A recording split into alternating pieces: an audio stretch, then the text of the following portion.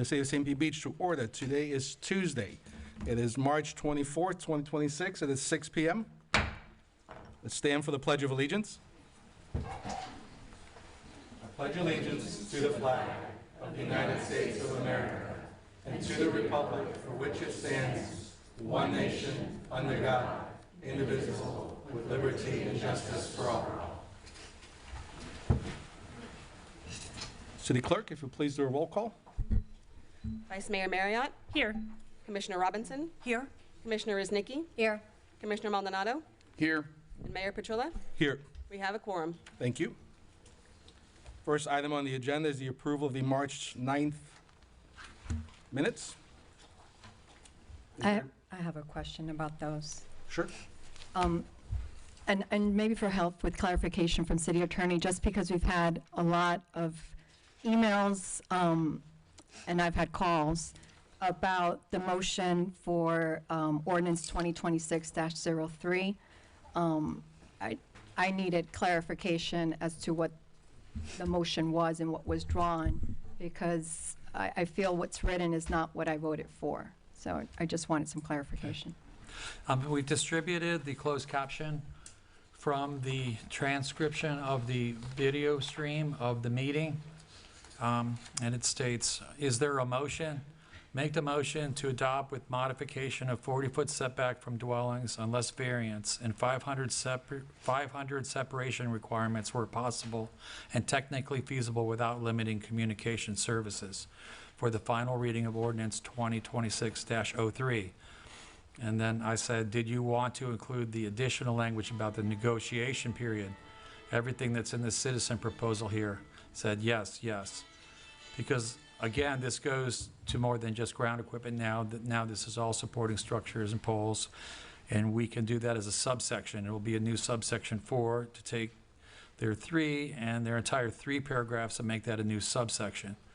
Absolutely, yep. And we'll add in the 500 feet where possible and technically feasible without impacting coverage. Is that the final version of the motion? Yes, it is. I'll second to the clerk.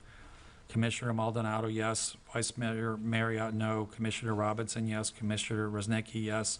Mayor Petrulla, yes. And then the motion carries. And I think that the motion maker can discuss the motion that he made. He did say variance, and I was trying to point out that neither the citizens nor staff was going for variance anymore because it involved a public meeting, public hearing, which are not allowed, and public hearing and public meeting to me mean the same thing. So I took that as yes, he would substitute the negotiation period that both the citizens and the staff had in there. And so that's what we took to prepare the ordinance. Did you want to change the minutes to reflect this exact language? And I think that would be appropriate. We could attach this to the minutes, or we could put this in the minutes itself. So let me ask you, City Attorney or Commissioner too could clarify. In that presentation, I think the words, I agree with the negotiation, that I clearly remember that we stated that. One of the things that is coming up is whether it was mandatory or not. So if we take this language, how it's written here, that means we're removing whether it's mandatory or encouraged, right? That we would just be saying the modification of 40-foot setback from dwellings unless variance and 500 separation, correct? The staff proposal always had encourage for both sections. The citizens' proposal was mandatory. Both Verizon and AT&T wrote letters and stated that mandatory is preempted by state statutes. And that's why we're using the word encourage, so it would be defensible in court. But there was nothing in the motion to say mandatory, and they were working off Exhibit A, which is the staff alternative language, changing 30 feet to 40 feet, and then adding in 500 feet as a criteria number 4 in the second section. In my in the presentation, what I saw was that it was mandatory. Now I know in the wording we're not using it. So if we exclude mandatory and exclude, just as it's written right here with the closed caption, if we remove mandatory or encourage, then it's just 40 setback? So in the citizens' proposal, they were proposing mandatory. The citizens' presentation said mandatory. Staff has never said mandatory. It's been our position that that would violate state law, the state preemption. So we used the word encourage instead. So we took this as saying, taking the 30 feet and the staff recommendation, which already had the word encourage, and changing it to 40, and adding the 500-foot separation requirement to the second part. And then adding the negotiation period that we both had in our proposals. But it was my understanding we were following the staff language and not adopting the citizen proposal. If we want to change that, we could, but we would have to go through the notice and the readings, and that can be done. Commissioner Maldonado? Are you done? Yes. Okay. So thank you. I do need to make 2 Scrivener's errors adjustments. The first would be to follow the transcripts and remove the word where it says where technically feasible before a 40-foot setback. I'd like to substitute the word variance with a negotiation period per the citizen's request, now that we know, and thank you for clarifying that, sir. And then at the very end, we need to add, after the 500-foot separation requirements, where possible and technically feasible without limiting communication services. Again, that was per my motion. That's per the transcripts. I want to be absolutely transparent that that's what was said. So, thank you. If you make that a motion, then we would get a second, and then we would vote on the change. Do we have a concurrence? Is that required, or? You gonna make a motion? Well, I think in this case, you should make a motion and have a second, and then do a roll call, just because it's a matter of public importance. Okay. You meant mandatory. I have a letter here. I have a letter from... Point of order. Point of order. Chair. I'm sorry, sir. You are out of order. I don't Sir, you care. I want to put this is the proof that he meant mandatory. Sir. It's the proof right here. Sir, you're out of order. You know, I have the proof. Get back. We're not playing it like that tonight. You I understand have me? the proof. Do you understand me? We're not doing it like that. I have the proof that Sit it's down. mandatory. Okay, you're lying, John. You're a liar. John, just admit. You're a liar. All of us know you were mandatory. Point of order. I have the proof. You can get this, be quiet, by all means. Like, state your intent. I don't understand. Is there a motion? Make the motion to adopt with modification of the 40-foot setback from dwellings unless a negotiation period and separation requirements where possible and technically feasible without limiting communication services. And did you have the 500-foot separation requirements? Did you say that? I might have missed it. I did, but I Okay. can restate it if necessary. If you could, just want to make sure it's clear this time. Okay, make the motion to adopt with modification of 40-foot setback from dwellings unless a negotiation period and 500 separation requirements where possible and technically feasible without limiting communication services. Second. To be clear, this is, we'll make sure we understand what we're voting on. You're amending the minutes, not the ordinance. Correct. Okay. It wasn't clear, that's why. Yeah. Okay. That's correct. Do you want to take public comment before we do roll call? City Clerk, do we have any public comment? Lauren Moniz. Would you please state your name and address for the record? Lauren Moniz.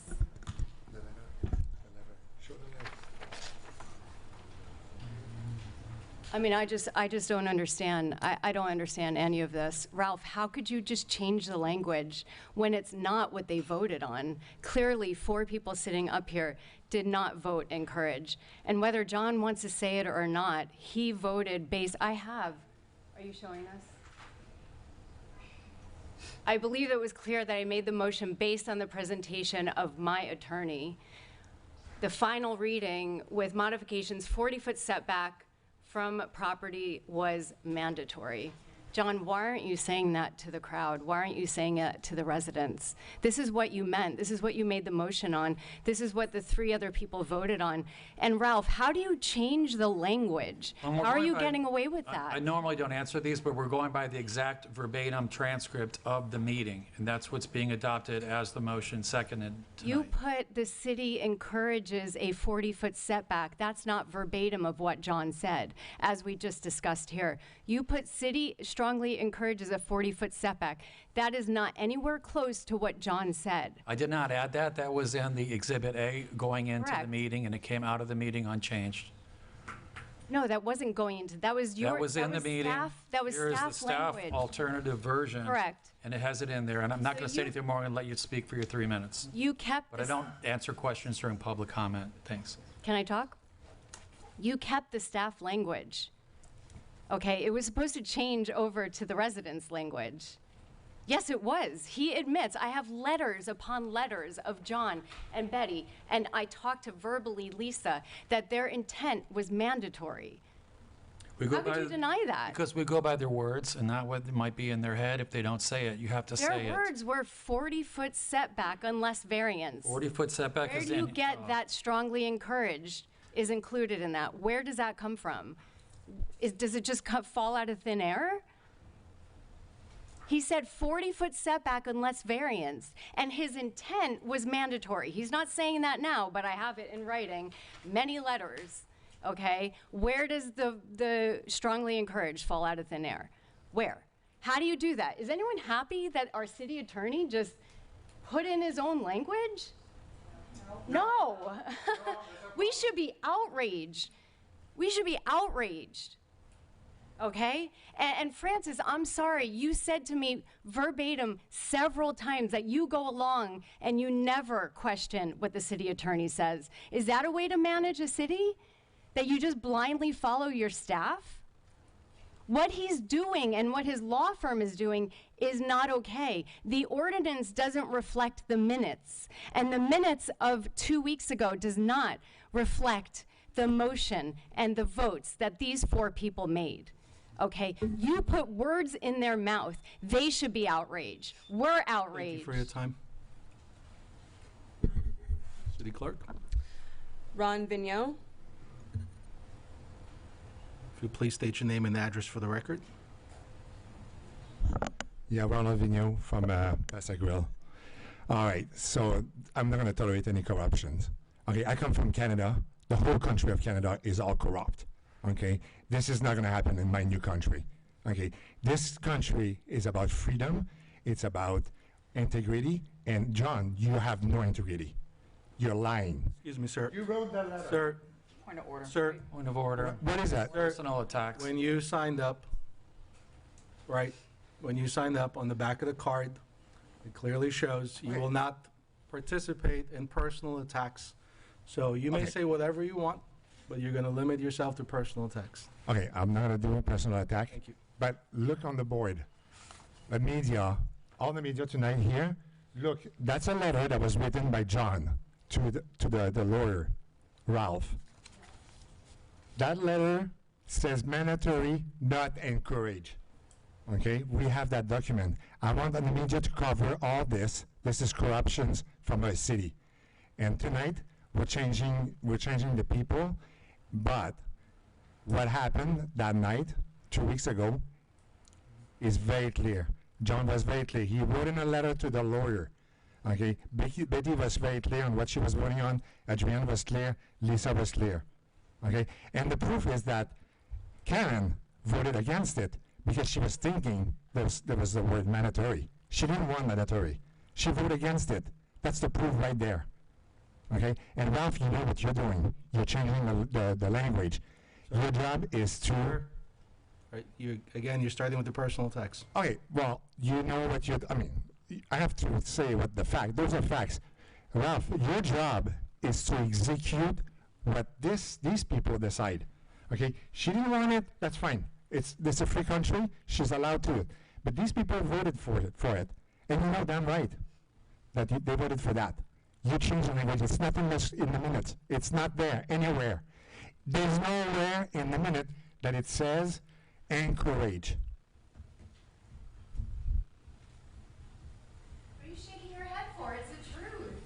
So what's going on, Ralph? You know, I'm going to ask for a public investigation on this, and I'm going to get it, okay? And Ralph, I'm sorry, if you don't do your job, you're not going to be working for my city. Let me I'm a read. taxpayer. When you're done, I'll I am read not going this. to tolerate scandals and corruption in my government. Okay, Ralph, go ahead. Are you done? Yeah, listen to you. I'll wait for your time to end, and then I'll read you the transcript. Okay, well, let's make this all very clear. Everybody in this room, we will not tolerate corruption in our local government. Okay? This is very important that we all stand up and we stop this. Ralph is changing the language of what was voted. Thank you, sir. The exact language, if you may indulge me, because I've been attacked personally. Sir, The transcript, you may sit down, sir, thank you. have a seat. The exact language was, is there a motion? Make the motion to adopt with modification of 40-foot setback from dwellings unless variance and a 500 separation requirements were possible and technically feasible without limiting communication services for the final reading of ordinance 2026-03. Did you want to include the additional language about the negotiation period that's in the citizen proposal here? Yeah, because again, this goes to more than just ground equipment now. Now this is all supporting structures and poles, and we can do that as a subsection. It will be a new subsection 4 to take their number 3, and that entire number 3 paragraph and make that a new subsection. Absolutely, yep. And we'll add in the 500 feet whenever possible and technically feasible without impacting coverage. And that was Commissioner Maldonado's exact words. Is this the final version of the motion? Yes, it is. I'll second to the clerk. And the motion was then voted upon and carried. So there's the exact words that we have to go by, and that's the facts. Thank you, sir. City Clerk? Ruda Hans.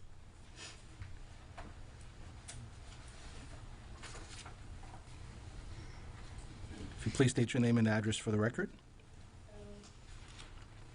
I've got the transcript here.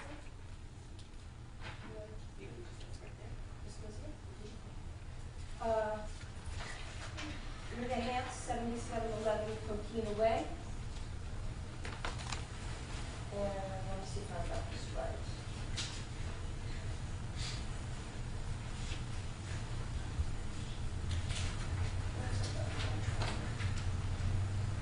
Okay, so here's the verbatim transcript. Please put the microphone down.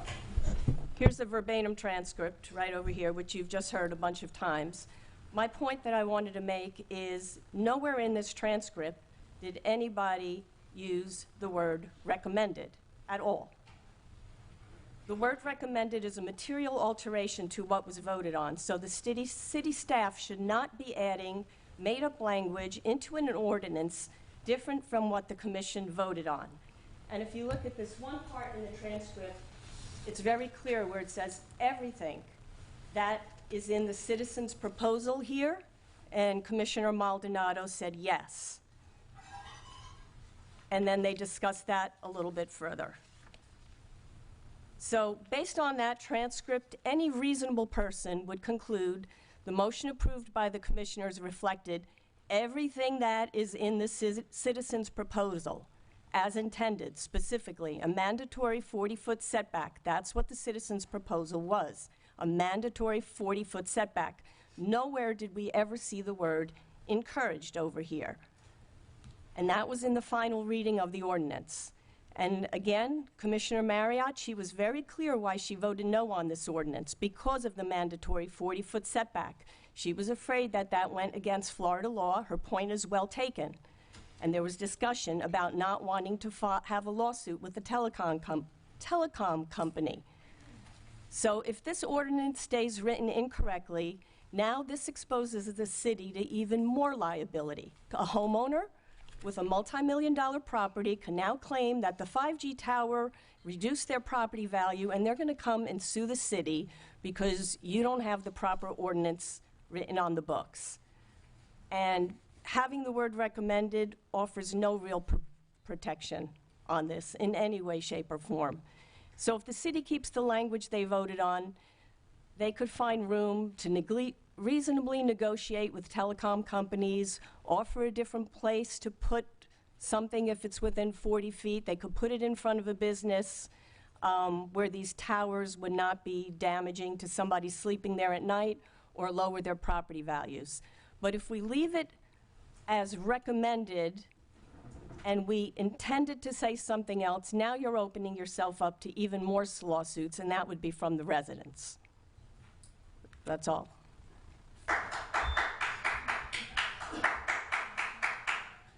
Thank you. Deborah Scheckner.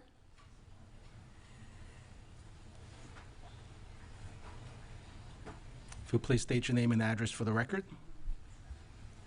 Good evening, Deborah Scheckner, Bokea Drive in St. Pete Beach. I think we need to realign with what the resident stated, because people who left here heard that, and many people heard that. What a recommendation means nothing to the telephone companies. They'll just do whatever they want. Howard City right now is fully covered with G5, the entire city. We do not need even one more pole. Here's the problem. These poles can fall on somebody's house. And when you don't have a proper setback, this one man, it's going to hit him while he's sleeping, God forbid.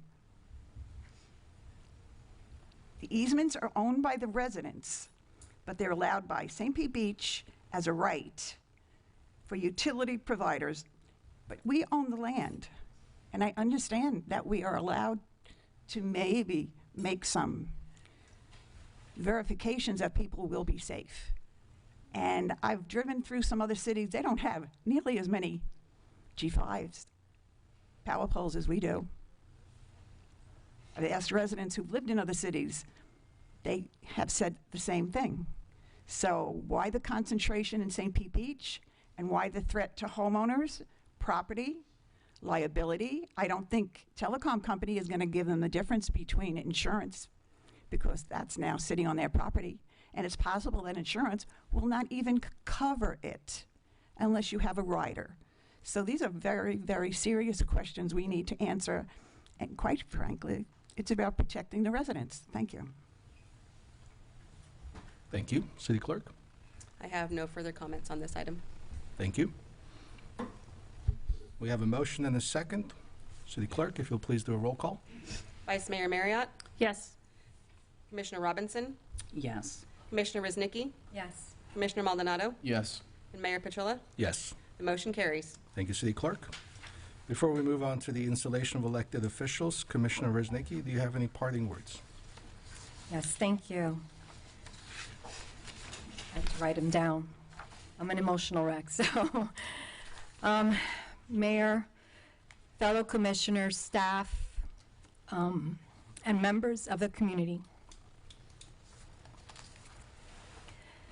As this meeting marks my final one serving on this commission, I want to begin by saying thank you. Serving the city has been one of the greatest honors of my life. Local government is where decisions are closest to the people.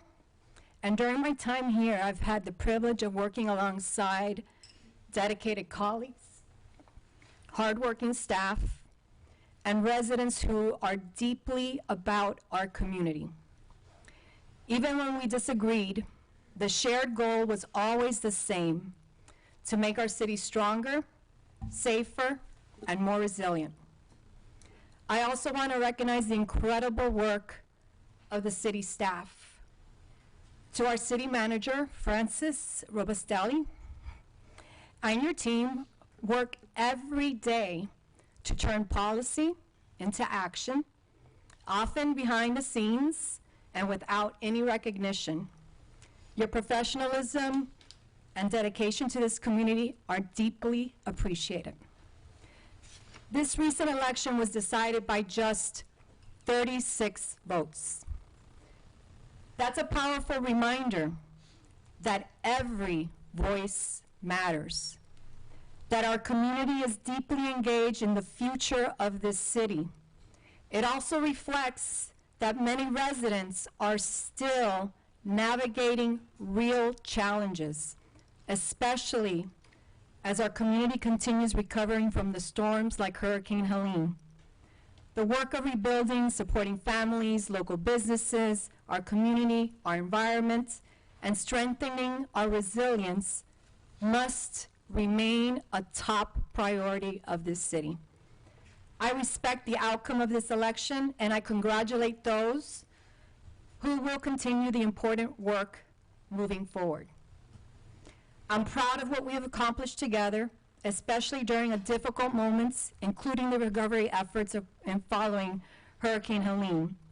I'm especially grateful to the first responders, public services, the teams who showed up day and night to keep our community safe and help restore our city when we needed it the most. Public service is never about one person.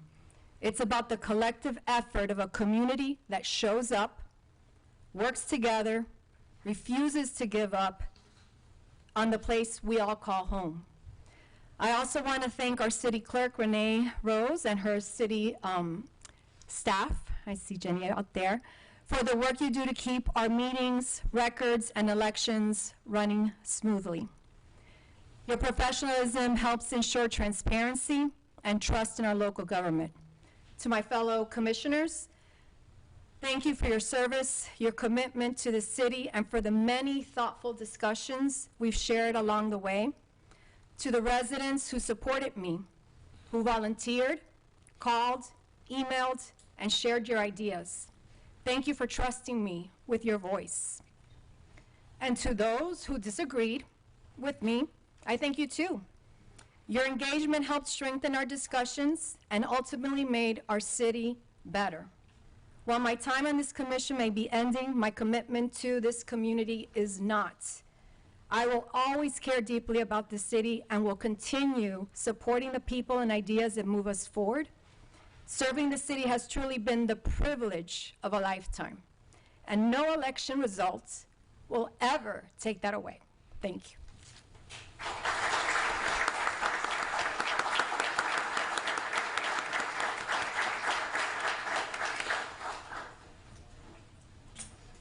I do go up, right? Yeah, you can wait if you want. Thank you, Commissioner Reznicki.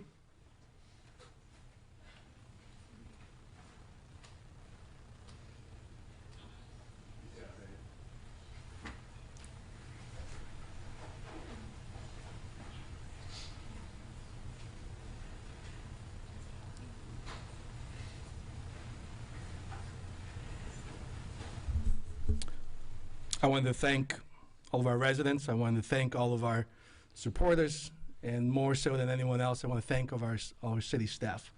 Could not have done what we've done the last 3 years without your support, without your help, without your diligence. The amount of work and time that's been put in, I'm not sure I could do your job for what you guys get paid. And I know some of you out there always complain about how much our city staff get paid. By all means, come do the job for what they get paid and see how long you last. I also want to thank my commissioners, Commissioner Maldonado, Commissioner Reznicki, Robinson, and Marriott. While we didn't always see eye to eye, oftentimes we didn't see eye to eye, I appreciate your willingness to serve. I thank you for that. And for those of you who are coming up next, I also appreciate your willingness to serve. And with that, I want to say thank you and goodbye.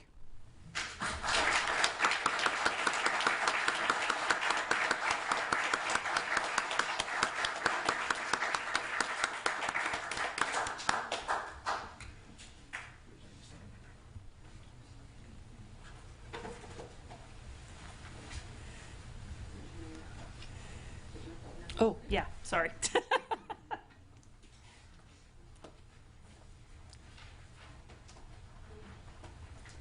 And I think my husband is hiding in the back here. So.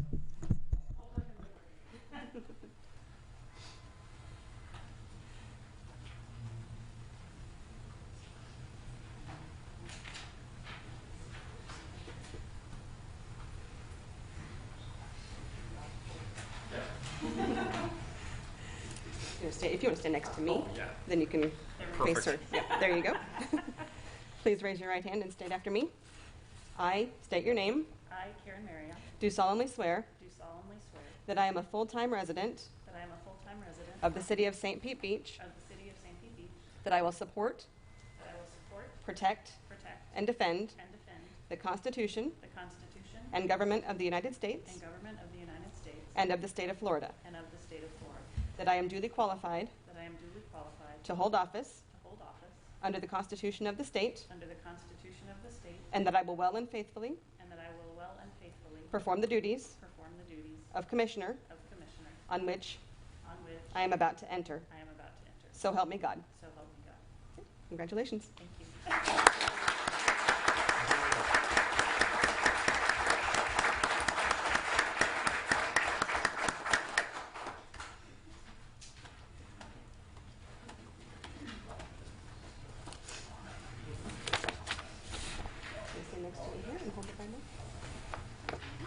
Please raise your right hand and state after me.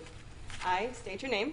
I, Al Causey, Do solemnly swear do solemnly swear that I am a full-time resident that I am a full-time resident of the city of St. Pete Beach, of the city of St. Pete Beach, that I will support, that I will support, protect, protect, and defend and defend the Constitution and government the Constitution and government of the United States of the United States and of the state of Florida, and of the state of Florida, that I am duly qualified that I am duly qualified to hold office to hold office under the Constitution under the Constitution of the state, of the state, and that I will well and faithfully and that I will well and faithfully perform the duties perform the duties of Commissioner of Commissioner on which I am about to enter.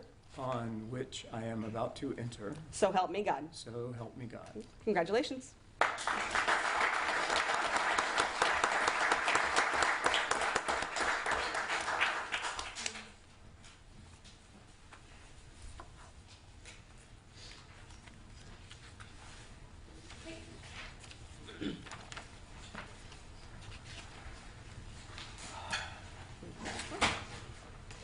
Okay, please raise your right hand and state after me.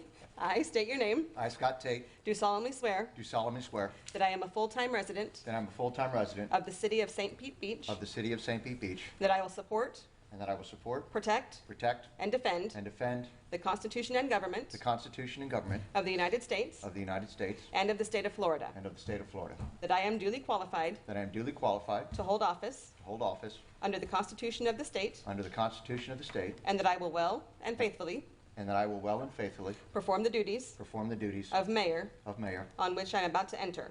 on which I'm about to enter. So help me God. So help me God. Congratulations. Thank you.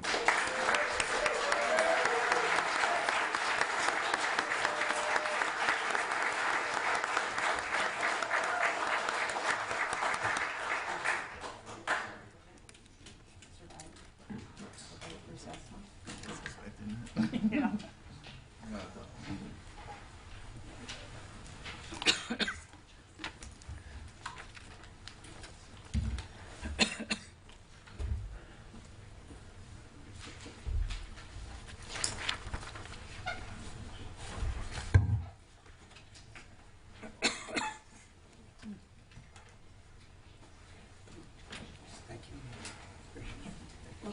Thank you.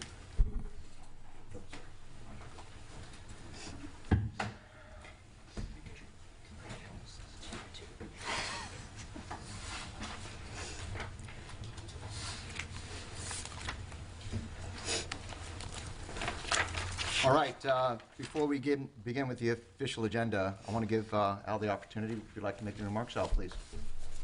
Thank you, Mayor. I just want to thank our outgoing members of the board here and all the hours that they put in, the great benefit that they brought to the city, and it was absolutely the most historic of times in our city. And going forward, we will retire a lot of collaboration, and that's what I'm going to be all about. I especially want to thank everyone who helped me along the way for the last 4 months, and so many different things, and especially my wife, Julie. You did good, Julie. So I think that's about it for now. We'll be in neighborhoods every week. We'll be doing a newsletter weekly for status and updates. And we'll be building action groups of 2 and 3 people to address each problem that we have. Thank you, Al. Aaron, I know you ran unopposed, but any statements you'd like to make? No. Okay, Thank for you. the opportunity. All right, so listen, I want to thank everybody for being here tonight. I want to start by thanking Adrian for her service of the community. Anyone who serves selflessly should be appreciated, and I thank him for his service. To Betty, I thank you for your service to District 3 and to the community at large. I know as my commissioner, you were personally involved in helping not only myself but my community through the storms of 2024, and I thank you. I'd like to welcome Karen back to her leadership role and continuing her leadership role for District 1. I'd like to welcome again Al as he steps into District 3 Commissioner. And I look forward to working with John, Al, Lisa, and Karen as we work as a commission to improve St. Pete Beach. I'd like to step back and thank my family. I'd like to thank my parents, Ray and Judy Tate, for raising me with ethics, a love for family, and a will to serve your community. I hope I've passed that along to my children, Scott, Connor, and Casey. I'm very proud of the young adults that they've grown into. I'd like to thank my wife, Lynette. You've been by my side through it all, thick and thin, even not just the ups and downs of campaign, but ups and downs of life, and I love you and I appreciate you for it. To the many friends who I had before I started this campaign trail, and the many more that I've gained along this campaign trail, I thank you for putting your trust in my vision for a better St. Pete Beach. I look forward to working with the community and this commission and the city staff to fulfill my campaign promises, mostly to make sure that our city's policies and procedures are aligned with helping us get back all of our residents back in their homes quickly and get our small businesses back up and running. It's been 18 months. Let's get our community quickly back up and running. I want to make sure that we pursue all the revenue opportunities that we can from both our county, state, and federal partners, and that we use our revenues efficiently, mostly to ensure that we work on the resiliency of our infrastructure. We can't stop those next storms from coming, but we can make sure that we're better prepared and we recover quickly next time they hit us. Lastly, I look forward to return, not just to our homes and businesses, but to that vibrant St. Pete Beach that's been missing for a while. We can do important work as a city, and we'll be up here doing important work for years to come. We can agree on things, we can disagree agreeably. No matter what, we all want a better St. Pete Beach, and even if we disagree on how to get there, we can do it in an agreeable fashion and be respectful with each other. And while we're doing important things, we can also have fun. And so let's get back to that community that laughs and celebrates. I saw a little bit of it this past weekend on Corey Avenue for the St. Patrick's Day. It was beautiful. And let's have more fun like that while we do important things and improve our city. Thank you.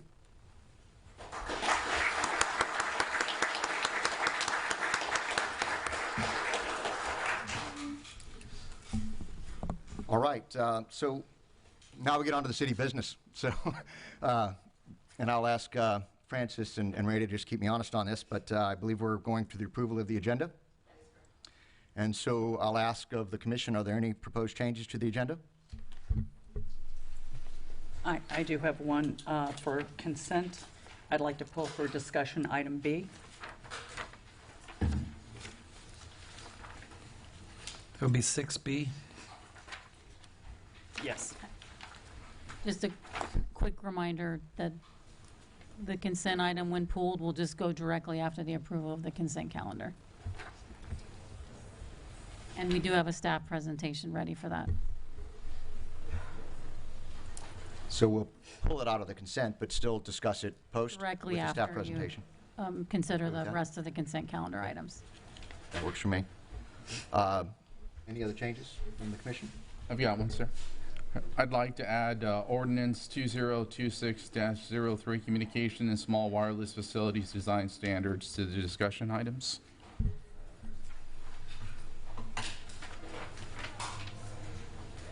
Okay.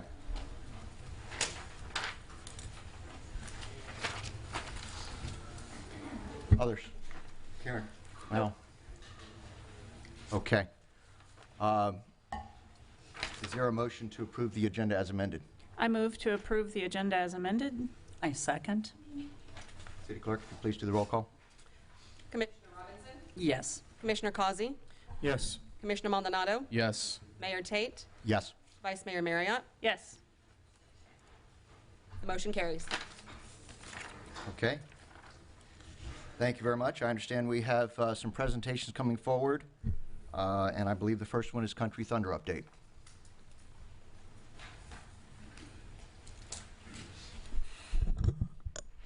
Good evening, Mayor and Commission. Mandy Edmonds, I'm the Resident Services Director. Hi, Mandy. We're going to go ahead and go through a presentation about our planning and our permitting process with Country Thunder, the proposed event happening at Tradewinds. Before I get into the presentation, I would like to introduce Kim Blevins. She is the Executive Director of Country Thunder. She's going to come up and kind of explain a little bit about the event before I get into the presentation. So, Kim? Thank you. Thank you very much to the Commission and Mr. Mayor. Thank you for having me tonight. And to all of the residents, I know that you're very interested in what I have to say. I'm not going to speak very long. I think that Mandy has a really thorough presentation, but I did want to introduce myself. I am the Executive Director of Country Thunder Music Festivals, and I wanted to give you a little bit of information about us as a business. We've been in business for 20 years, 21 now, since 2005, and we run 7 events in various properties around North America. So we've been doing this a long time. Every time we go into a new location like this one, we make an effort to get involved with the community, and that's one of the reasons that I'm here tonight, is to hear what everyone has to say, to answer any questions that people may have, and just to kind of start becoming part of the community of St. Pete Beach. And as I've seen already, it looks like it's a very passionate group of people, so I look forward to that. And yeah, I just wanted to let you know, like, we do festivals in Arizona, in Wisconsin, and then we have 4 in Canada as well as this one. We have been doing festivals in Florida since 2019. We used to call Kissimmee home, and we only left Kissimmee because the property that was hosting us was going through some changes. We were wiped out by the same hurricane that affected your community in 2024 and had to look for a new home. So last year we approached the Raymond James Stadium in Tampa, and we held a festival there in one of their parking lots. And great people to work with, very enjoyable experience, but we found that there's just so much going through that particular event space that we couldn't call it home. We didn't have enough of an impact in that area. So we started looking for something new, and we had been in talks with the group from Tradewinds when we brought our festival to Tampa, and we went to the Bucks Beach Bash in 2025 and started looking at the beautiful beach, and thought that this might be a really nice place to call home. We know that we've got some issues that we face that we have to address. We know that we have to be good stewards of the property, and we're here to work directly with your community, not against you. We would love to call this community home for several years to come. And again, I'm open to meeting and chatting with anyone, and I look forward to Mandy's presentation. Thank you very much. Can we do questions now? Thank you. Yes, sorry, we have a question from one of the commissioners. Can you please come back up? Thank you, sorry, Lisa. Thank you. That's okay. How in, well, let me ask you, what other venues did you look at other than St. Pete Beach? We've looked at Fort Walton. There were 3 properties, and this one we thought the actual space on the beach would be conducive to what our plans are. The way we tend to put together our properties in very similar manners. So we've got like a setup that we come in with, and we thought that this particular location worked best for that setup. And how and when were you made aware of the environmental and wildlife concerns? Not until after we had booked our talent for 2026. So we found out that we were within the first week of turtle season. After that had happened, again, we don't want to impede on any wildlife. We don't want to cause any issues. But at this point, with our talent booked, it's difficult for us to get out of those dates without a very large penalty. Like, we would have to pay our artists now to try and move those dates. So we were hopeful that we can get through this year, move the dates to a different date off of turtle season, and be able to move forward. You realize there are other wildlife than turtles, correct? Correct, I do. And that those dates are actually earlier than turtle season, correct? I do, yep. So what dates are you looking for next year? We haven't decided yet. I thought I heard there was something, We've got it, yeah, we've got a date on the books for April, the week of the 17th, but that date was chosen before we became aware of the bird issue. So now we're looking at what we want to do is get through this year, then figure out when we can come back. So you still pick the dates regardless of, you're still going with those dates regardless of whether there's a nesting season or not? Those this dates particular one? Yes, yes. Mm-hmm. Do you normally sell tickets in advance of securing a venue and that are non-refundable? Pardon me? Do you normally sell concert or festival tickets, non-refundable tickets, in advance of securing a venue? No. So you do not have a permit as it stands now, correct? Correct. But you have sold non-refundable tickets for this venue, correct? Yep. Do you have a plan B, another backup venue? We don't at this time. We're hopeful that we'll get our permit. Is that wise to not have a backup venue? Well, our show in Arizona, we don't get our permit approved until probably 2 weeks before each show. Do they have wildlife issues in Arizona? No, but they have other issues that, I mean, the permitting process in Arizona is much more lengthy than this process. And this is the first community involvement. We're 6 weeks out, and you've been talking about this and secured your talent when? We actually have to secure our talent a year in advance. So you secured it a year in advance, knowing that this was going to be the venue you chose, and this is the first time you've actually done any community involvement? No, not at all. We've been working through our partners at Tradewinds. We've been letting them kind of take the lead on our permit process because they actually live in the community. Okay, I don't believe from a resident standpoint, other than talking to the city, that there has been anything. I mean, the residents are pretty much blindsided by this. Well, we had hoped to create some communication and provide that to the residents, but we wanted to wait for the permit process to be complete. And if it doesn't go, you do not get a permit, what happens then? Then we have to look at what we're going to do. Because the concern too is it's nesting season. The problem being is, the potentially they won't come back, or wildlife will not come back. Right. If there's a yearly situation where it's during nesting season. Right. So you have the option to move those dates to non-nesting season dates. Yes. Right. Where if you did that, we'd still get our turtles and our skimmers and our other wildlife coming back. And as well, you would get your crowds coming back. So it's kind of a win-win. Right. Whereas this really isn't a win-win for environmentally or our sea turtles and our skimmers. Yes. And there's been hundreds and hundreds of hours in volunteer time to build up and to restore our dunes and to plant sea oats and everything else. That's really, it's really special to us here. Absolutely. And I just want you to realize that because this may not be met with a great, happy hearts from a residential standpoint on this. I understand. Because we do care quite a bit about our beaches, our wildlife, and as well the impacts that it has to this community.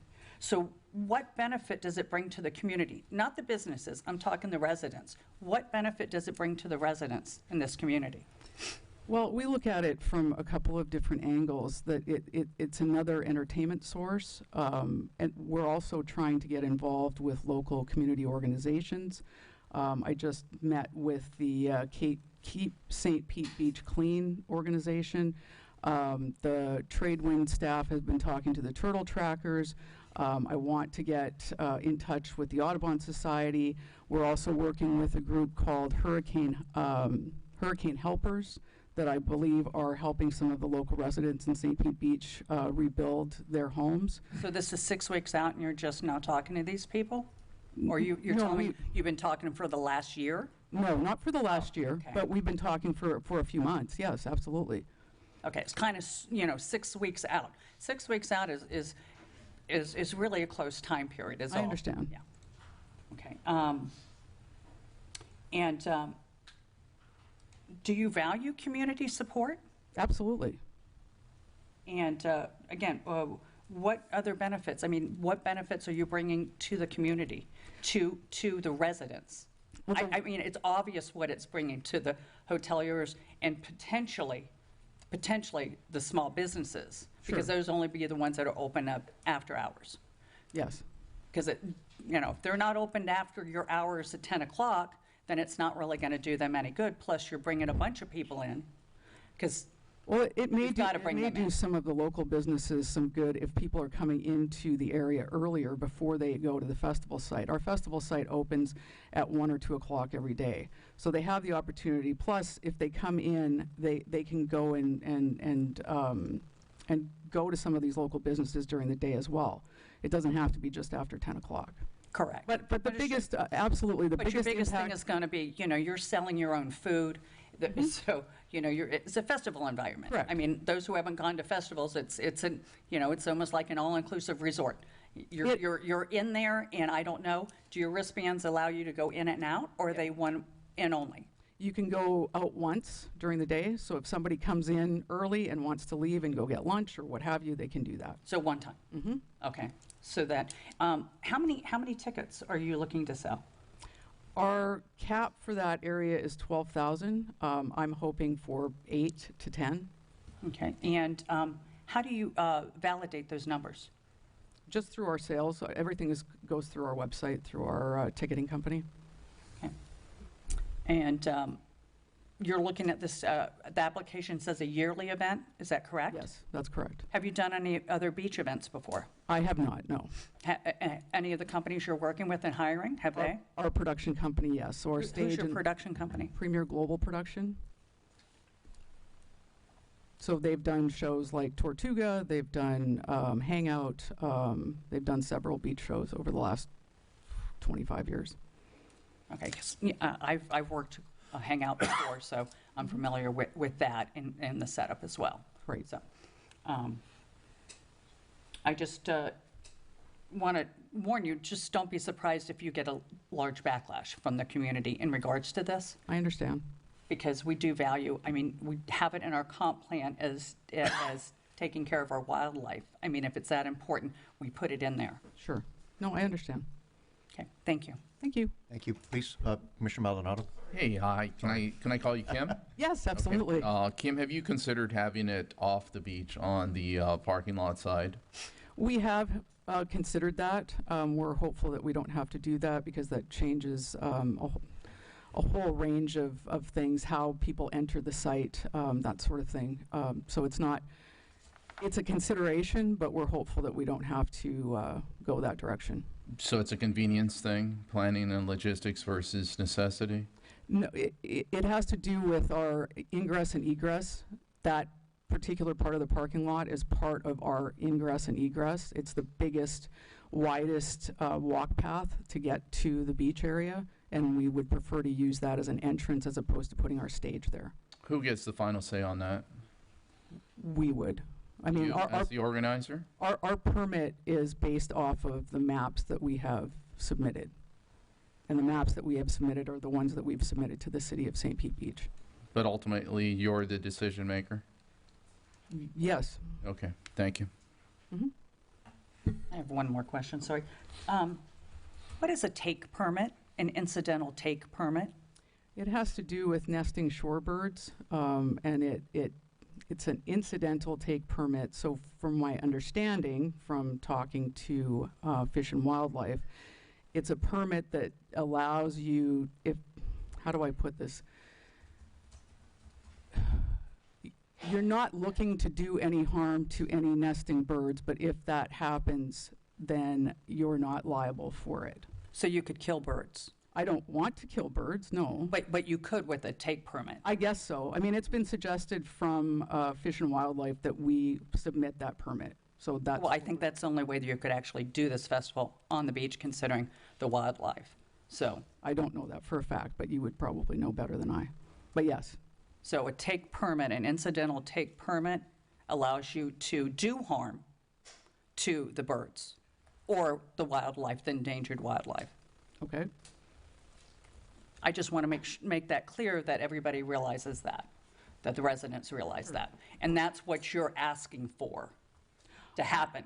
I'm not asking for it. Well, to have this is on. asking for us to. Well, that's what you have to be able to have what you're asking for. Yes, Right. but that does not mean that we are going to actively harm any birds. No, but you're asking for a permit to allow that to happen if it does. Can we clarify who's asking for the take permit? Is it, I assume you're not? No. I'm guessing it's asked by whom, please?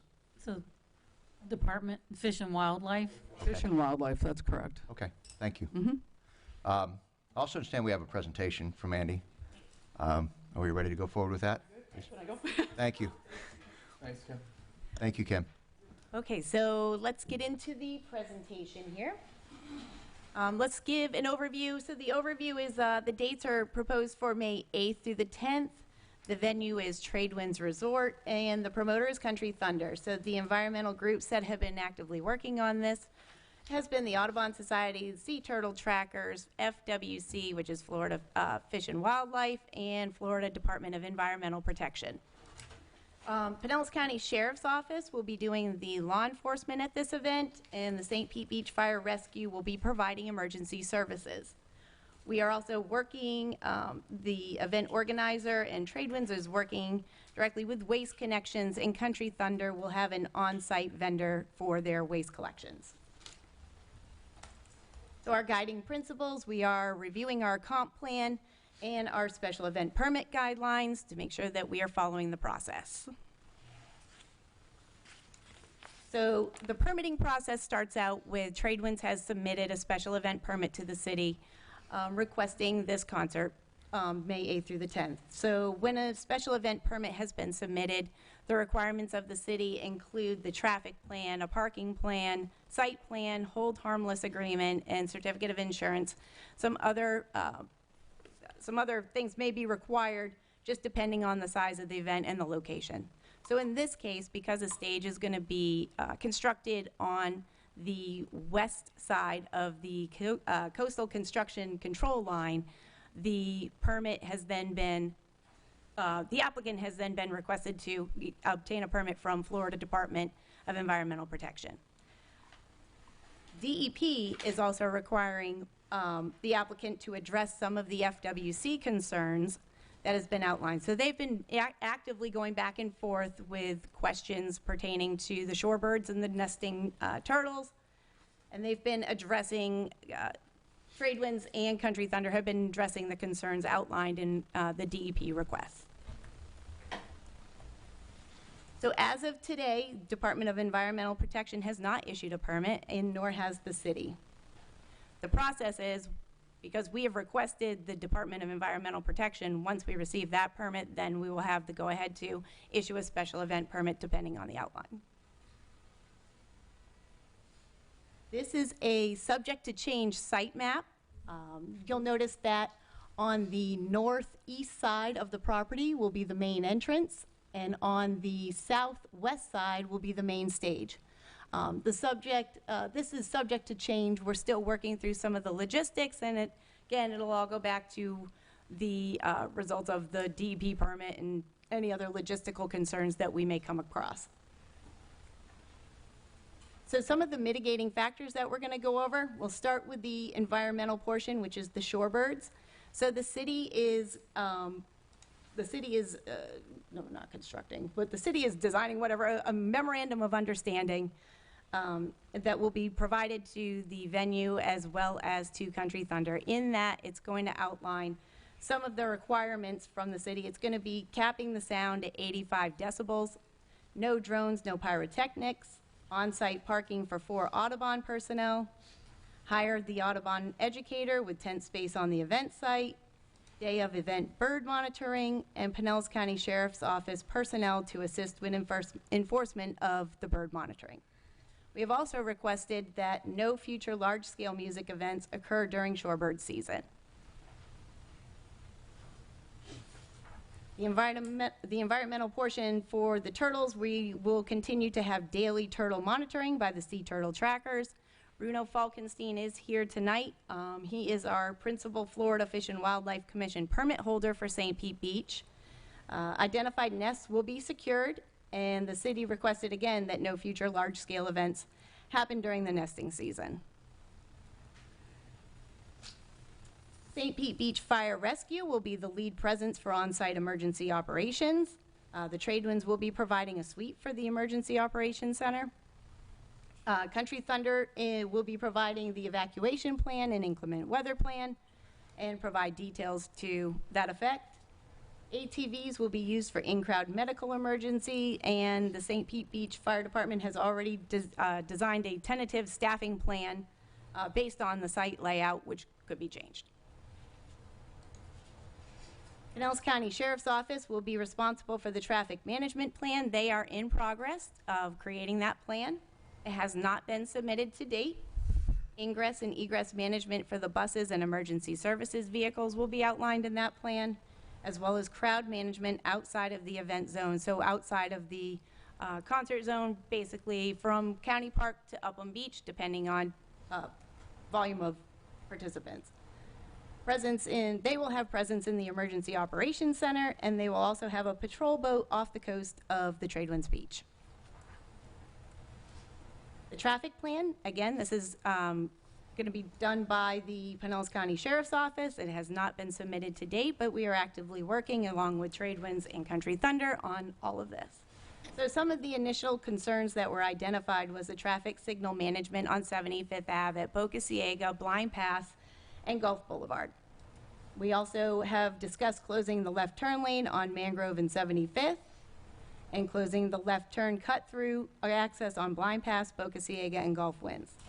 There's been discussion around traffic flow management during peak times on Gulf Boulevard. The peak times right now has been determined to be 4 p.m. to 7 p.m. And then when we say the left turn signal and the left right, it's going to reverse at the end of at the conclusion of the event. Transportation and parking, so plans have not been submitted to date, but again, we are actively working with Tradewinds and Country Thunder, who is actively working with the Tampa Bay Rays to secure Tropicana Field as their primary parking location. They will have shuttle buses to and from the Tradewinds event site, a rideshare drop-off at Rumfish property, and the city will increase parking enforcement that weekend. Waste services, again, actively working with Waste Connections, Country Thunder, Tradewinds.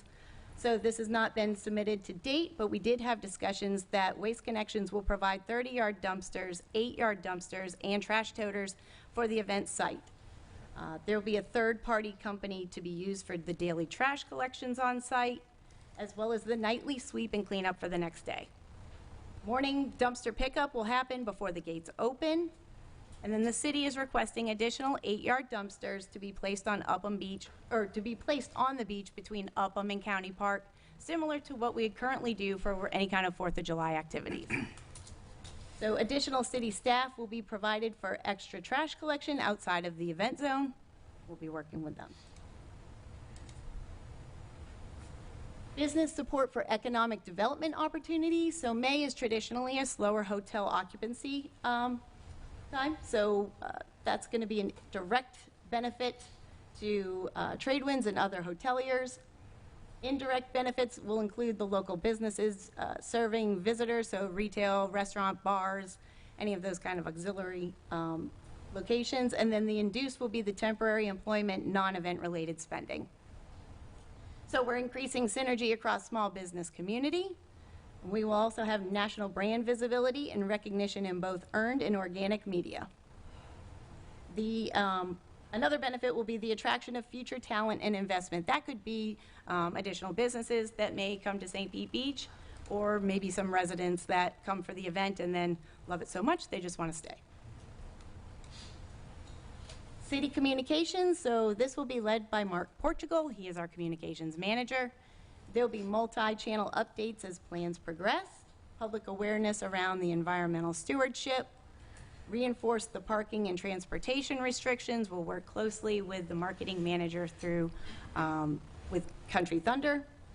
We'll have reminders of Country Thunder event rules and regulations and respond to and redirect media inquiries before and or the days leading up to the event. So we'll also be in the position to support the city manager and city commission as needed. So the next steps, we are still waiting on the DEP permit approval. Then that would trigger the special event permit approval, issuance of the memorandum of understanding to the event organizer and venue, and then calculate and submit the reimbursement costs for all city resources used, so sheriff, fire rescue, public services, and such. So with that, I will take questions. What is the projected attendance of non-ticket holders? That we haven't really had the discussion around. I'm not sure if in other events, if that's something that's come about. Do you ever? One of our city events, we have the perimeter fenced. We have a very small number, not even 100 people that will come and try and look through the fence. This entire property will be fenced for the duration of the event. There will be no way, unless you're staying at the hotel, to be able to see the performances. So in our experience, we haven't had a ton of people try and hang out. Can I ask, please, just, I appreciate you answering. If you answer, if you'll come up so we can get it on record on the mic if you can. If you can paraphrase, but next time, please come up, please, and just, thank you. What Kim was saying is that basically the whole property, the event zone is going to be fenced in. So it really will kind of deter people from standing outside and then along the water line, they're going to try to keep people moving and flowing through so that we have an active, we have an open lane for people to be able to walk through and traverse. But it is customary use, and it is a beach. It is. So it is, there is public that can be outside of those. And the stages are high, and the fences aren't as high as the stages, and the sound travels. So there will be a significant, I would say, outside draw to this. What plans are made to accommodate that outside draw? Well, we're going to, we've asked Pinellas County Sheriff's Office to increase staffing outside of the event zone. And who's that paid by? That will be paid by Country Thunder and Tradewinds. They'll work on the payment through them. But that's what we're basically trying to move people along, trying to prevent people from, just kind of hanging out there and trying to get a free show and open beach. So there will be people set up, and they will be trying to listen to the event. And are there any arrangements for that Country Thunder is providing portalettes or porta potties and anything else outside of the festival grounds for that overflow attendance? Because as we all know that live here, people park near our yards. They park on our sprinkler heads when they pull up, and they leave their trash, and amongst other things that they do. So I just want to be prepared for that, and to have limited, if any, of that. We have started communications with that. We did talk about adding additional portalettes, maybe at the north end of the Tradewinds and possibly even at Upland Beach and County Park to kind of funnel people to those areas. We figure that's where people will go most. So we are still working through that with that logistics with Country Thunder and Tradewinds.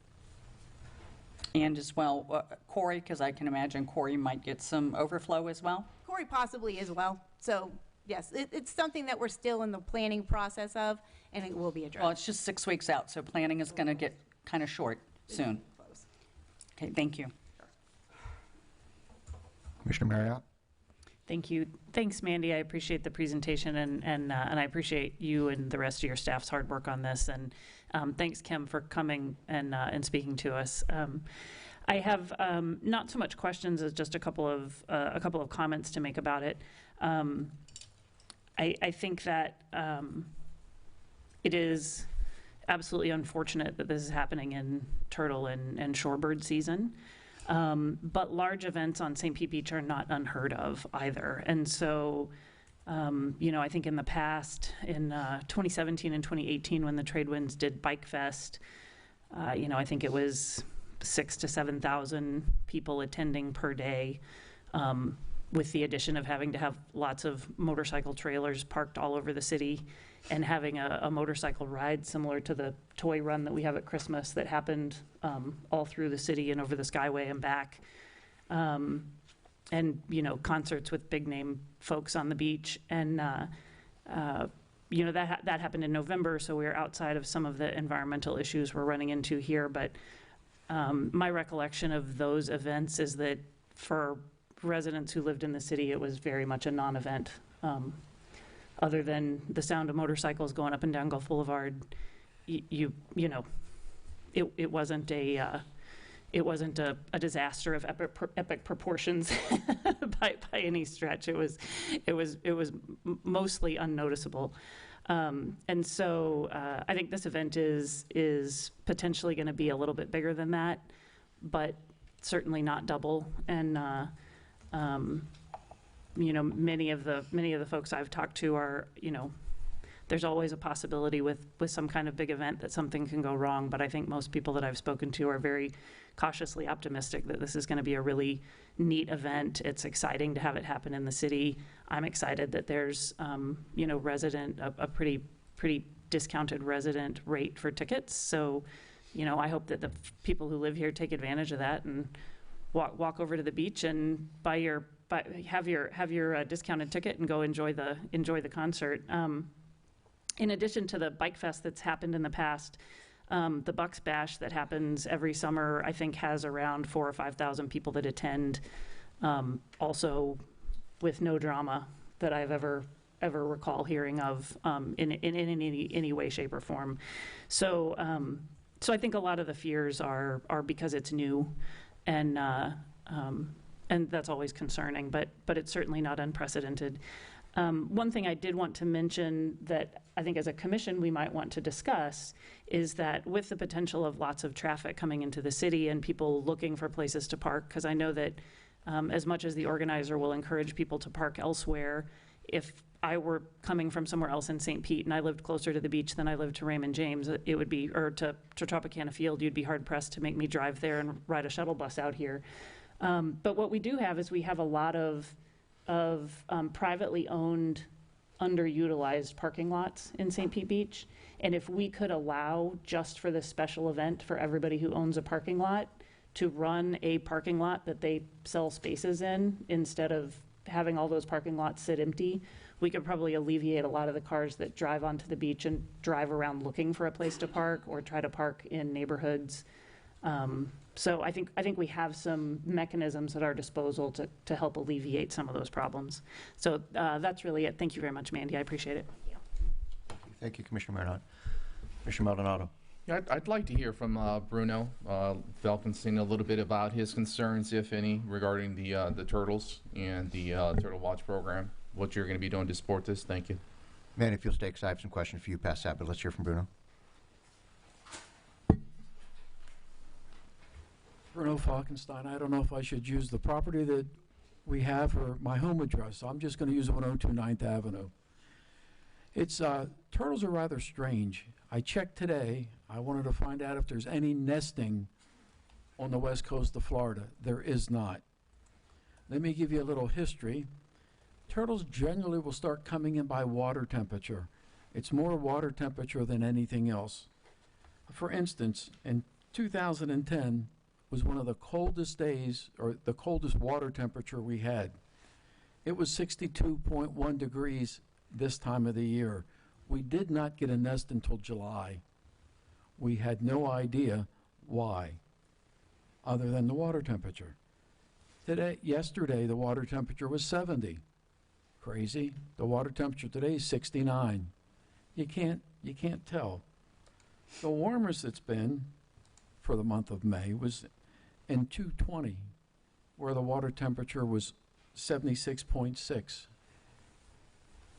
April's average is 75. The minimum is usually 64. The maximum is usually 80. That's the range. May, the average is usually 80.1. Usually our nesting starts somewhere around the 20th of May. The minimum was 73.6. That was back in 2010. And the maximum has been as high as 89.1. And where the turtles are going to come up, take a handful of sand, throw it up in the air. We have no idea. I would like to think that in the past, the one thing that I did forget to thank is that I'd like to thank the city and all the commissions that I've dealt with, because I have been allowed to use St. Pete Beach since 79, to do turtle studies. And if any of you ever have the time, and I know this is off subject, and would you like to come out and learn a little bit, I have to warn you, it's addictive. I don't know what else I can tell you. Please, if you have any other questions, once a turtle nest is in the ground, the danger is when the turtle comes up to lay her eggs. That's when she can get spooked. If she's already laid her eggs and are in the ground, they're very safe until right before they hatch. So that's not the problem. The problem is if people bother them. I've been requested to possibly have some personnel around starting right at sunset. They said 10:30. I would rather have people staying around till about 11:30 that night, just to make sure if any nesting turtles do come up in that area, no one's there to bother them. What else can I answer for you? You've done an incredible job right there alone. I've learned 1,000 more than I knew 2 minutes ago. So thank you, Bruno. Well, thank you. Yeah. I have a question. Sorry, please, were you done? You say, and who do we need to coordinate with to extend the time? Well, today I had a call from Mark Boyer, and that's from the trade winds, and he was outlining some of the state's recommendations. As a matter of fact, the state had no recommendations. We had a big meeting 2 weeks ago, and I questioned them on this, and they, my comment to you guys is this: through the years, one event would happen under certain requirements. The next event would come along and it would be completely different. Another event would come along and that would be completely different. So really, it's almost whoever up in Tallahassee is monitoring this, and they are monitoring it. Okay. Thank you. Yeah. Thank you. And once again, thank you very much for everything. Thanks, sir. Thank you. I did fail to mention too that we do have Dr. We do have Dr. Forey's here. She is from Eckerd College, and she is a seabird and shorebird expert too as well. If we have additional questions. Thank you. Okay. Does Dr. Shorey have any comments for us, or just if we have questions, you're here to help? Sure. She could, yeah. Yeah, same thing. Yeah, give us your perspective on the impact here, please. Hi, I've been studying the seabirds on our beaches for the past 34 years, and they have been at St. Pete Beach since 2013. Obviously, a long time ago, back in the 30s and 40s, you know, this was the biggest county, the biggest colony in the state. Right now, it's the second biggest colony, and so it's 10% of the black skimmers nest on St. Pete Beach, and they're some of the most successful ones. Last year, they started nesting in late April. And if that happens, I have no idea if they will stay or if they will abandon. More likely, they'll try to nest around the time of the festival, and they will probably be delayed in their nesting. So then it pushes them more into hurricane season. So I have a hard time imagining this is such a big event. I have nothing analogous to compare it to because most towns like this don't approve situations like this. I've seen the hangout photos of that big festival, but that's the only beach party this big I can find anywhere. And that's a big city beach. It's not a more natural area like this. So there's just nothing to compare this to, but I am a little bit worried about all the fire trucks. What if somebody gets hurt? One year we had a skimmer colony, and it was the year the fireworks went the wrong way, and they hit a bunch of the hotels, and the fire trucks ran through the colony, and we lost every single bird. So I'm kind of nervous about something like that happening. Okay. Thank you. Mandy, I have a few questions for you, please.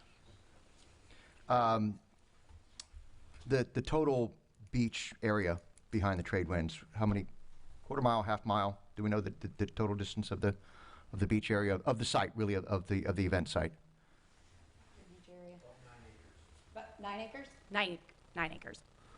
Okay. I'm trying in my head to figure out if that's a quarter mile of our, 7 or 8 miles worth of beach, or is it something different? I'm trying to figure out what percentage of our beach we have to protect, if you will, in this event. So I'd like to just understand the percentage of our beach that could potentially be impacted, right? And then I know you mentioned that we were going to identify I'll speak to the turtle nest, because I saw at least an image of the turtles with the signs around them, or at least the tape around them.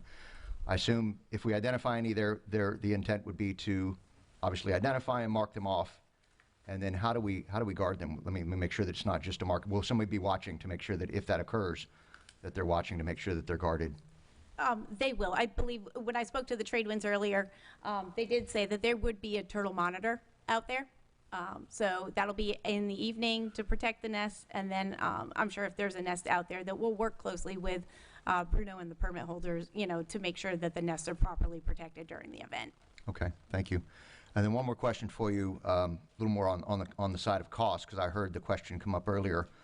Any costs that the city incurs to this? Is that as a result of Country Thunder? Is it reimbursable back to the city, every bit of it? It will be. So what we'll do is, as I mentioned in one of the previous slides, we will go ahead and we'll calculate everything that it costs to go ahead and put this event on, and then we would submit that to Country Thunder and Trade Winds to reimburse the city. Inclusive of protection costs as well, if needed. Right. Okay. Very good. Thank you. I think that answers my questions. I've got a follow-up question for Ms. Kim, if you'd come up. Thanks, Mandy. And again, I apologize if it seems like we're putting you on the spot, and if in any way this comes across as accusatory, it's not. It's just a conversation. Sure. Have you considered donations to both the turtles and the birds? Mm-hmm. You have. As of right now, $2 from each of our tickets is going directly to turtle trackers.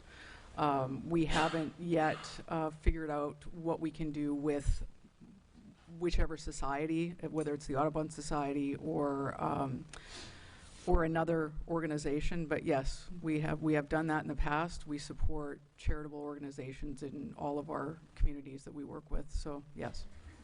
And that's very generous of you. I also appreciate the fact that you're capped the decibels at 85. I understand that that's a pretty big deal.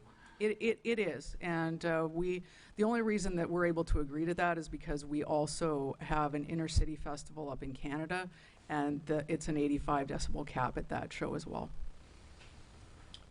Very good. Wonderful. Thank you. One more for you, please, while you're here. Mm-hmm.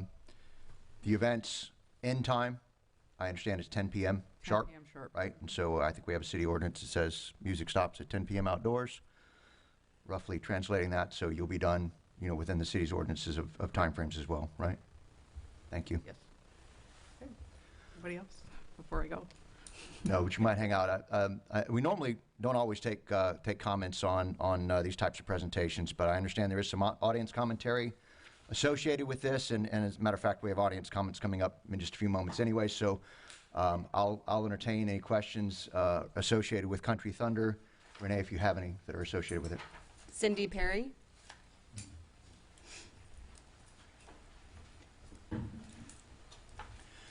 Thank you, Ms. Perry. Please state your name and address for the record. Cindy Perry, 1126 Bokea Drive. I want to make sure that you know I am speaking as a private resident and a black skimmer advocate, and nothing to do with the planning board. I have one word to say about this presentation, and that word is unbelievable. What's unbelievable?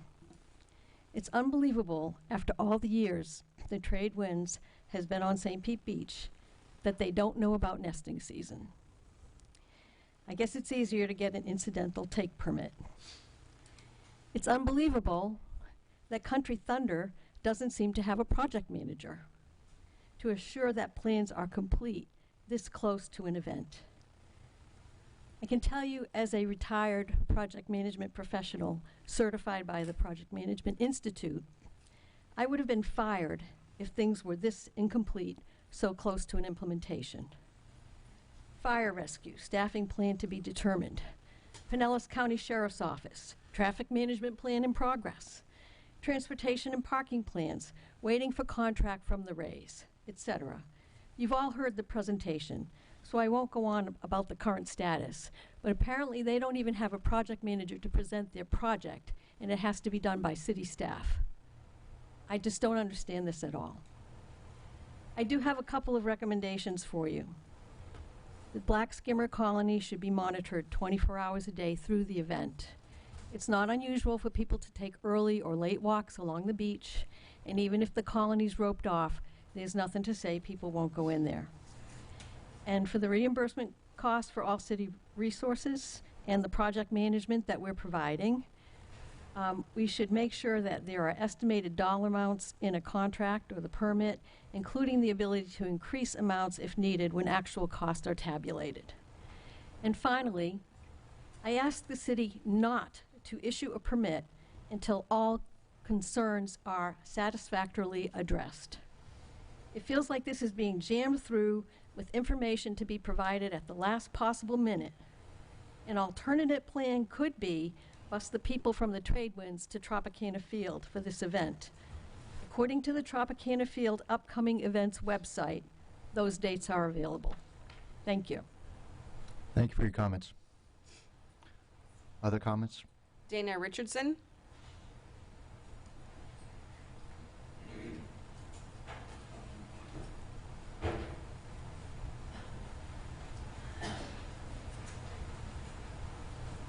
This is going to be fun. Welcome, Mr. Tate. Thank you. Name and address, please, for the record. Sorry. Pardon? Name and address for the record. Oh, Dana Richardson, 5830 Bahama Way South. Thank you, Dana. Okay, so I have to apologize. I was hoping other people that are more educated are speaking before me.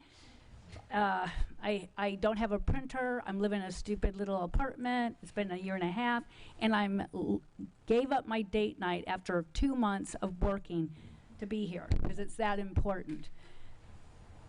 I don't understand how we get to this place and why the city works so hard to make this event work when it clearly goes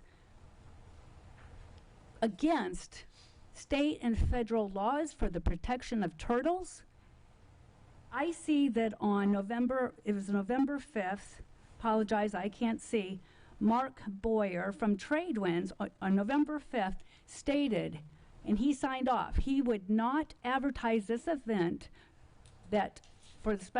before the special event permit has been approved by city staff and commission. And here we are again, Tradewinds being the bully. And I can trust you, they will file a lawsuit against us if this doesn't go through.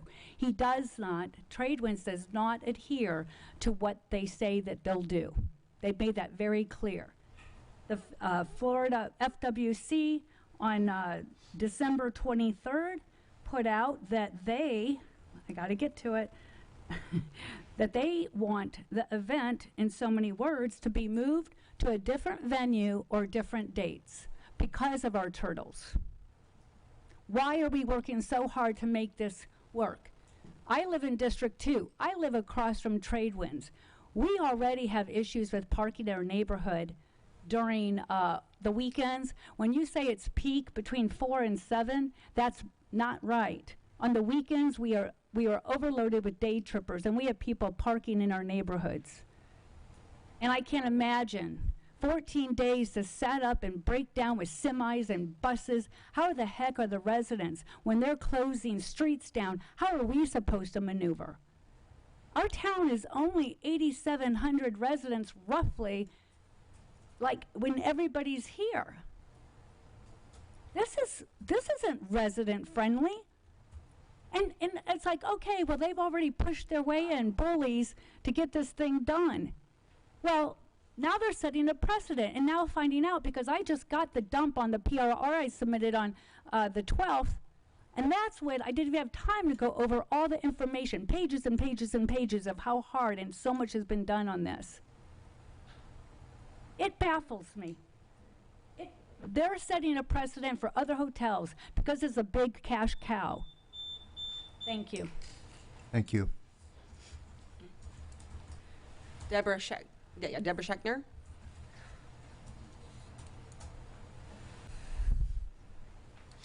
Good evening, Deborah Scheckner, Bokea Drive.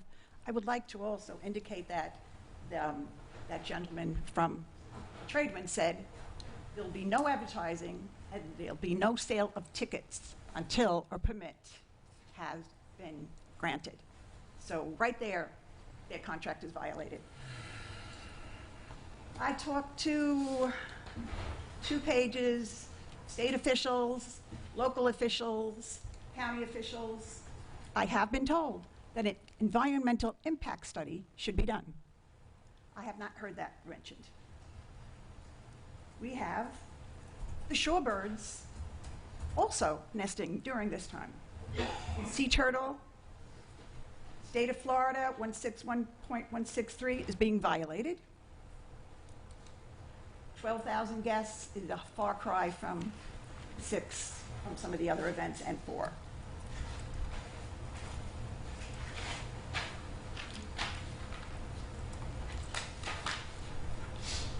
We never heard from staff. I must have brought this up 6 or 7 commission meetings. Not once did the staff say what position we're in. Transparency in this city has always equaled trust. Residents should have been brought in from the very beginning. This is our city. And by the way, really quick, that's Mother's Day weekend. It's one of the biggest weekends in May for the beach. The hotels are busy. The restaurants are very busy. That's why they have all the buffets. The end of May, middle of May, is when graduations occur.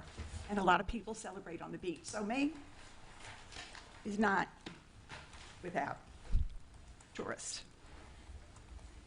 This massive concert should have had transparency with the residents from the beginning. Papers were signed in November, which makes really what they did null and void because they violated a signed paperwork that they gave to the city. We were misled. It's months ago, staff was aware of this, and now we're presented as a done deal. As Mandy said, thunder's coming. We demand, as residents, to be treated better. If we're not brought in on the process, if there's not trust and there's not transparency, and there are signed contracts that have already been violated, how can we allow this to hit our beach? There will be a lot of skimmers that will lose. There will be lots of people drunk, walking along the beach, all hours of the day and night. This is not, we're not prepared for it. I don't think thunder presented well. And, you know, residents can always walk in the water, so anybody can listen to it. Thank you. But it shouldn't happen. Thank you. Monty Hogue.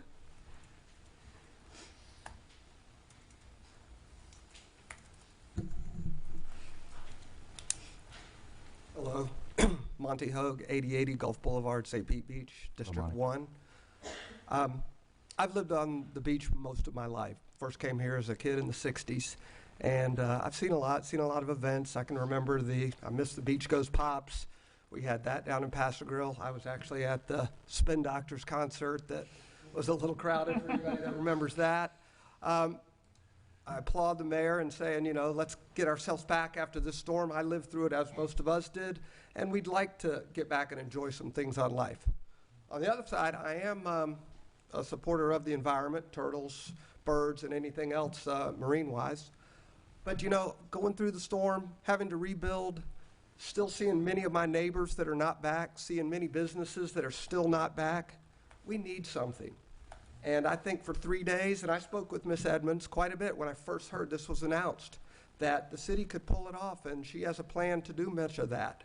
And I look forward to it. And we've had a lot of things on the beach, as was mentioned by several people. and they've been successful, and we haven't heard any complaints about those. We've had the concerts in the park. I think in those 3 days, I know it is going to be an issue with turtles and birds, and I would be very concerned, and I hope that things can be worked out and we can have this event, because I think it's something we need. It'll benefit not only the businesses, but there's a lot of residents. Unlike what Commissioner Robinson said, I know a lot of people. I've been here most of my life. I have a lot of friends and neighbors that live on the beach. And when this was first announced and mentioned, most everybody, I mean, actually everybody I've talked to about it has been in support of it and is looking forward to it.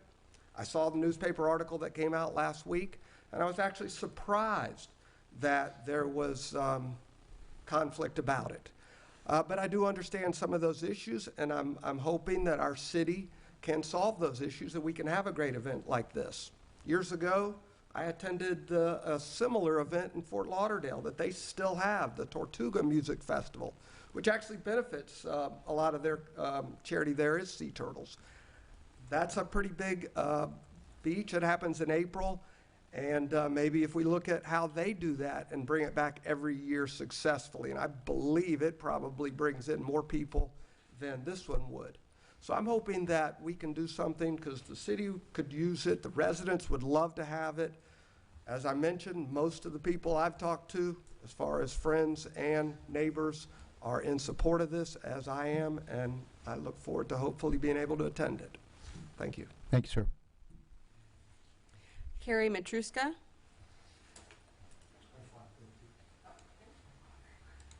Lisa Reich.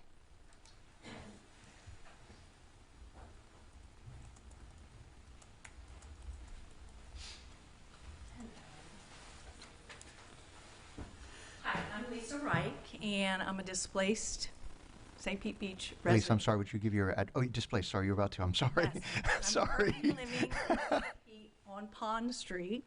Yes. Sorry, I apologize. I'm also an avid conservationist, and I have started my own nonprofit in 2022, I believe, called Coastal Wildlife Advocacy Group.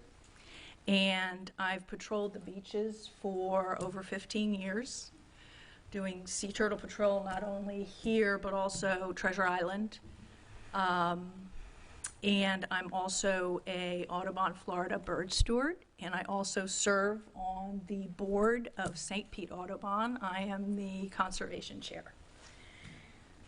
Wow. Unbelievable is a good word. I think the saying is putting the cart before the horse. All this is moving forward, and there's no official approval. And so I was sent about 91 documents in the past 24 hours. And so I reviewed some of those documents, and I just want to go as quickly as I can, because the common word is complete. You've got to submit a complete application. I feel that the applicant did not do their due diligence, and now we're in a situation where we're talking about it's going to happen, and they're selling tickets. They signed the agreement, or the applicant, that says they are not going to advertise until they have a permit to do so. So there's a lot of stuff that I've read, and I read through the application again today, and it's incomplete. So if you all have the time, if you haven't looked at the application, I highly recommend that you do. There's going to be 2 stages. Country Thunder has never had an event on a beach, and certainly not during nesting season. So doing all this and paying for all the performance and all of that is due diligence that should have been done on the part of the applicant. There's going to be 13 food trucks. The application says 21 tents. The actual site plan shows 50 tents.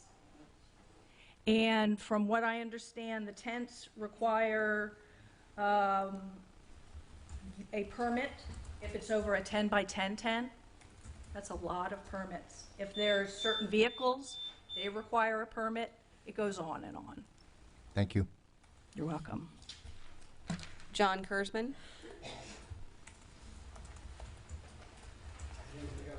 Today. John Kurzman, Be On The Way. Thank you.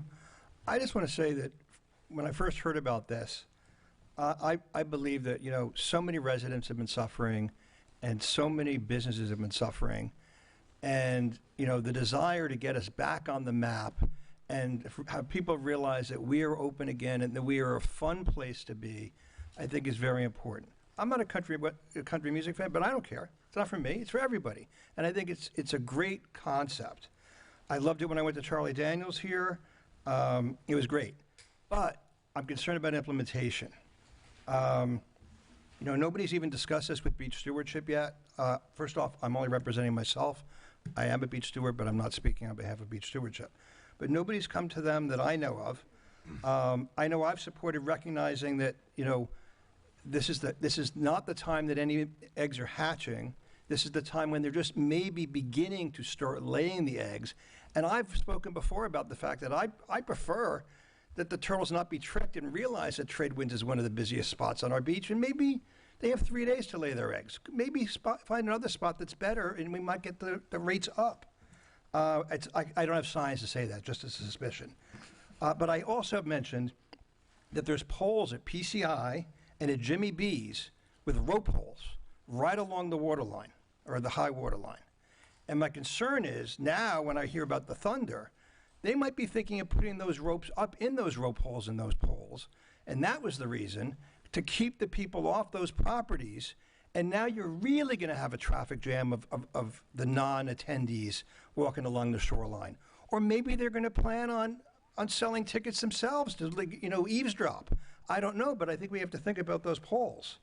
I also, in the past, worked on a Super Bowl, which had 80,000 attendees from a security standpoint. So I'm very, you know, I don't want to be melodramatic, but I have concerns about ingress and egress because some of the things I had to do with 80,000 people or, you know, learned about. And I'm also concerned, you know, is it going to be a gun-free zone and they're going to be searching everybody on the way in and then they're responsible for the safety of everybody inside? Or is it just going to be open and anybody can do what they want? And then lastly, you know, I calculated that they're going to make in revenue about $3.5 to $4.5 million in revenue, which is in jeopardy right now if it's refused. So maybe the DEP did us a bit of a favor and is giving us time to negotiate, you know, what they will do for the city. I mean, just look, and when I heard Mandy's presentation, and I read some of these things, and so how much effort has already been expended by the city and our staff in researching this. You know, my question is, what else will you do for us? What will you do? Because this is impacting the city. You have got a lot of revenue coming in. You know, maybe we could share that a little bit. Thank you. Thanks, sir. Leila Balmanis.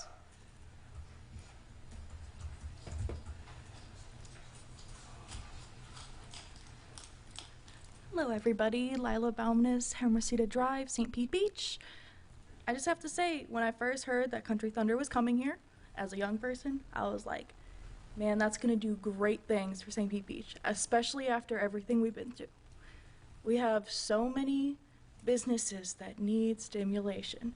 Yeah, most of the time people are going to be in the festival, but as many people have said, there's going to be people around the festival.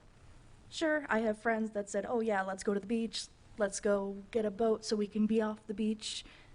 That's awesome and cool, but then when I heard about the dates, I mean, it's pretty disappointing that Tradewinds decided to do it, you know, right when we have nesting season. And they should have known better. Granted, if we do it again and again in a different time of year, fantastic. We don't have that many things that bring people into St. Pete Beach. Country Thunder can bring a lot of people into St. Pete Beach. And really, that's something we need. That's gonna be all. Thanks, y'all. Thank you. I have no more audience comments on this topic. Okay, thank you. My understanding is we have the next presentation on the University of Florida Levin College of Law, Environment, and Community Development Clinic on the legal feasibility of a parking-based assessment for street infrastructure funding.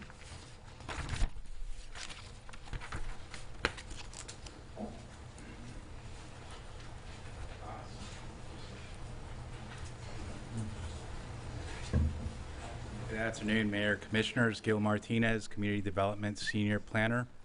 Just quickly wanted to make a quick introduction to the University of Florida Levine School of Law and thank them for coming out. They're going to be making a presentation to you today regarding the feasibility, the legal defensibility of considering a commercial parking assessment. This is a presentation. It is a academic exercise of sort, but it's also important to note that this is part of our ongoing collaborations with the University of Florida. They were instrumental in providing us some key points to consider as we were going through the finding of necessity that was recently approved for the CRA. So, this is how it's all come about, and they're here for you. This topic will be brought back to you in your revenue workshop on April 3rd, so there'll be opportunities to further discuss.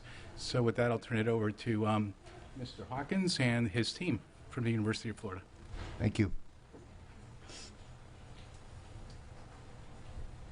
Good evening. My name is Thomas Hawkins.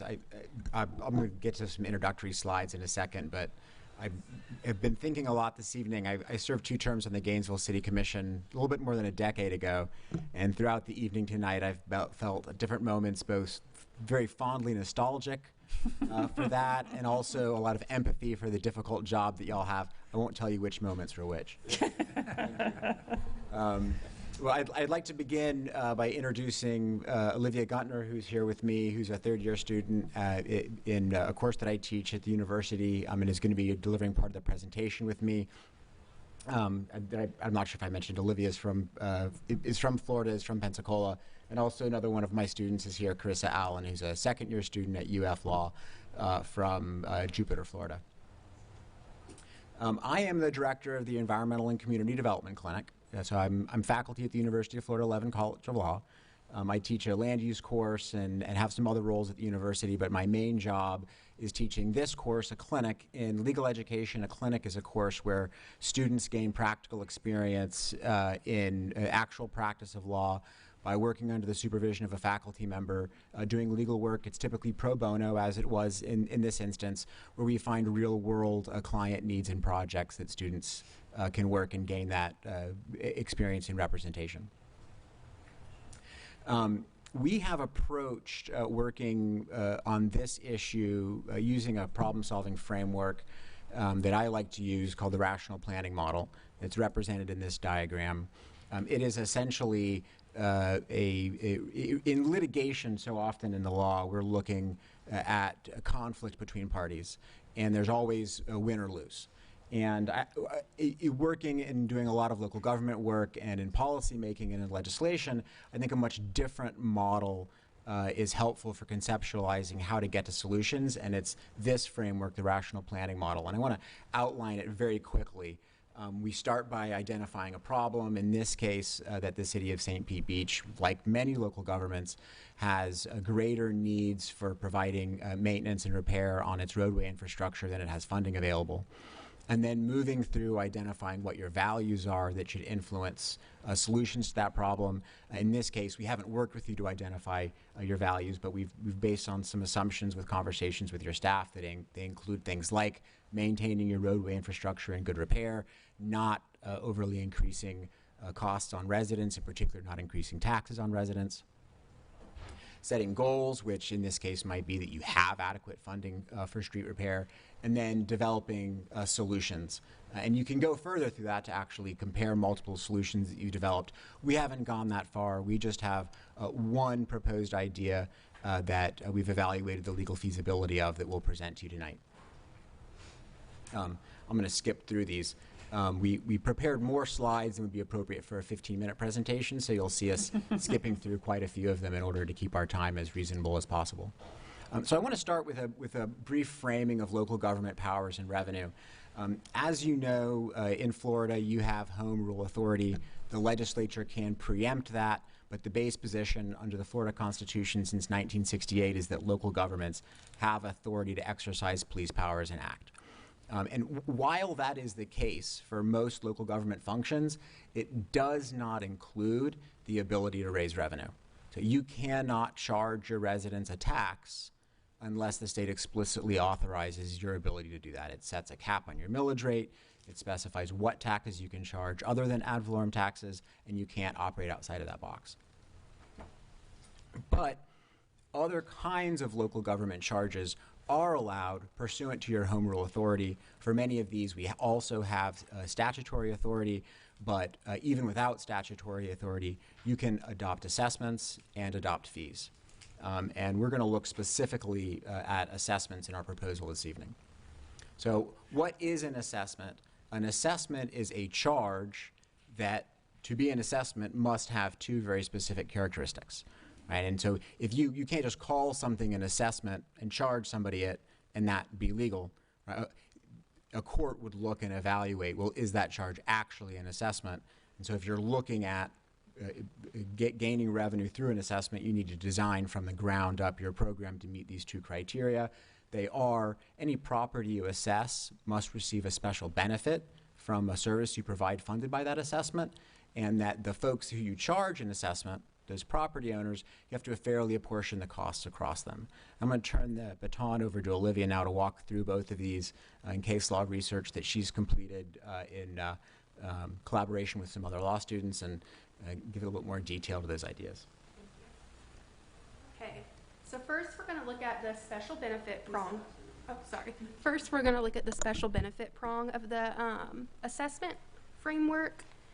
And all that's required to satisfy the special benefit prong is a logical relationship between the services you provide and the benefit that the property receives. And it needs to be emphasized as well that's the property, not the property owner. And other properties may incidentally benefit without ever losing the special benefit that that property owner has. And we'll have some slides that kind of cover that a little bit more in depth in a minute. So here's some examples of what Florida courts have considered to be a special benefit. The first is treating stormwater, where the properties that cause the need for the treatment are the ones being assessed. And the second one is initiating beautification projects within a subdivision, which then enhances those properties' values. That's deemed a special benefit. And then also fire protection services benefits properties that may catch on fire at some point in time. And then here are some other examples.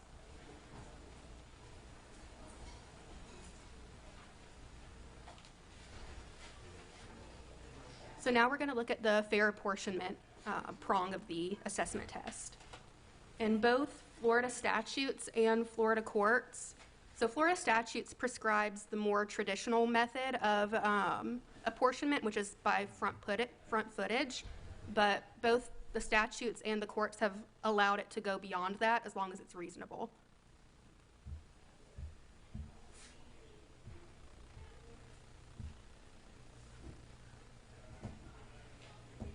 And then the main other important thing to hit for the fair apportionment is that the amount of the assessment must be proportional to the benefit that the property's received, which means that you can have a benefit outweigh the assessment, but the assessment can never outweigh the benefit.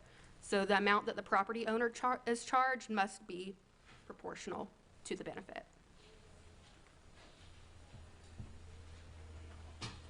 And then I'm giving it back to Professor Hawkins now. Thank you. So based on the framework that Olivia laid out, we have pretty broad authority at local government level to charge assessments, and I want to talk a little bit about some ways that it's curtailed. First, to underscore how broad the authority is, we have very strong language from the Florida Supreme Court that courts should uphold legislative judgment, meaning your judgment as a legislative body for the city. If you charge an assessment and you've determined that it is provides a special benefit to property, and is fairly apportioned. In other words, the ultimate decider of that fact ought to be the legislative body rather than the courts. That said, however, courts will require evidence to support a determination that an assessment provides a special benefit and is fairly apportioned. The specific standard for that evidence that courts require is that it be competent, substantial evidence, and that it not be arbitrary. And typically this is done through consultants' reports who analyze a problem and determine connections between how you might pay for it and what benefit it provides to different residents. And this is, I think, is going to make sense when we talk a little bit about the specific framework that we suggest is a feasible one to charge an assessment for street maintenance and repair. That is charging an assessment on non-residential parking, charging an assessment for street repair to the owners of non-residential parking that's apportioned by the parking space. Let's just talk really basically through that idea. Identifying the cost of providing street repairs in your community, identifying the benefit that those street repairs have to non-residential properties, and then apportioning that cost to each of those properties by the number of parking spaces that they have. In order for something like that to pass the standards for assessments in the state of Florida, you're going to need evidence to support a few different points. One, street maintenance must have a logical relationship with a benefit to land reserved for parking. Now, there is an internal logic to that. It's somewhat self-evident, but we can't just rely on what we think might be obvious. We would actually need to analyze the problem and identify, when we maintain streets, does that improve the usability of commercial properties that have parking on them? And that's, again, not a tremendous logical leap, but that is the analysis that someone would need to go through. Second, we would need to identify the amount and numbers of non-residential parking spaces on commercial properties throughout the city. If you're apportioning an assessment by that, you need a good roster of where the parking exists, on which properties, and actually associate that with tax bills on which somebody would pay. And then finally, you would need evidence that shows that the actual amount of the benefit is connected to the amount of parking that exists on a non-residential property. In addition, an analysis should show that you have a need for street maintenance, that street maintenance benefits those non-residential properties, and that the amount of benefit that you provide to those individual properties exceeds the cost of any assessment. Now, a lot of that type of work, I know the city has already done. One of the things that we reviewed when we were conducting our research was the Stantec study you did within the last few years, and I'm blanking on the name of it. The paving condition index study. That identified exactly the cost of your street maintenance needs, and also identified that under your current funding, you don't have a way to fund that problem at the magnitude that it currently exists. I think these are duplicative, so I'm going to go on to the next section. I want to identify some cautions. I don't want to lay out this as a possible source of revenue with only focusing on the positive. I do think it's very positive. I do think it's feasible, but I want to identify what some of the counter considerations would be, other than just that some folks will pay an additional cost if an assessment exists. One, if you're proposing to pay for street repair, at least partially in this manner, that's not a process for increasing the amount of parking that you have available. We started by identifying the problem as a street repair problem and lack of adequate funding to cover it. If you were also identifying, or maybe even identifying as a higher problem, lack of available parking or insufficient amount of parking, this is not a solution to that problem, right? It's not going to encourage that provision of parking. It also, and I would say this is on a positive side, it may encourage folks who own real estate that's underutilized parking. And I thought your suggestion earlier, Commissioner Marriott, on using some of that parking for special events was an excellent one. But it may encourage that be put to a different use if your code allows. For example, redeveloping portions of parking lots for out partial development or other kinds of redevelopment. I also want to note that no court has considered this methodology before. It is a novel proposal, so you can't rely on a pre-existing court case based on exactly these kind of facts. However, in the state of Florida, a local government like the city of St. Pete can initiate something called a bond validation proceeding that would allow it to get a decision from a court on the legality of any kind of a new charge that it's borrowing money against before it actually spends that money. So you can limit your liability to the cost of doing the research and preparing to charge an assessment. You don't have to go to the extent of spending money without knowing whether an assessment framework is legal. And that's very typical for local governments to do, to have a bond validation proceeding. I also want to note, because this problem is so pervasive, I think an obvious question is, well, why don't we have local governments in Florida either charging fees for road repair or charging assessments for road repair? Charging assessments for road repair is very common, but it's typically done in a very small portion of a city, maybe identifying just the properties that touch on a specific road. As Olivia described, our sort of traditional or classical method of apportionment is by the number of front feet that a property fronts on a road. Why don't we have jurisdiction-wide assessments for road repair already, right, if this problem is so pervasive? So I want to talk a little bit about two cases that occurred both in the 1990s. One, the city of Port Orange charged a transportation utility fee, and a Florida district court said the characteristics of this charge are more like a tax than like a fee, and therefore your home rule powers don't allow you to charge this, and you can't do this. What we're proposing is very, very different than that, so I'm not going to go into detail talking about that case at all.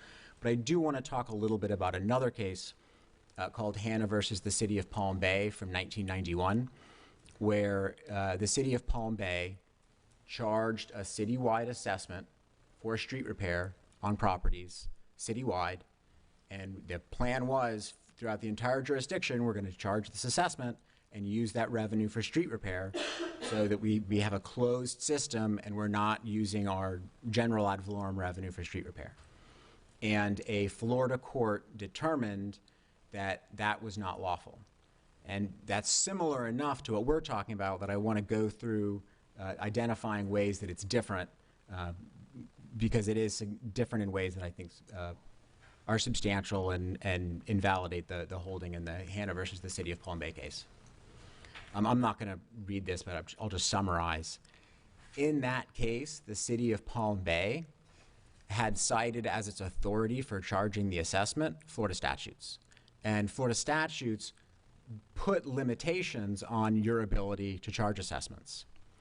After the court came up with this decision, we had the Florida Supreme Court, so a higher court than determined the Hannah versus the City of Palm Bay case, held in a case called the City of Boca Raton that local governments could charge assessments not pursuant to their statutory authority, but pursuant to their home rule authority under the 1968 Florida Constitution and the legislation that implements the Constitution. And when that happens, the restrictions on how you charge assessments that exist in the statute don't apply. And very explicitly said this.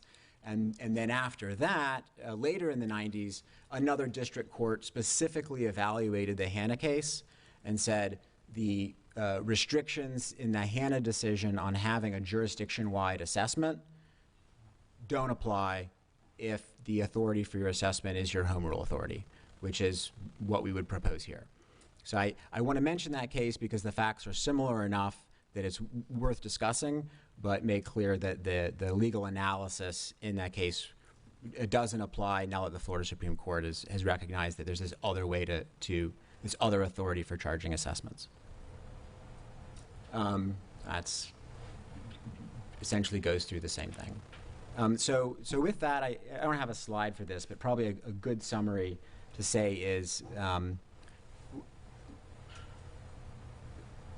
I think that this is a reasonable option to consider because it generates revenue that the city's interested in that would be dedicated for street repair. It's also directly targeted to folks who benefit from it. If the city's interested in this kind of direction, a next step would be putting together a request for proposals to have an expert consulting firm look at those questions that I asked.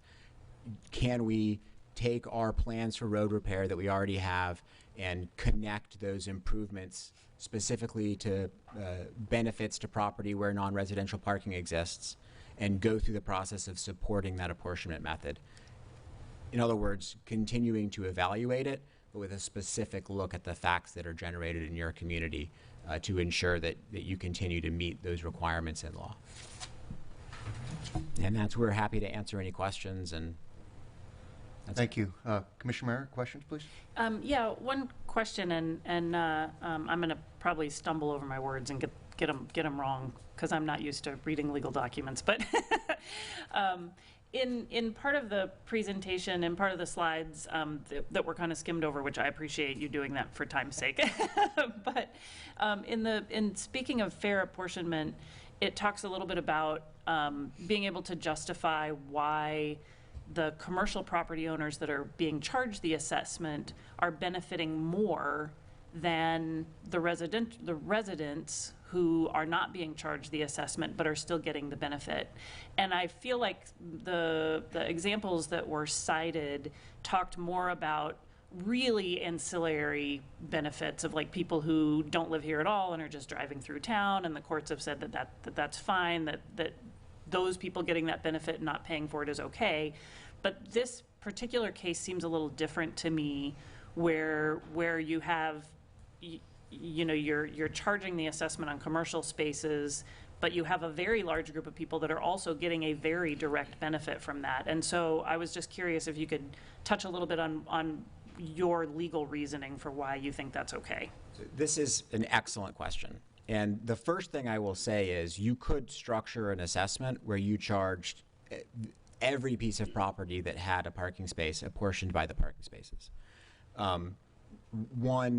One value that we considered in contemplating this the way that we did was that there would likely be an interest on the city's part in not charging an assessment on residential property owners to get new revenue. But there's nothing inherent to the process that would require you to do that way. It's reflective of our perception that would be a value that you would have. So moving on from that to the strictly legal question, my understanding of the case law is that the fair apportionment requirement that the courts have is that the amount charged is less than the benefit received. And the courts will look at that for each property owner that pays the charge. They will not look and say, well, what about that other person over there? In fact, there's very explicit language, and you mentioned some of the cases, the folks driving through. I think that was the Winter Springs case. I'm so glad to have Olivia. Thank you, Olivia. I get, because I have more gray in my beard, people think I know all the information, but that's usually not true. But there's also, I think, another great quote. I think it was in the Boca Raton case, or it could have been the Sarasota case. Both were Florida Supreme Court cases, where the court said it's fine to explicitly exclude churches from the assessment methodology, right? And we're not concerned that they also benefit from the proposal. We're excluding them. And the analysis is not whether they also get a benefit. The analysis is, hey, let's look at the folks who are paying the assessment. Do they get a benefit that exceeds the cost they're paying?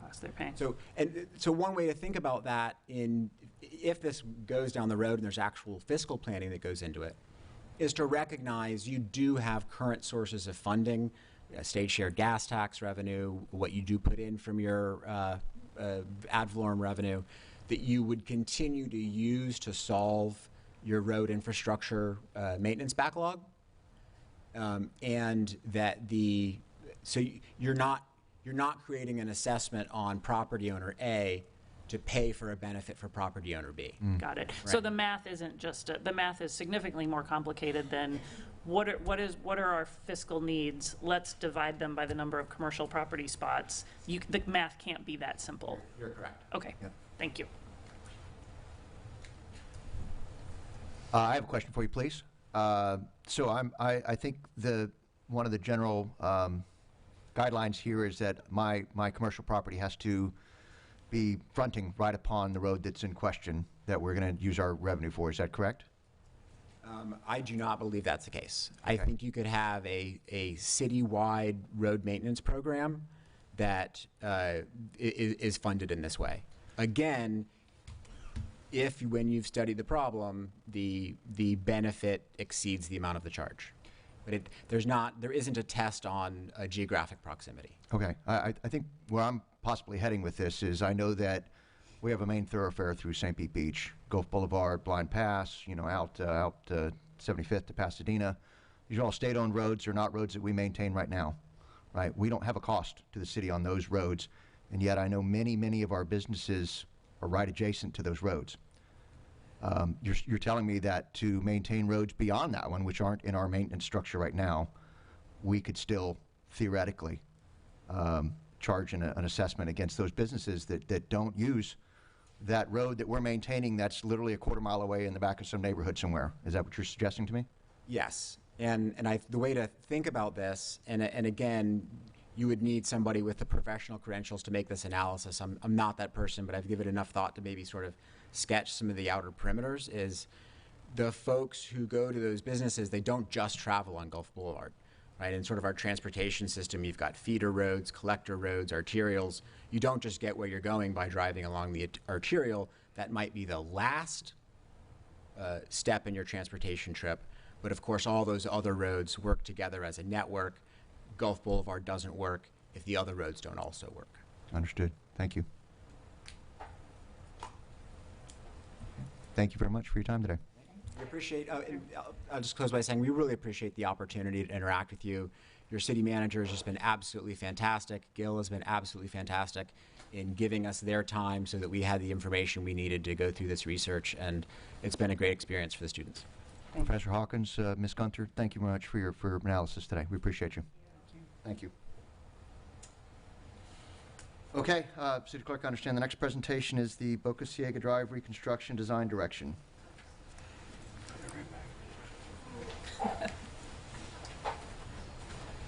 Thought you were going to give the presentation.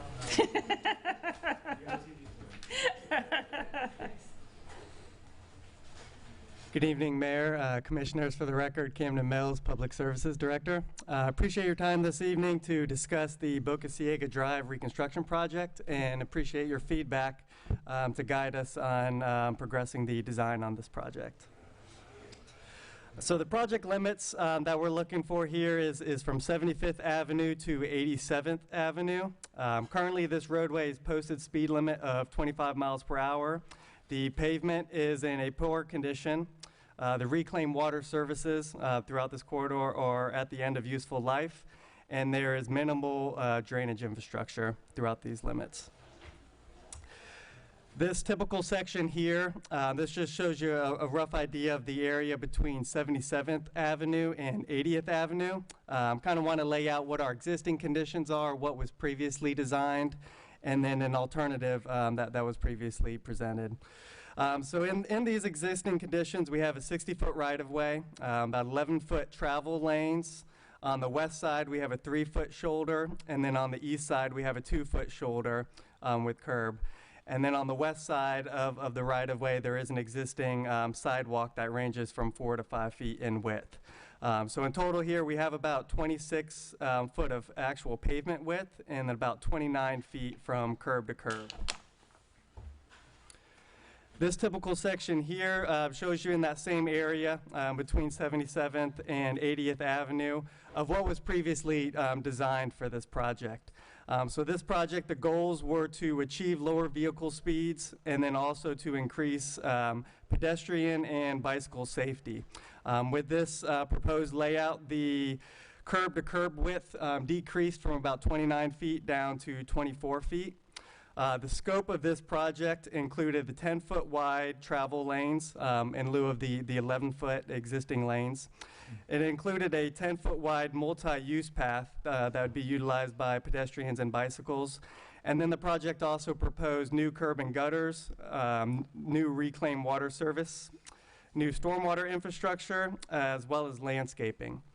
As I mentioned, this project was previously designed and permitted.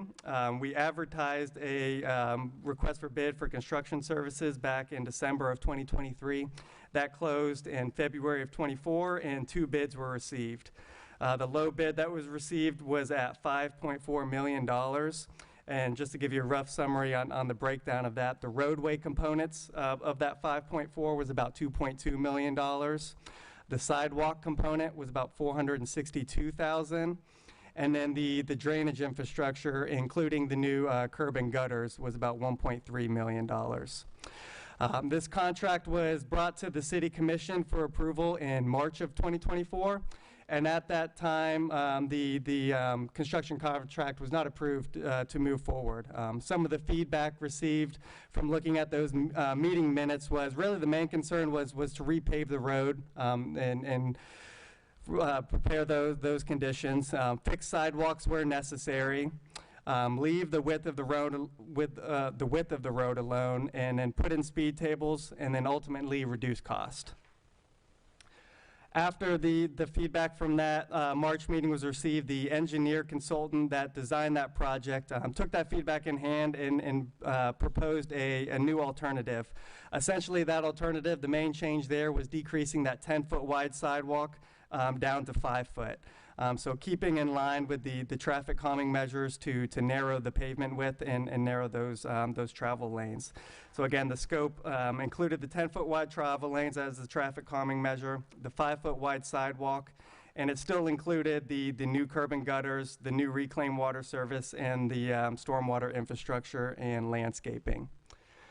These following slides, these just show that same type of design with moving from that 10-foot wide multi-use path and narrowing it down similar to existing conditions with that 5-foot sidewalk. So here is from 75th Avenue to 76. You can see the turn lane there, and also an existing sidewalk on the east side of the right-of-way.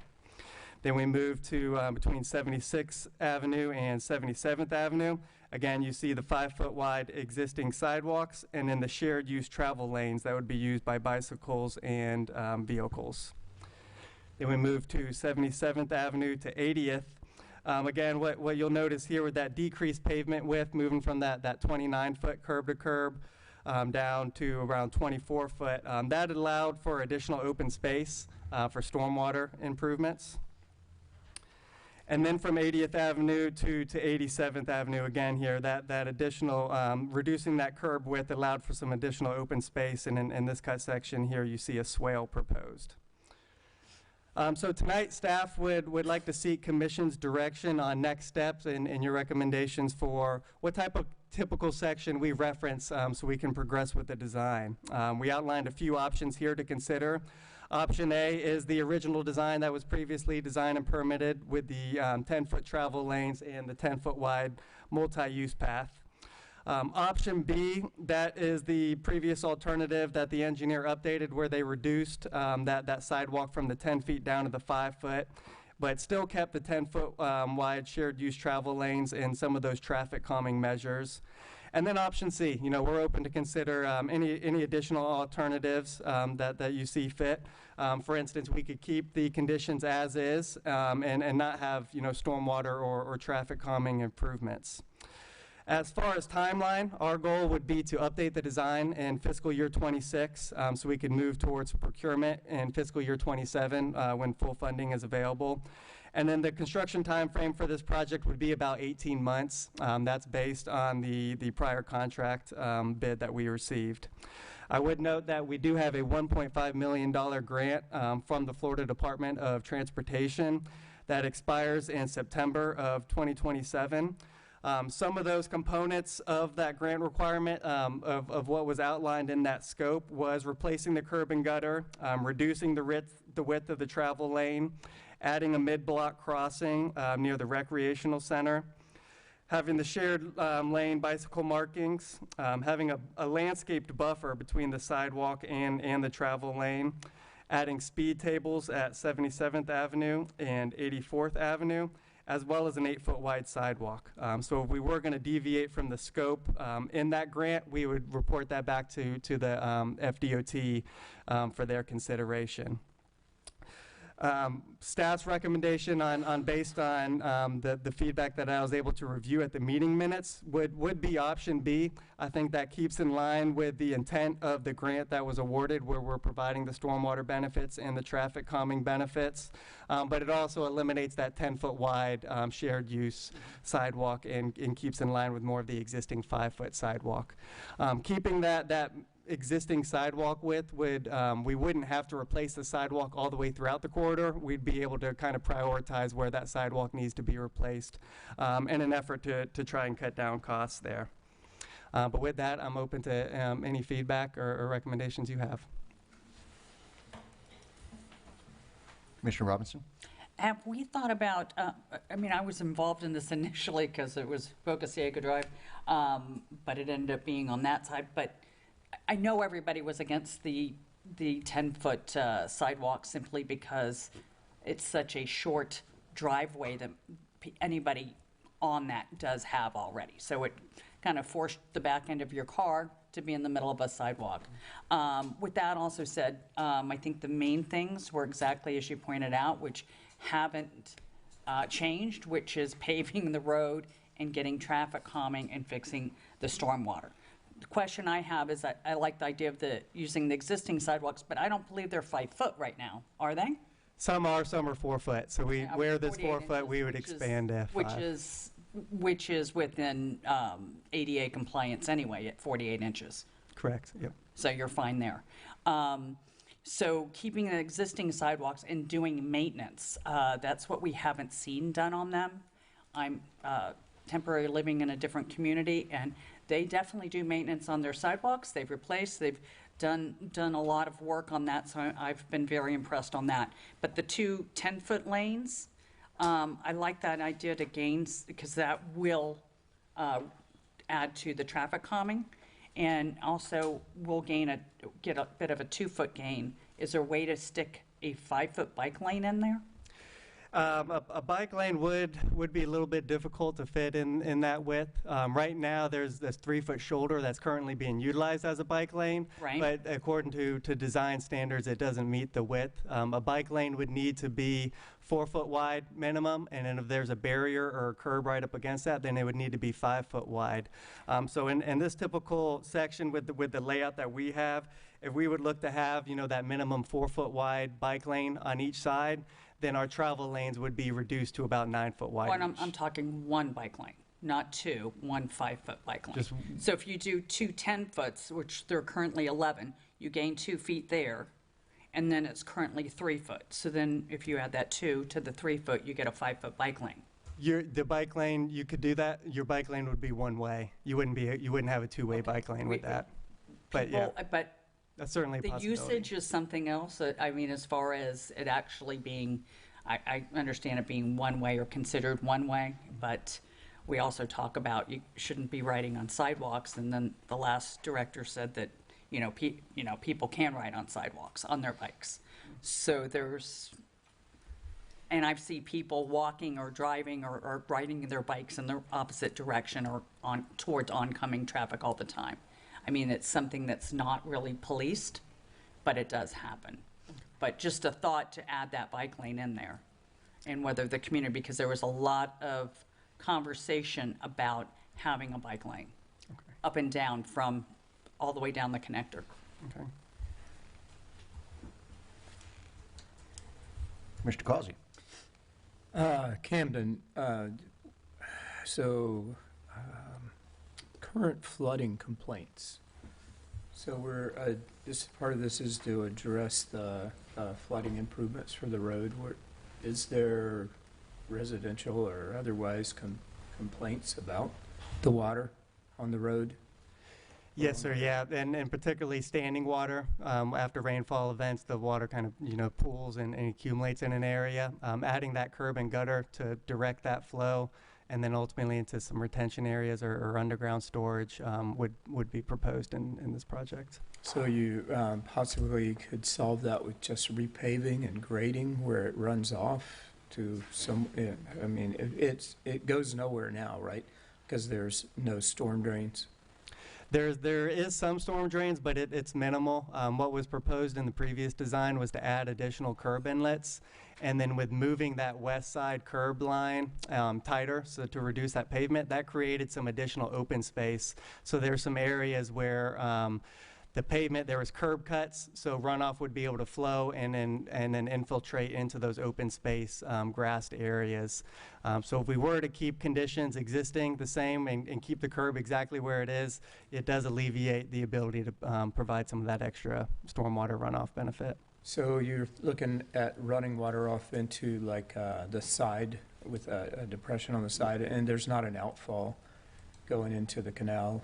Eventually there would be. It'd be swale, a swale that would be interconnected to an inlet that would ultimately discharge to the bay. Okay, and the other question is, as far, is that, part of that road seems to be used for Haran events, for parking? Will you repeat that, please? I believe I see a lot of people parking along there for the events that happen at the park. Mm. And I was just curious to know what effect that would have, if any, on parking, if we made the roads smaller, or we add a bike lane, or any changes we make to it. We would try to maintain the same areas that we have parking currently. If there be any impacts to parking, we'd certainly present that. So have you guys thought about the parking relative to park events? Right now, I believe the current design was to maintain the side street parking where there currently is, where the angled parking is. I don't believe it proposed additional parking for special events. Okay.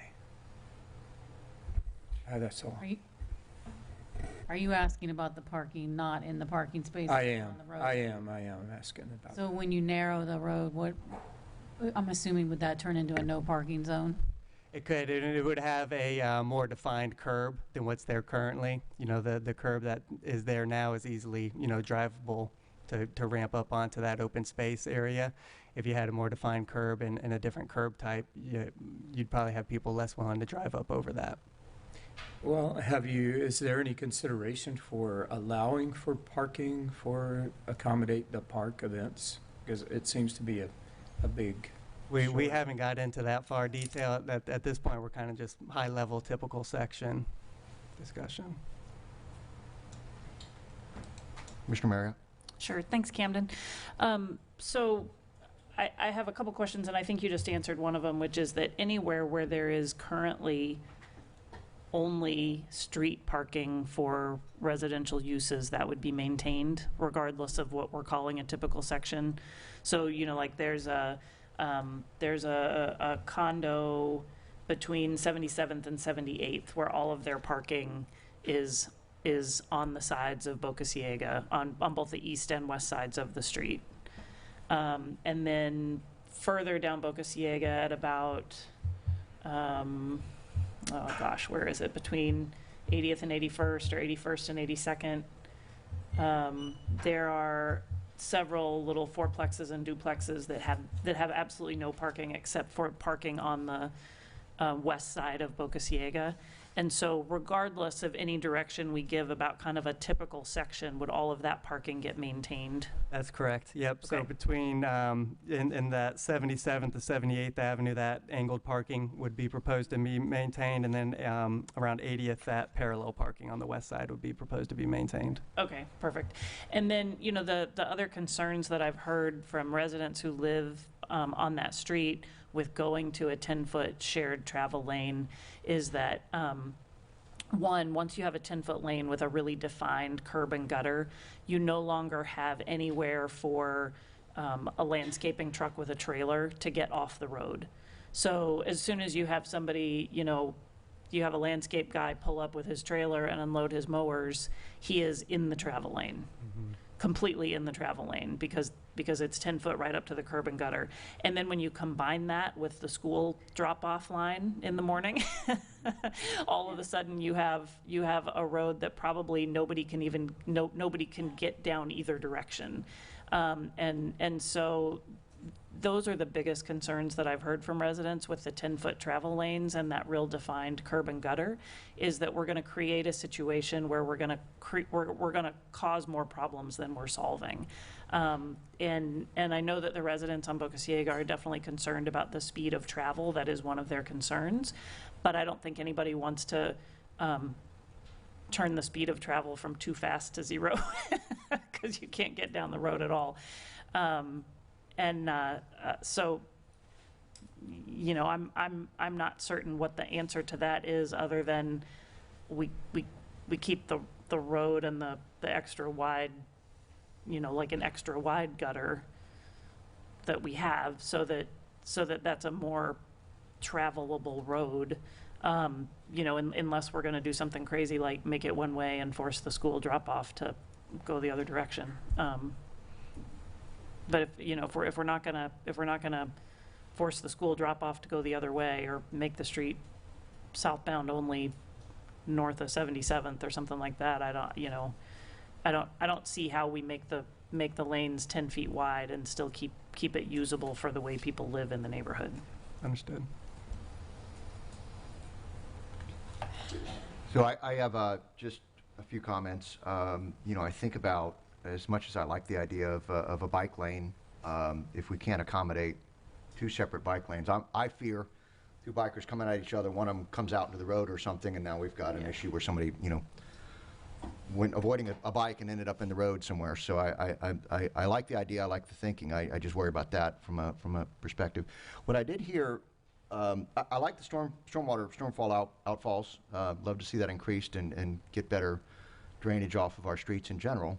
So I'm generally a proponent of that. What I'm hearing is that there's significant concerns that have been expressed by the commissioners to my right about traffic being able to get off that road. And in the instance that a maintenance truck or something needs to get off the road, must we have a very hard curb cut like that that's straight up and down, or can we still have outfalls and still have all the things we're talking about and not have a really hard curb cut? We could look at different curb options there. Okay. Okay. I think they're currently a drop curb on one side and a regular curb on the other. Correct. Yeah. Yeah. So you're basically keeping the same. Thank you. Is there a way to consider adding additional parking along that road on one side or the other instead of the grass median? We can look into that. I'd have to look into the design further before I can commit one way or the other, but we can explore that.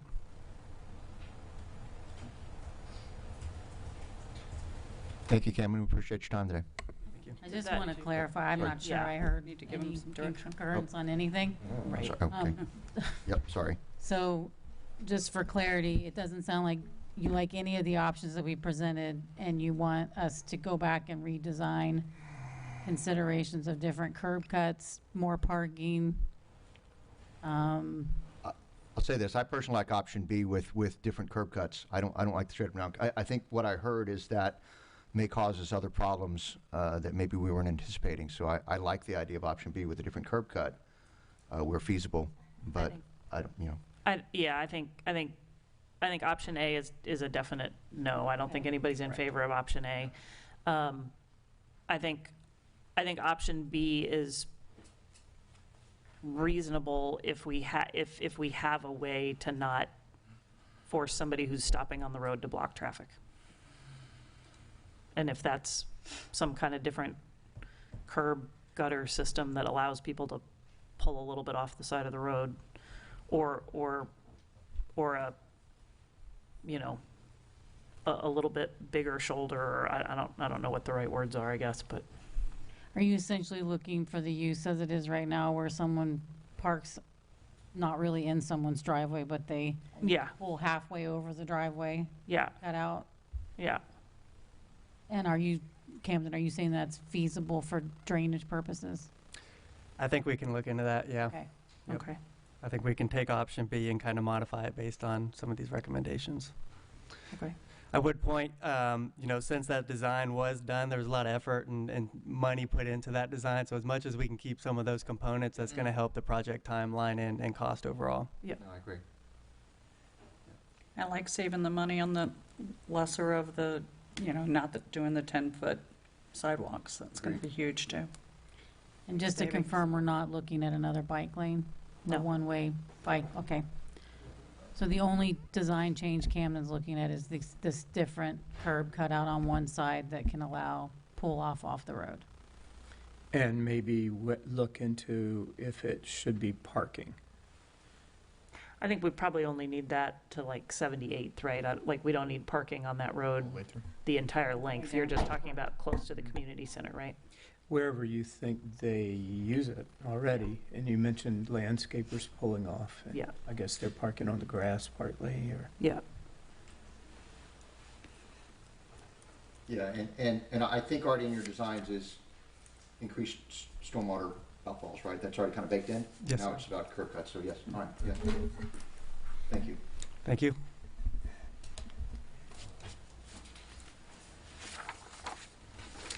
Just a reminder to please speak into the microphones when you're speaking. Sorry, Renee.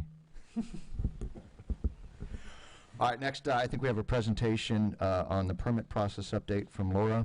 We appreciate your patience, Laura. Thank you.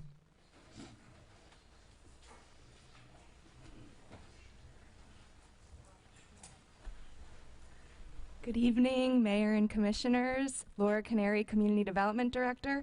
This evening I'm going to be giving the update along with the Technology, Strategy, and Innovation Director, Candace Galloway. She's really been helping and instrumental in all of these processing improvements. So I'm going to begin by just going over again, just a refresher. This is technically the 90-day update. So since these series of recommendations and process improvement recommendations came forward, we said that we'd come back in 90 days and give you all an update. We did come back and give you like a mini update a couple meetings ago, but this is that official 90-day progress update to show you what we've achieved and what we still have ahead of us. Thank you. So beginning with the volunteer exit interviews, these were interviews that we conducted with the community development volunteers who participated in helping with all of our permit processing and all of the substantial damage determinations and all of that here in the lobby at City Hall in the aftermath of the storms. And those interviews were, first of all, very eye-opening because, number one, they were very aligned with what we had heard with our internal stakeholders as well. And so what we've done is what you see on the screen is kind of those, I'll call them the key opportunities for improvement, but this is really as we kind of synthesized all of the input that we received and looked for those common denominators. These are our key takeaways. So again, just creating those simple permitting roadmaps, providing timeline transparency, introducing automated notifications for permit status changes, so where the applicant would actually receive a notification when something changes in the portal, standardized communication templates across staff and volunteers, and then expand volunteer training and reference materials. We did hear over and over again, frankly, that people were kind of just thrown into it. There was one day of training, which they had and were very grateful for, but now so many lessons learned. And one of the other key takeaways is that moving forward, as we begin to do our internal training as far as with forerunner and substantial damage determinations, and at certain points, it's going to make sense to engage those volunteers continuously throughout the year, not to wait until an event happens, so that again, we can all be more prepared together for. Next, establishing standards of communication. This was what we ultimately rolled into what we're referring to as our customer service standards. And so our customer service standards are something that all of our employees adhere to, and it's also given us kind of that SOP moving forward and kind of shows, what our expectations are from our permit techs and all of our staff and the kind of public service that we want to deliver. For servicing same-day permits, again, same-day permits, I just want to, emphasize that we also will refer to them as express permits because sometimes they come in maybe late in the day and they're issued the next day. Those types of permits that are currently being issued as what we would refer to as an express permit include water heaters, panel upgrades, electric meters, and specific mechanical changeouts.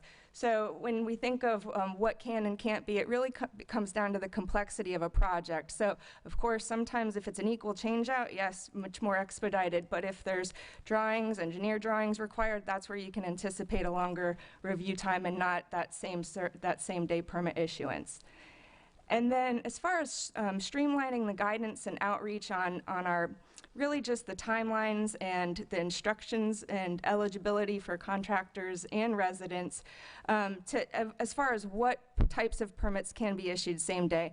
One of the things that we're doing, and we'll get to this in a minute, is we have a series of website updates and improvements that we've been making. So we're almost to what I think of as the fun part of really making it, more of a revamped and dynamic pages. The first kind of, stage was really the cleanup and then the regulatory stance. But next will be kind of that really showcasing the things that we really want to be able to not only call attention to, but make sure that, again, there's transparency and that everyone understands what the expectations are. Establishing a single point of contact. So I will say that I think that this has been one of the most successful kind of changes that we've implemented. Now when a permit application comes in, that permit application is assigned to a permit tech, and that permit tech takes it from start to finish. And so just having that single point of contact has been very, very helpful, and we've gotten some great feedback. We also have where the permit techs, depending on the specific scope of work and the project, if they're asking for a survey and it's been a day and they haven't gotten the survey, they may not reach out. But again, just being mindful and being on top of it and having that ownership and accountability of those permits has been fantastic. And almost to the point where we've seen some kind of, permit techs take their kind of territory and their permits, very seriously. But it's been great collaboration and teamwork, and we've seen some really good metrics, on the improvement side. For appointments, again, you can make an appointment with the building official or the deputy building official by calling the number or emailing permits@stpetebeach.org. We also extended the evening hours on Wednesday until 5:30, and again, that was just in essence to try and be more accessible. I will tell you that in the 9 weeks since we've implemented it, it's on Wednesdays only, and again, in the 9 weeks, we've had 12 people total. Only one of those has been after 4:30, since we're open until 5:30. And so we are making the recommendation and talking with administration. We think that it's probably most feasible to just scale that back to 4:30, still keep the extended hour, the hour and a half, but with regard to, the staff, it is overtime for the couple members. We always have at least 2 here just for safety and security purposes, but we haven't really seen that traction. Now, I will say that we are going to be having a contractor roundtable focus group, and so we hope to get additional feedback from the contractors, because a lot of this so far has been from the resident and, owner builders. So we want to make sure that, again, we're hearing from the contractors and seeing, what they think would be, most accommodating to their needs as well. And I mentioned that we're having, I said the contractor focus group, but before that, this Thursday is going to be the building and permitting open house here in Chambers. And so that's really intended to just be if you have any questions, if you're stuck in the process, if you don't know what to do next, we're even emphasizing that we'll schedule a not on the books inspection and have one of our inspectors go out with you to your property and look at the situation and be able to help you determine which route to go and which steps to take. So this is really intended, of course, to target the hurricane damage and repairs, but it's really open to anyone. So we'll have staff in here from 8 to, I believe, 11 a.m. We'll have representatives from the Pinellas Recovers program. So they'll be here, and anyone interested in any of their programming, again, they have a series of buckets of grant funding for residents and business owners. So they'll be available to answer questions and help anyone that's interested in applying for those programs. For consolidated reviews, this is something, again, that we're working with I'll call it our multi-departmental interdisciplinary group, because it's really those more complex projects that require a planning review, a fire review. And when we started, really talking about a consolidated review process, what we heard, especially from some of the contractors that we spoke to, is they really didn't want us to sit on that review. If there was a review available, they wanted it, made available to them so they could start acting on it accordingly. However, what we found along the way, and as we started peeling things back and asking more questions, we found that some of it was just the communication, the way that things were looking in the portal, and even just terminology. So, for example, rather than saying plan review approved, complete. So like things like that, we've already implemented some changes, and then also identifying which division it's been approved by. I know it sounds so simple, but being able to say that planning, has completed their review. It's not saying that your application is approved yet, it's just saying that they've completed it. And so again, we've been working with innovation and technology to help us further be able to, whether it's a workaround in the system, because again, we have to work with the system that we have in place now, but if there's kind of some low-hanging fruit and things like that, just terminology changes that we can implement, as well as how staff is actually capturing it. That consistency is so important. So this is informing our internal SOPs, and when Candace gets to her part, you'll see that there's really a lot of good documentation that not only is it gonna help us in the future, but it's informing our day-to-day operations.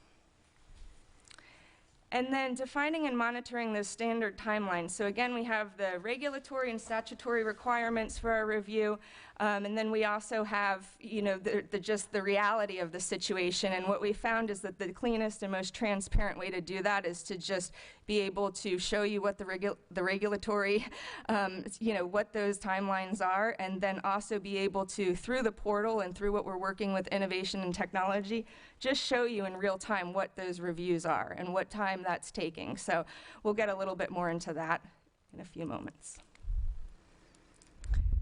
I mentioned the website updates. This has been, I can't thank Mark Portugal, our communications manager, enough. He's been instrumental in this process, and we also have a lead technician, Rianne Garbett, that's been, we'll call her our website liaison, because again, what we found in this process is it's continuously evolving, and we're frankly never going to be done. The minute that I think that it probably is somewhat good and you navigate the site, pretty nicely, I think we'll be probably needing some updates, so, but we're kind of breaking it up into what I said, these 3 stages. So the first stage was just, again, getting anything.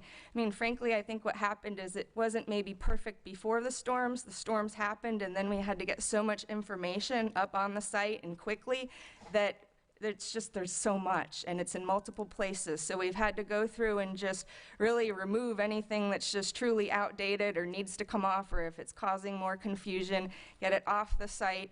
And then with that, though, there's a lot of documents and forms that are associated with those links. So it's not like you can just remove the link without updating the information, and so it creates kind of a snowball effect. The next phase that we're going to be entering is really, now that we've started removing so many things, just want to make sure that we have everything that we need to have statutorily up there. There were also some changes with SB 180, specifically as it pertains to how we're going to conduct our operations after a storm and how quickly we can get back online and how we're going to get back to 40 hours of operation as soon as feasible, things like that that are mandatory, that need to be, front and center. And so that's this next stage. And then again, will come the more dynamic part, and really, maybe we'll add a couple pictures or something to the site or some infographics. And then again, we'll be continuously on a monthly basis looking at updating that site accordingly.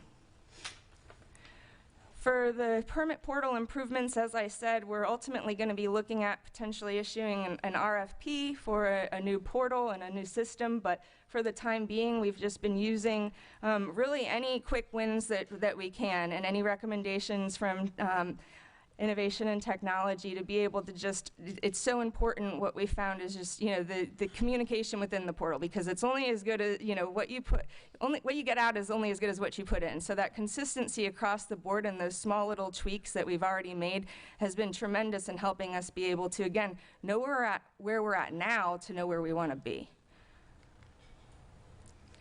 And AI tool evaluation, this is something that is aligned with, in part with plan review, but also, as we know, AI, there's so many different tools available, especially in our line of work, from plan review to how you can incorporate it into your, as part of an iWork system or a platform. So what we've been doing is leaning more into the experts to help us with that. And so we've just, through that interdisciplinary group, though, we've been trying to bring in the other disciplines to make sure that, again, whatever software or technology we get in the future, that we're not missing anything. It's really a strategic approach to make sure that we're almost, I'll say that I was joking, but not really. I said, we're never going to be able to issue an RFP again without almost doing, again, this strategic process leading up to it, because it's informing not only the software that we need, but also how we can improve our processes to marry up to that technology. And that RFP for the permitting portal, again, iWork it's what we've had, and we did go out a few years ago and ultimately decided to stay with iWork, but there's been, a series of, there's just constantly new technologies as it pertains to permitting software. And then, as you know, we also have other new software such as Forerunner that we need to make sure is compatible, and that the software platforms are speaking to one another. So that's again where Candace and her team really come into play, in making sure that again we're thinking long term and not just a quick fix solution. Now I'm going to hand it over to Candace, and she's going to go into a little bit more, particularly on the reporting and the metrics.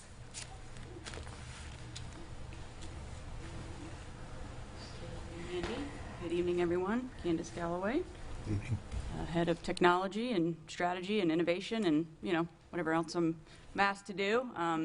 Hopefully, you're getting the sense that we're well collaborative and wear a lot of hats and share responsibility pretty well across our functions.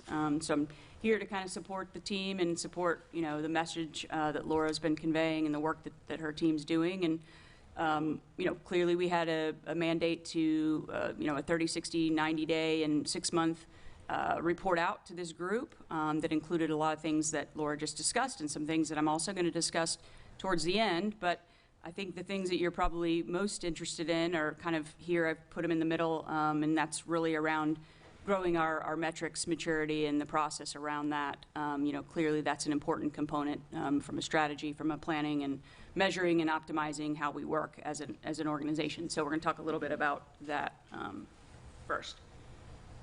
So this slide here is just meant to give you a picture of, kind of the last couple of years. Our focus has been very centralized on a lot of emergency and disaster recovery metrics. And so, we were really focused in the area where, we wanted to see how long it was taking to get from one phase to another in terms of damage assessment, SISD assessment work, and permitting around that. And the focus was really, thinking on our feet, ensuring that we're trying our best, obviously, to get people permitted, get those damage assessments done, get people back in their homes, and kind of try to work really focused on disaster recovery, right? And so we've really spent the last couple of years in that space, and our metrics reflected that. But clearly, we're moving in a direction where we need to look more holistically, and so our approach needs to change with it. So the plan right now is to move in a direction where we're going to start looking more holistically about how we're looking at operationalizing the way we work and how we're tracking and measuring that. So this next slide kind of there's a lot here, but I think the key takeaway is about where we are right now. And before we actually get into the metrics, so one of the things I apologize I didn't call out is there might be one or two of these slides that you're going to see that are not in your packet, right? Got me on that one. Yep, they're not in your packet, and so the reason they aren't is because this stuff is evolving right now with us, with you. So one of the things I wanted to call out specifically on our approach is, the goal is to come back and be transparent, bring as much real-time information to you as we can. And there's pros and cons to that. And part of the cons is, we're bringing you along for the ride. We're bringing you along with the development and the strategy and the work, right, that we're doing. So, you're going to be part of that process as we go, and everything is still evolving. I want to make that clear as before we get into some of the metrics that you're going to see today, because some of those things are going to change. So, as I mentioned, we're building a framework. We're bringing you along. We're bringing the visibility to you early. But as I said, we're gonna those things are still in development, and it's really more of a directional approach on the metrics and get some feedback from you all. Sorry, I'm having trouble with this microphone, so I'm gonna try to get it down my direction. Hopefully you guys can hear me still pretty well. The dashboarding, we've started that process, but the data's being refined. There's still a fair amount to do to improve accuracy and to ensure that it's the right metrics and the right set of metrics. So by no means is this, final. And again, I think I already stated, it's not the end state, so we're going to be continuing to work through that process. Overall, where we're headed, obviously we want to standardize the way that we've, we define permit types, permit definitions, workflows within the system. One of the things I will tell you is I've gotten more into the actual work of what's happening in this organization. This is pretty difficult. Takes a lot of critical thinking. It takes a lot of time to sit down and map out what's happening, to get shared and gain alignment between the teams in terms of just mere definitions, how people are using the system, what statuses and states mean, how the workflows work. All of those things are really I think I mentioned last time I was here, it's kind of the non-sexy work. It's not really the fun stuff that people like to do, but it's fundamentally what we must be doing in order to effectively get a better, alignment and a directionally, as a group move to operationally improve ourselves. So where we're headed, obviously I just mentioned we're working on workflows, we're defining permit definitions, we're going line by line, permit type by permit type in the system, and we're defining all of that and documenting that, and I'll show you that in a minute, and how we're trying to memorialize that into a package that's going to be useful for a number of reasons. We're using data already, so some of the metrics, even though they're still in development, we're using them. As Laura mentioned, they're driving some of the training things that are happening in the organization. They're driving some of the opportunities for improvement and enhancement. So they're already helping us find where we might have bottlenecks or areas that we need to focus our attention in terms of improvement and change. And obviously we want to build, for a more modern and data-driven model overall as we operate. All right, so the metrics. This first slide of metrics is really just meant to show you the total number of permits. So what we decided to do is start from January forward. So January of 2026 and after, any permits we're going to start reporting out to you. We're looking at permits that were submitted, permit applications that were submitted during that period. And we're going to obviously report out to you on a number of states and statuses related to those permits. Anything older than that, so if it was submitted last December or last October or last January, it's not represented in these numbers. And we don't necessarily intend to go back and do that legwork per se to draw those into these metrics unless you are looking for something specific and you want us to produce something. We're happy to do it. But right now I want you to know it's not baked in, and we're not necessarily anticipating doing so. But this first slide obviously shows you, and the reason that we're putting 2 months up instead of 1 is because obviously we have a couple months underneath our belt from a reporting standpoint, so we've combined them. We intend to probably report out on a monthly basis, so you'll be getting a month-over-month view, kind of on a go-forward basis. This is meant to show the mix of permit types. So one of the things that you also see here is some categorization on the permit types that aren't necessarily directly representative of the permit types that are in the system. So a lot of the work that we've put in to date is really around benchmarking, how other communities are rolling up their metrics. You certainly don't want to sit here and look at 40 different categories and 40 different types of work. I assure you that's not going to be useful of your time. So we're going through the process right now of how do we categorize the work, the types of permits, and roll it up in a meaningful way that is something that the community can grasp onto, right? And so this is, again, meant to be a draft starting point, and we're looking for guidance and feedback of what's going to resonate with you all and what you think is going to be helpful and resonate more with the community. But right now, we went from basically 40 categories down to 15 at the moment, with plans to continue to modify and refine that process. And then one other call out on this particular slide before I go on metrics is we did report on stop work orders and work without permits. Those aren't necessarily a specific type of permit, but it was expressed interest that we start, showing some of that information and provide that transparency to you. So that's why those are reported here, and we'll continue to do that effectively as we go. All right. So the total permits issued. So this one's just giving you a snapshot, again, month over month, right? That we had a total of 97 permits in January that were issued. So that came in after January and that were issued during the month of January. And then a total of 158 that came in during the month within the month of, or since January, that were issued in February. So that would be a rolling total, right, of month over month within February. It's not capturing just those that came in February and issued in February. It's anything that was issued in February, a total that were issued of 158. So it's a pretty substantial increase month over month. It's technically 63%. There's a 61 number of permits that the team put out or issued. So the productivity gain in February was significantly higher than January.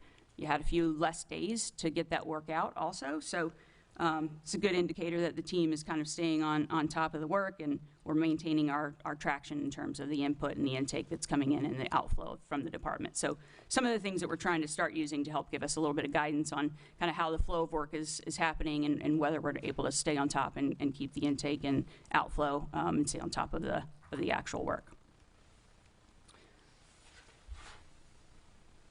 All right, so these have been controversial in the past. I'm sure there's questions and concerns about these today, but what I want to say about this in particular is I spent a lot of time on these slides and kind of running this a couple of different ways. So with the way that we have rolled up the categorization, you can see there that this outlines a 5.1 average days to close from submittal to issued for the month of January. So that probably feels to many like that probably can't be true, or that's, how is that possible?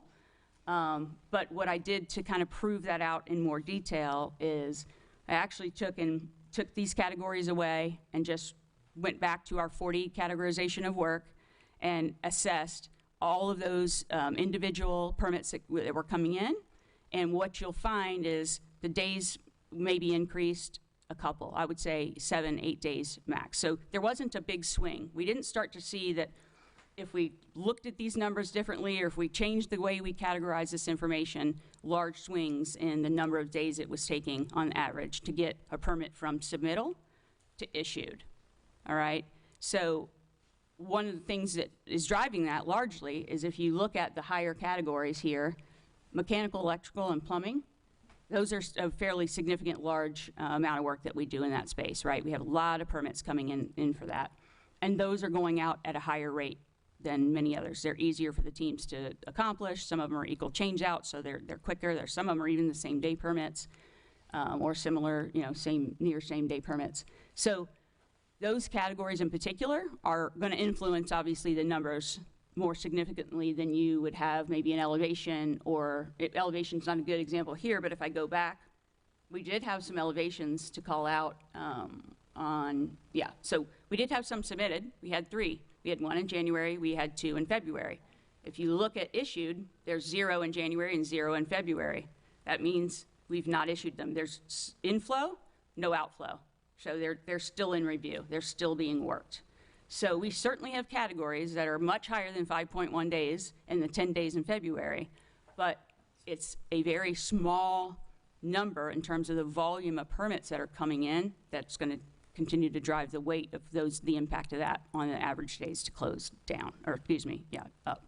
So it's not going to affect it nearly as much. So that's one kind of important call out about this particular slide. Yes. Yeah, please. I think one more thing that Candace pointed out with the elevations in particular, she went back and was able to look at when those went into review, because we wanted to make sure that they were in review. And on average, for the 3 of them, it was 6 days. One was 8 days, one was 3 days. So that was at least good to know that they're in review, because as we've told you before, a lot of the delay sometimes that we've seen is that time period before it goes into review. And anyway, sorry, just wanted to add that. Good call out. All right, let's keep moving here a little bit. So February, the days to issue, the average days to issue, for those that were completed during February went up to 10 days. Again, you might think, okay, those on average, that's going up, right? What is the impact of that? What does that signal? Not necessarily a lot in terms of bad for us, and we'll talk about the summary of this in a second. We clearly still have, even though we got many out in 10 days, you can see there's categories, driveway, demo, pool, and spa, taking anywhere from 26.5 to 36.3. So again, we're rolling it up, but we're also trying to be as transparent with each individual set of data and categories so that you can kind of see that we understand and we recognize that clearly there are some that are taking much longer than these averages are showing.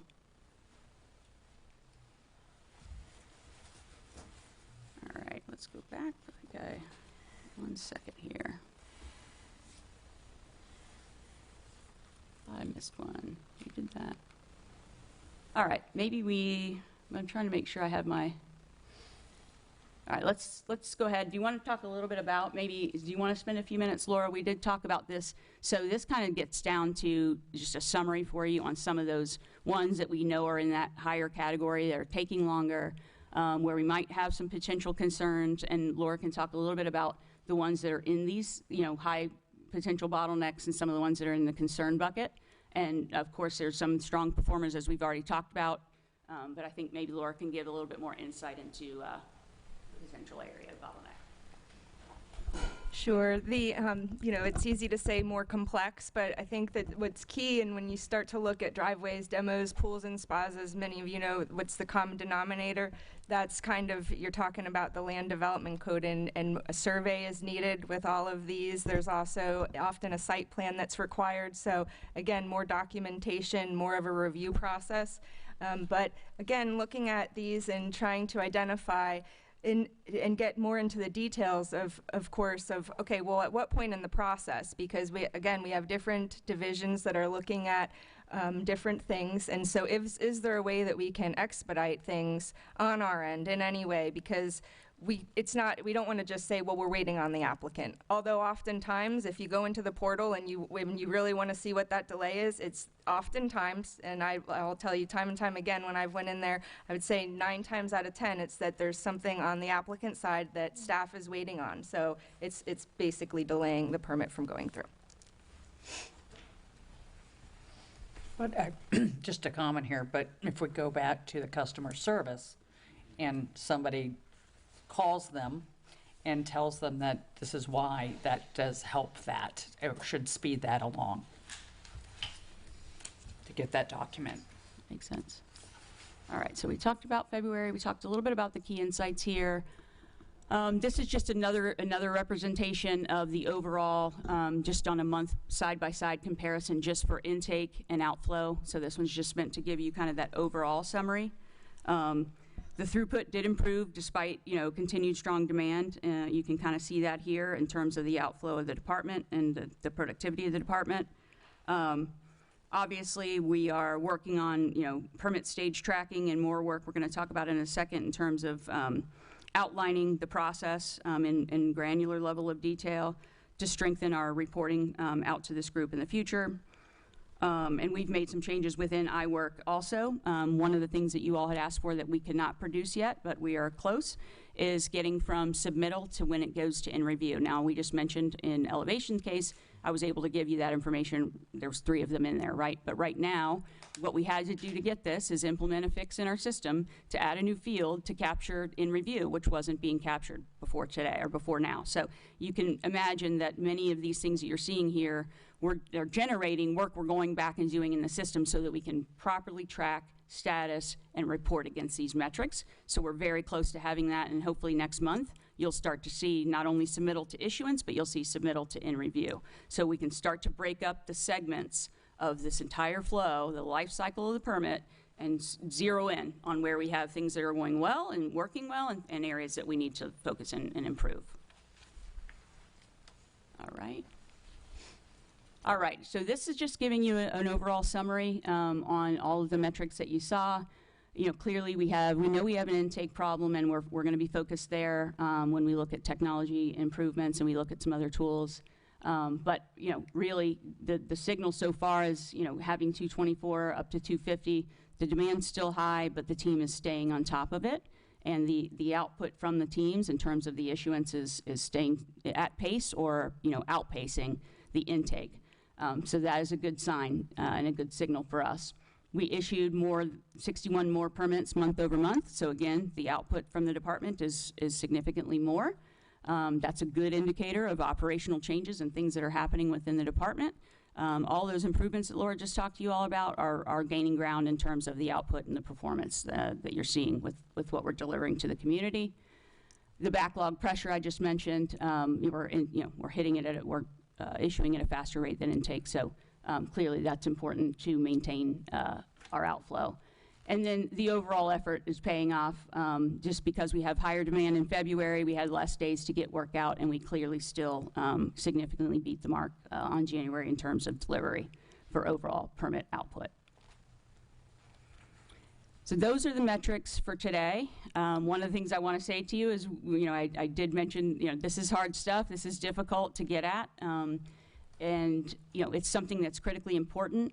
It's all in development, so we hope that you'll give us guidance, feedback, around how you want to start seeing this information and what types of information to change or think about as we're approaching this.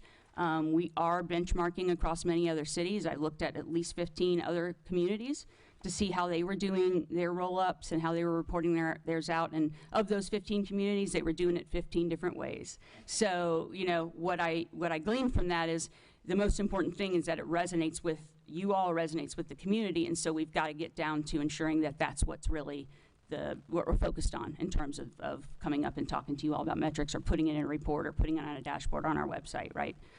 So we are focused there. The last few slides I'm going to go through pretty quickly. You've seen most of these before, at least at a high level. This was the last time we went through this. We talked about an operating blueprint and a set of materials that we're developing. And so I'm going to take you through each one just briefly so you have a feel for what the work that's been going on, because there's a significant effort there. So one of the things that we've been building is an operational service, a blueprint service map for the permitting life cycle. So essentially, we're outlining an entire end-to-end permit life cycle process. We've working on coordinating with all disciplines. We've met with most of them, but there are still a few that we're working through that we need to incorporate in. But you can see the image; it's a little bit grainy. Happy to share, if you want to review it in more detail, happy to share it with you. But it's basically a process flow map showing the end-to-end stage of permitting as it moves through. We're using staff workshops. We're using surveys. We're using the volunteer surveys that were done. We're getting ready to do that contractor focus group. All of that is going to feed and give us information to feed this process, and this will be updated accordingly. Obviously, we're looking at in-depth reviews of the system, the capabilities of what we have, how the systems are being used, what tools that the teams are using to accomplish the work. So that's going into the inputs for this diagramming as well. Next up, we have to outline the inspection process. That is not identified here. So this takes us basically through high-level plan review. We've got to get inspections baked in here. We don't have anything from code baked in here. So we've got a fair amount of work to do in those two spaces. We've got to finish documenting the workflow and the system touch points. So where we're touching the technology, what technology, as I mentioned, is being used, what tool. For example, I know scheduling for inspections being done outside of the tool. They're using Excel spreadsheets, they're using Calendly. There's other tools that are at play that we need to document and make sure that we're incorporating in terms of when we're thinking about replacing this, how might we go about that, and where do we need to focus our efforts. I think we talked a little bit about that. I don't know that I need to go into why this matters. I think everybody gets why this stuff's important, so I think I'll let this one go for the sake of time. All right, I think this one was kind of an important one to call out. I mentioned this pain point register the last time we got together. What I didn't share with you is it is still in progress, but so far to date we have 46 items of pain points between all of the various departments and feedback that we've ingested or taken in this process. And 67% of those are gaps in the technology we have that cannot be fulfilled with the solution that we have in place today. That's not really acceptable, right? I mean, fundamentally, that's a pretty big gap. There's a significant and frankly, from delivering on what we need to be able to do. I'm not blaming all of it on technology, because clearly technology is not the silver bullet for solving everyone's problems. But a lot of the operational things that they're baking in and doing now, we need to support and augment with technology. And then this is another thing that I think is going to be gold for all of us. It's going to serve a lot of purposes. So we are right now in the middle of building out an entire permit matrix that's cataloging over 64 permit types that's going through every single step of that permit type in terms of what documentation is required for that type of permit, what compliance obligations are there as a result, for that type of permit, what kind of inspections and the order of those inspections for that type of permit, what kind of reviews are required for that type of permit. So you can imagine there's a lot of detail going into this permit matrix. But this is going to answer and basically help us with our RFP. It's going to help us for any changes to the system. It's going to help us on the website when we need to communicate to you all about, processes and processes that the community needs to use for submitting their application. It's going to help training new employees, because we're going to have this artifact that's going to be able to show them, and they're going to be able to use it for reference. So it's going to solve a lot of things for us, and it's taking a lot of time, but I think it's going to be worth its weight in gold. Clearly, it helps us in a number of ways that I think you guys probably understand, but we're standardizing requirements across the departments. It's going to help everybody understand what those requirements are. It's going to be setting clear expectations for the community of what to expect, to help lay out timelines for delivery on these things. Some things are more complex, and hopefully this is going to help us show the clarity around what makes it complex and how that's different from something that's quick and easy. And so here's just a quick sample. This is a roll-up. It's certainly not a level of detail that we have in the document, but I just wanted to give you an idea of how that's kind of coming together in terms of a permit type, walking through the application requirements on that permit type, what the plans and documents that are required to be submitted with that package, all those inspections that I just mentioned, and so on. So this one's really a big win for us, and it's taking quite a bit of time along with that permit service map that you saw, but those are significantly important as we go forward from a strategic planning standpoint. I think that's it. Again, I cannot thank Candace and her team enough, but I will say that, it's even helping. We've been interviewing for plans examiners and inspectors, and so if we weren't paying attention to this data and realizing that we have so many, for example, MEPs, well, when you're interviewing then an inspector, you want to make sure that they have mechanical and plumbing, so these things are, again, informing just our work operations and just having the discussions. Some of them were tough at times, because if you ask a permit tech how they process a permit, they'll tell you 3 steps. If Candace asks them again and again, it turns out it's really 18 steps. Okay, what is the contractor, or what is the applicant doing at this point? So it's been quite a process, but again, just so thankful, and again, very appreciative of just the help that it's given us along the way. So next steps, we're going to continue working with innovation and technology. We're going to continue to have those regular coordination meetings with the other departments and the interdisciplinary group that touches the permit process. We're hosting the building and permitting open house this Thursday. And then we're going to also have the contractor focus group. I didn't have that on the screen. And then we'll be coming back to you in June, around the June timeframe, with another update. I'll be happy to answer any questions. Commissioner Marriott. I've got a quick question for you, Laura. The contractor focus group on April 8th, is that invitation only, or is that any contractors that want to be involved? That is an invitation only, and so what we did for that one is we took the top 20 contractors with the most activity and work going on currently, and so we did an invite only because we're gonna dive into the same questions that we asked the volunteers, similar, format a little bit differently, but we really want to have a deeper dive discussion, and then we're also going to, Candace will be there to kind of go through the mapping. So again, we want to know from them if we're missing anything. Subsequent, though, to that, we are scheduling. I do not have the first date. We tentatively said April 28th, but don't hold me to that. But we are going to be holding a series of contractor coffees, and that will be open to anyone. And that'll be more of just topic related. So we have a series of different topics that have came up over and over, like, for example, we might have one that's just seawalls, all about seawalls. And so keep a heads up for that, because that'll be open, again, to all contractors. And one of the things that we heard actually from the internal stakeholder engagement was, and from the contractors from this original invite out, is that a lot of them aren't actually the ones, the contractor themselves aren't the ones that are coming into the front counter. They have a permit tech teams sometimes that are working for them, so we also are opening up to those individuals. So the contractor can come and bring their staff or send someone, because again, we've realized that oftentimes, they may be on the site and not the one coming into our office and working with us on the actual application. Thank you very much. And thank you both for, you guys have clearly done so much work on this, and I think there have been such tremendous improvement in a pretty short amount of time, and I hope everybody on your team feels like they're, part of the team that's on their way to winning the Super Bowl, because I think we've got a great plan going, and thank you, Candace. I just can't even believe how lucky we are to have you here to do all this for us. Commissioner Robinson. I had a couple of questions. Under the 90-day roadmap completed actions, page 112, eligible type of projects for same-day permits, do we have that list since it's completed?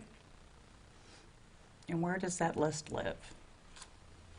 So no, so those are the ones that are going to be we're going to put those front and center for typical, but that information has not been added. I did have it on the slide, but I didn't want to just throw that up there because there needs to be a little bit more of a disclaimer, I think, and more information as far as why some equal change outs would be okay in same day, but not all. So we just want to add a little bit more information, and that is coming in with an update to the website. Fences on here? No, they are not. How long do fences take to get a permit for? I can tell you how long on average. Hey, we have that data. Again, often, often, because of a site plan being required or survey being required, and I think that may be part of it, that it wouldn't be same day. Not to say that it can't be. Okay. Yeah, that's part of our local code. Right. So you could review that and change it, but it requires that kind of permitting right now. Well, a survey is kind of obvious because you don't want to put it on your neighbor's yard. I mean, that would be something that's kind of like, and I would think if you, under a fence, you would say you need a survey, and under particular items you need a survey for, but. And then the streamlined guidance and outreach, the published clear instructions and eligibility criteria, residents easily identify projects suitable for same-day processing. Where is that as well? So that is, currently we have updated the site. If you go to our permits, applications, and forms, I believe is the page title for that one, where it outlines the permit process. It will link you out to the regulatory timelines, that 30-day, the 10-day for a re-review. It goes straight to the statutory requirements. You're saying this is on the website? Yes.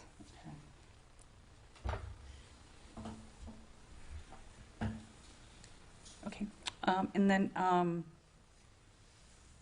did we establish SOP as verbal communication phone call prior to any denial for any denial of permits? No, we have not. Okay. And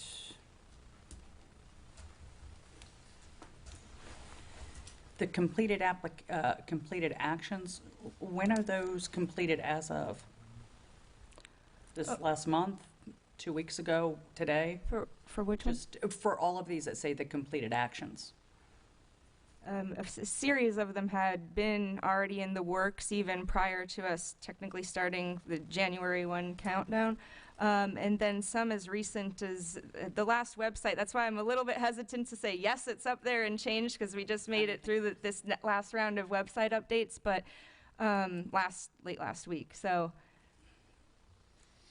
they've been happening since, I believe that we first had these series of progress action items in late December. And again, a few of those we were already kind of working on in a different way, but, wasn't really captured in this same format. But we do have, just to be clear, we have a complete list of these, and there are, at minimum, like, this was done January 2026, February, so you do have dates on all of this stuff, I think. It's just not here.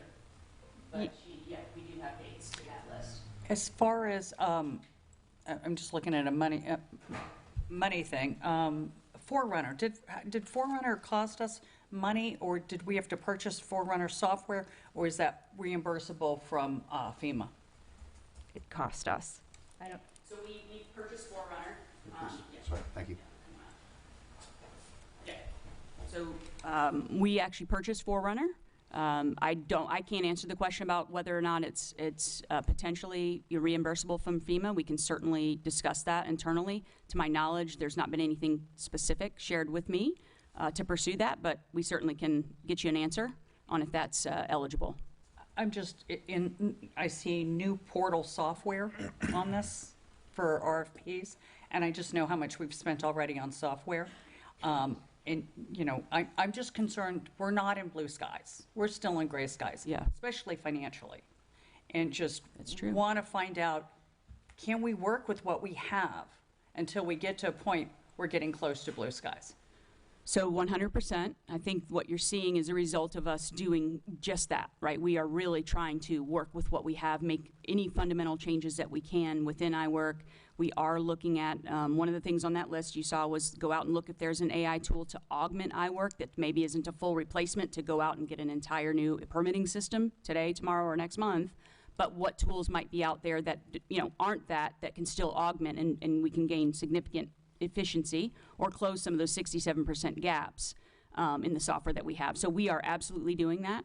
I think the ask of us was to come together with all of this documentation and be ready for an RFP by maybe June was the deadline that we were given and discussed in some prior commission. And so we're still targeting the potential to do that, but that's certainly going to be up for discussion in terms of how that plays out. Yeah, I would just be concerned that it all works together. Understood. I think we've had a lot of stuff that hasn't worked together in the past, and we've had to abandon it and then paid a lot of money for new software.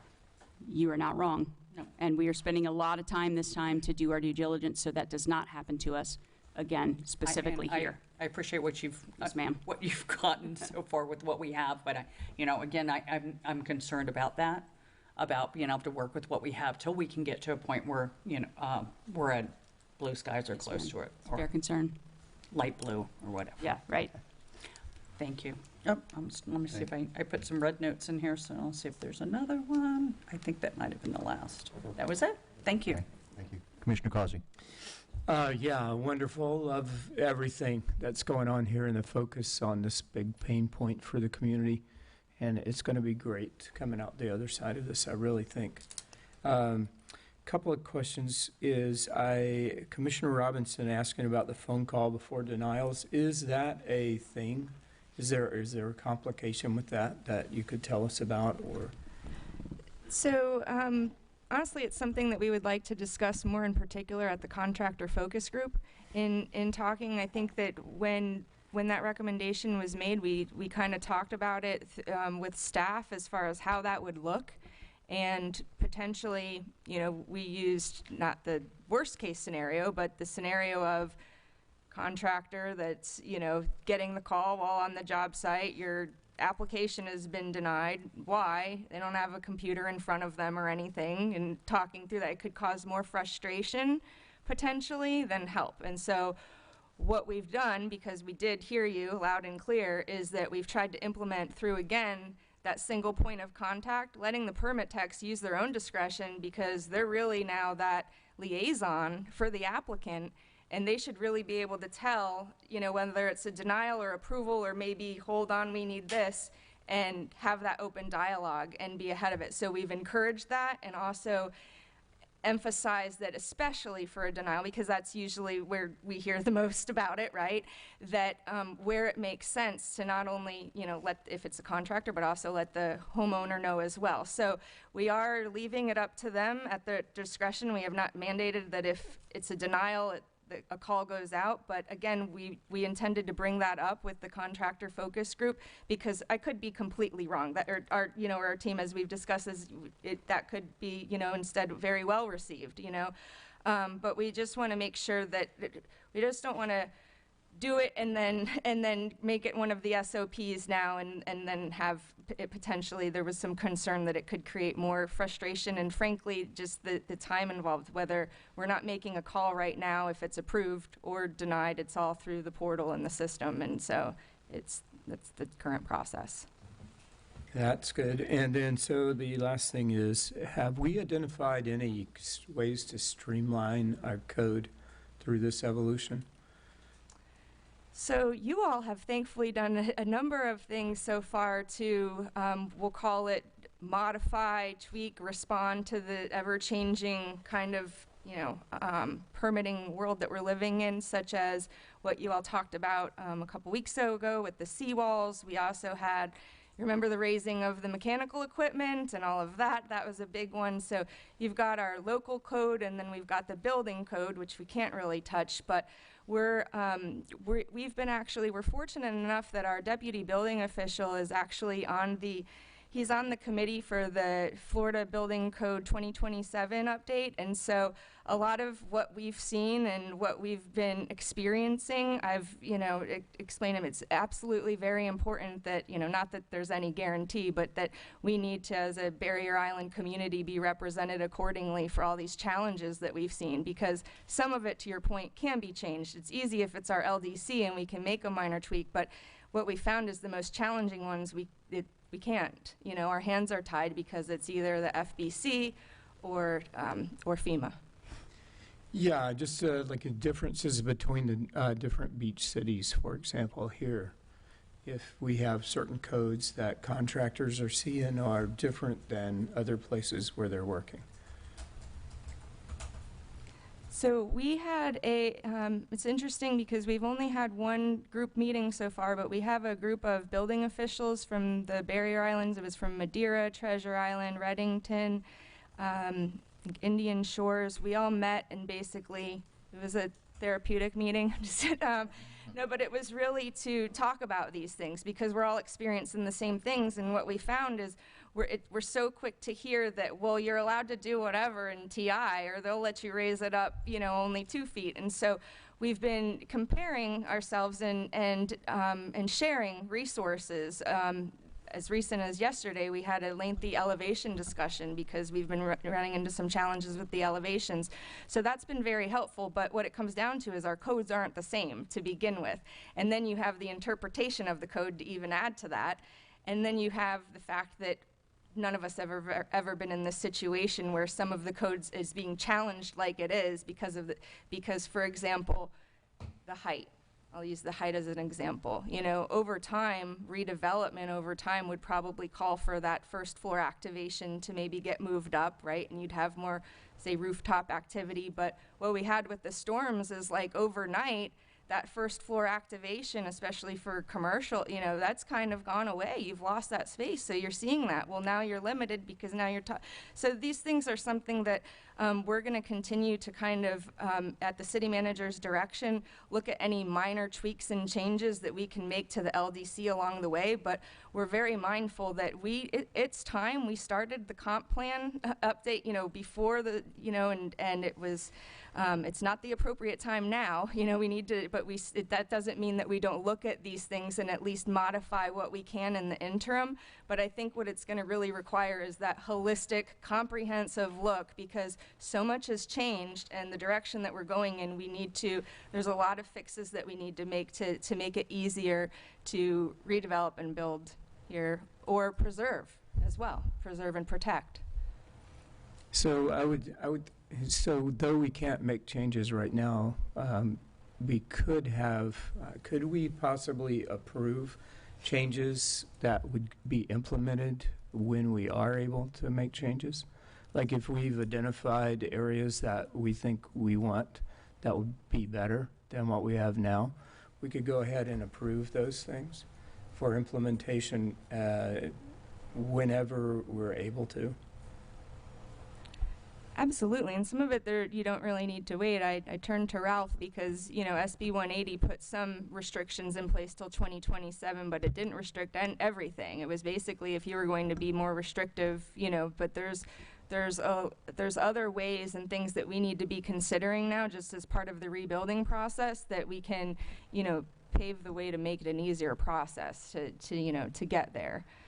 Yeah, that's great, but that is exactly what I was talking about, is the 2027 date. Like, when that date comes, maybe we'll be ready to automatically implement a lot of changes that we've already gone through the process on. It's fast approaching, and I'm hopeful that with the redevelopment plan and with the community engagement that we're going to do as part of the redevelopment plan, that's a really great opportunity to, again, you're looking at a more specific area, but it applies for the whole city, right? So you can kind of use that engagement and that input to help inform some of the, we'll call them interim fixes or changes or modifications that you can make until you can do the big stuff post 2027. Thank you. Okay, thank you. A few questions from me. I'm sorry. You start talking data and my engineer lights up. I apologize. I know you mentioned that you're working with other communities, best practices, things like that. Are we working at, I would like to find, coming out of there, is expected timelines per permit type, right? Fences should take this long. Seawalls should take this long as an average, submittal to approval kind of process. I hope we're gathering those. Maybe just a quick question, just yes, are we gathering those? If not, can we? We can. Okay, thank you. A few more. I like the averages. I should have started with excellent presentation. I sincerely appreciate both of you and what you provided for us. I tend to think of averages. Sometimes they can be skewed. If you got something really long, it'll skew the average up. Really short, you'll skew it down. So can we possibly, I don't know if you have the data easy enough to just add right in maybe a median and a range kind of thing so that we can kind of see, median will tell you half of them take this long and half of them take longer kind of thing. So when we see, because averages tend to get skewed. Something to think about. Okay. I'm sorry. I'm rattling them all off because I realize we want to wrap up at 10, but I'm not sure that's going to happen. She said we can do it. Understood. No, I'm with you. Thank you. As we're breaking out our metrics, right? And you mentioned we've got a process and we want to start dividing it up. I'd like us to also consider if we can differentiate between what I'll call waiting on the applicant, waiting on the contractor, waiting on the city, right? And really be able to quantify. Only so much of that is in our control. The other half is not. However, whatever's not in our control, I would like us, if we do have, I'm sorry, I'm rattling all this off, Laura, I apologize. If we do have expected, communities around the area typically do a fence within X number of days, just to use it for example, or a seawall within Y number of days, right? And then I'd like to see if we have alerts where a particular item in our case goes beyond that typical time frame, right? It's stuck in a part of the process, and I want us to alert the city staff, if possible, to identify that, hey, this one's one we got to follow up on, right? And so I'm not necessarily looking for answers right now as much as things for you to think about as I'm kind of thinking about process flow in my head. And ultimately, we're looking at what I say steady state kind of flows. We're not in a storm just hit us and we've got thousands of applications. We're kind of a little bit beyond that. I'd like to know that as we look at this software, that we're anticipating being able to stress test that software, right? Stress test our models to say, yes, we think within a fence within normal steady state is, pick a day, 3 days, I don't know what it is, right? But if we threw 1,000 of them at it at once, obviously that's going to clog the system up. And I don't know if our software, as we go out for RFP, might allow us to do some stress testing like that. Because right now, I don't know that yes, we are still in gray skies. I like that term. But they're not the pitch black skies that we'll see the next time the storm hits us. And I want to make sure that we don't, as much as our software will be improved, I don't want us to come right back into the same situation we had back in September of 2024. Right? Yes. Agreed. And then last question, I'm sorry, and I know I rattled a lot, I apologize. What's the date that we're looking possibly to have a goal for, if we're gonna consider new software, do we have an RFP that's got a date that says we'd like to be considering them in this date? The only date that I had committed to as of now was trying to get an RFP, the materials and scope of work together by June. But as far as when we would like to, if I understand your question, you're looking for when we might want to look beyond the schedule of implementation or choosing new software and implementing. Yeah, when do we want to choose that vendor? If we're going to go with a different vendor, when would we want to choose that vendor? Yeah, I mean, you know, the last one that we did here, now it was started well before I got here. As a matter of fact, they were at the tail end of the decision when I got here. You know, it took probably 6 or so months or more.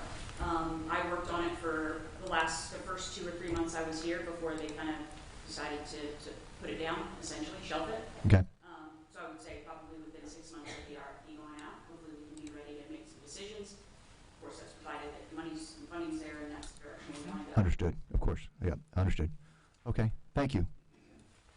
Thank you. Okay, I'm looking at the agenda. I think what's next is audience comments, and I'm used to seeing it much earlier in the night, but here we are. Audience comments. Is there any comments from the audience, please? Yes. Sandy Mayer.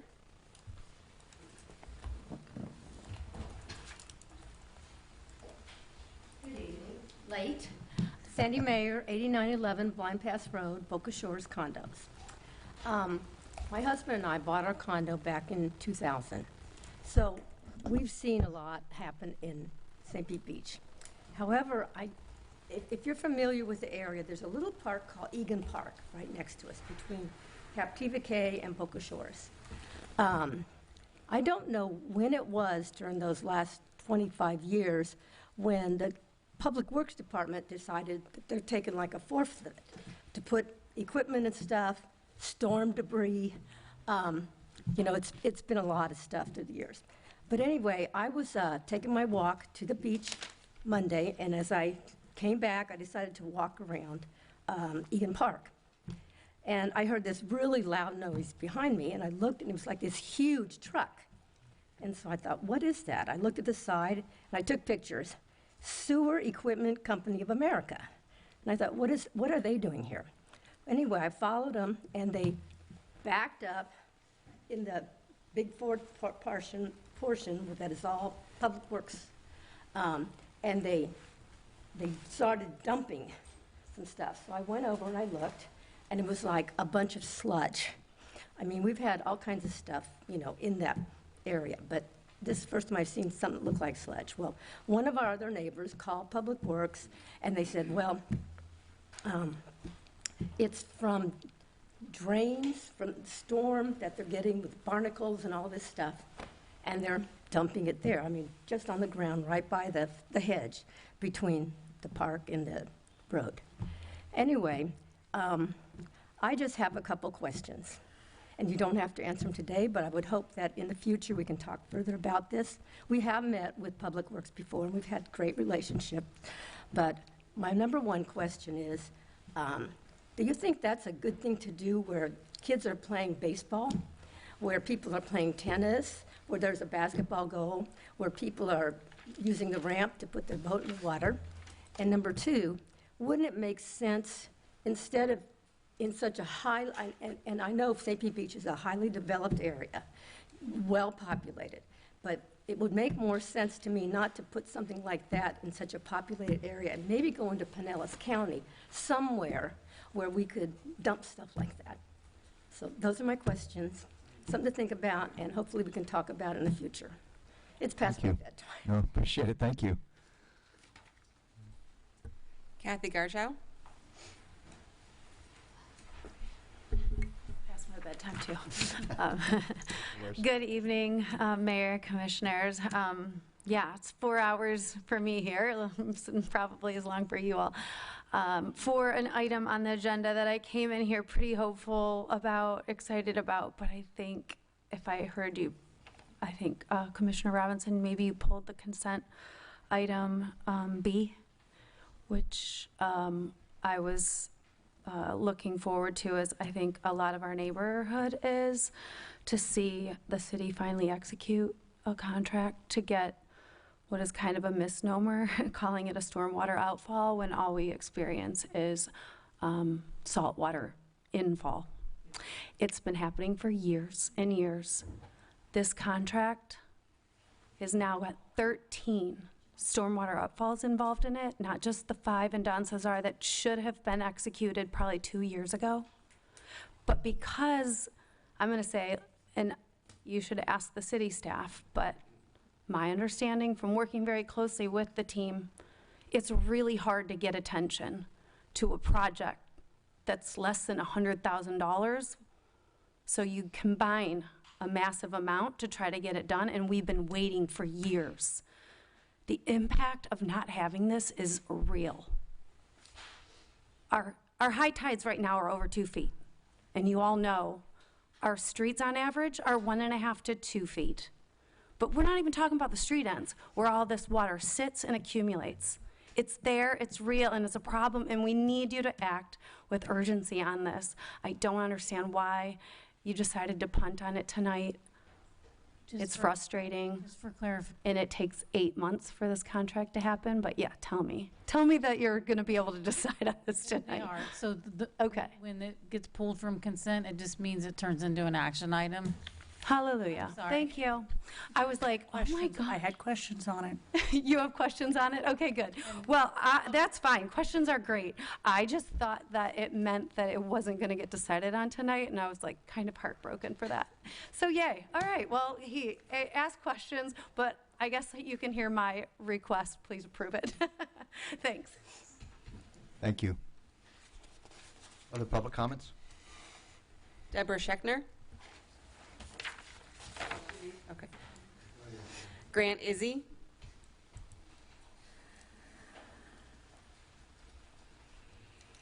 Good evening.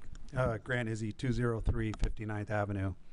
Again, 4 hours here, but just to make a couple of comments, so I almost feel guilty doing that since everyone's been waiting. First of all, I want to say thank you, like I always do when I get up here. First thing I want to do is thank you for your service, okay, to the community and the time away from your families. You know, doing service of any kind is noble, and so I really appreciate it. We all appreciate it, okay? We may not always agree with you, but we appreciate it. And then congratulations to Commissioner Causey and Mayor Tate. You know, this is, some people say elections have consequences, but I know a number of people, including myself, that really say elections bring opportunities. Okay, so this is a good day for our city. A few opportunities that I want you to think about that I think are important and that our city needs right now more than anything. Solving problems, real problems is one of them. And we need you to lead and make decisions by using facts, not emotions. Okay, facts are what take you to the right solution, and it'll help you avoid things, which is, it's kind of been rampant here, is problems looking for a solution, you know, or solution looking for a problem. And so ask the right questions. Ask, what problem are we trying to solve when you're being asked to approve something? Because that may take you down a different road, but it'll be the right road. Bring the community together. The toxic atmosphere in this community that pits people against each other compounds the problem when you have to solve the big problems, because we're not working together. So really need you to do that so we can really move forward, whether it's a big problem or a big issue like this thunder thing. If we were working together, I bet you we would solve that problem. Clarify the vision of what we want St. Pete Beach to be. I think we all want the same thing, but it doesn't seem like it. So we need some clarification. Like, just for example, on this road project, do we need bike lanes or not? What's the big vision for St. Pete Beach and making it an accessible, walkable, rideable city? Does that particular road fit into the overall big vision? What is the vision? Our neighborhoods, what are the vision? That needs to be clarified so we can make decisions. And then finally, process improvements. Great briefing, but we're not going to get anywhere unless we have goals that we can measure by. Thank you. Thanks, sir. Lauren Moniz.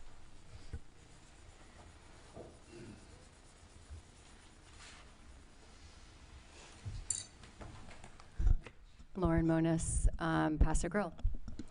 So problem number 1, amending the minutes verbatim, but missing the intent of the voting government body. Intent is crucial, even if it's not spoken. Legislative intent of the legislative body is mandatory language, and y'all missed that. Y'all missed that. Problem number 2, not amending Exhibit A. My understanding is that you're going to amend the minutes, but not amend the ordinance. Is that correct? You don't have to answer because I know you're not allowed to answer right now. But if I understand that correctly, then you'll have the minutes disagreeing with the ordinance. That's a break in due process. Correct? Yes. There's no transparency. There's no record of anything. Puts you guys in a really weak spot, litigation-wise. Problem number 3, you took out utility poles, Ralph, for setbacks. The citizens always had the language for months saying setbacks are for wireless support structures and utility poles. Now it says wireless support structures not including utility poles. What's that about? They're all utility poles. All the wireless antennas right now are on utility poles. Why would you take that out? Did they tell you to take it out? The old commission? Did they instruct you? Are you overstepping your advisory role again? I think so.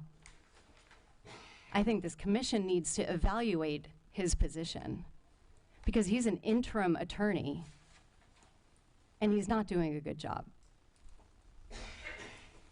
He needs to be evaluated. And you pulled, not you, the other commission pulled his evaluation from the agenda.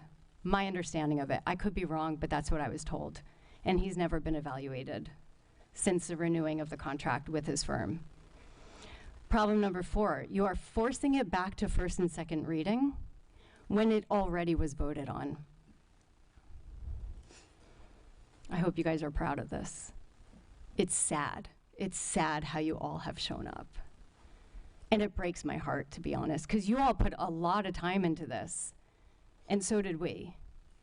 And now you want to put more time into this. You guys think I'm going to back down because you keep giving me problems. I'm going to turn it up 10 notches now. Thank you. Thank you. Ron Vigneault.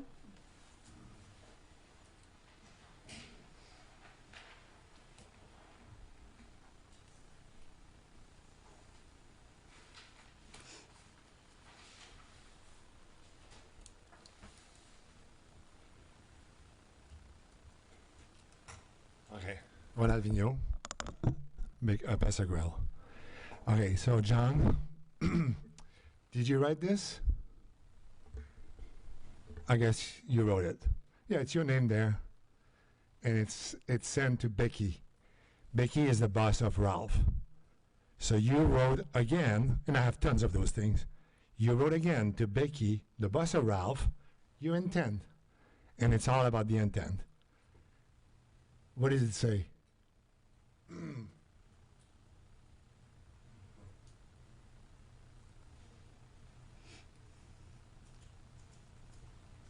See here? Mandatory. It says mandatory. Can you see it? John, look on the paper. Why are you looking at me? Have you passed out? Look on the paper. You wrote that. That's your intent. You fought for this for months.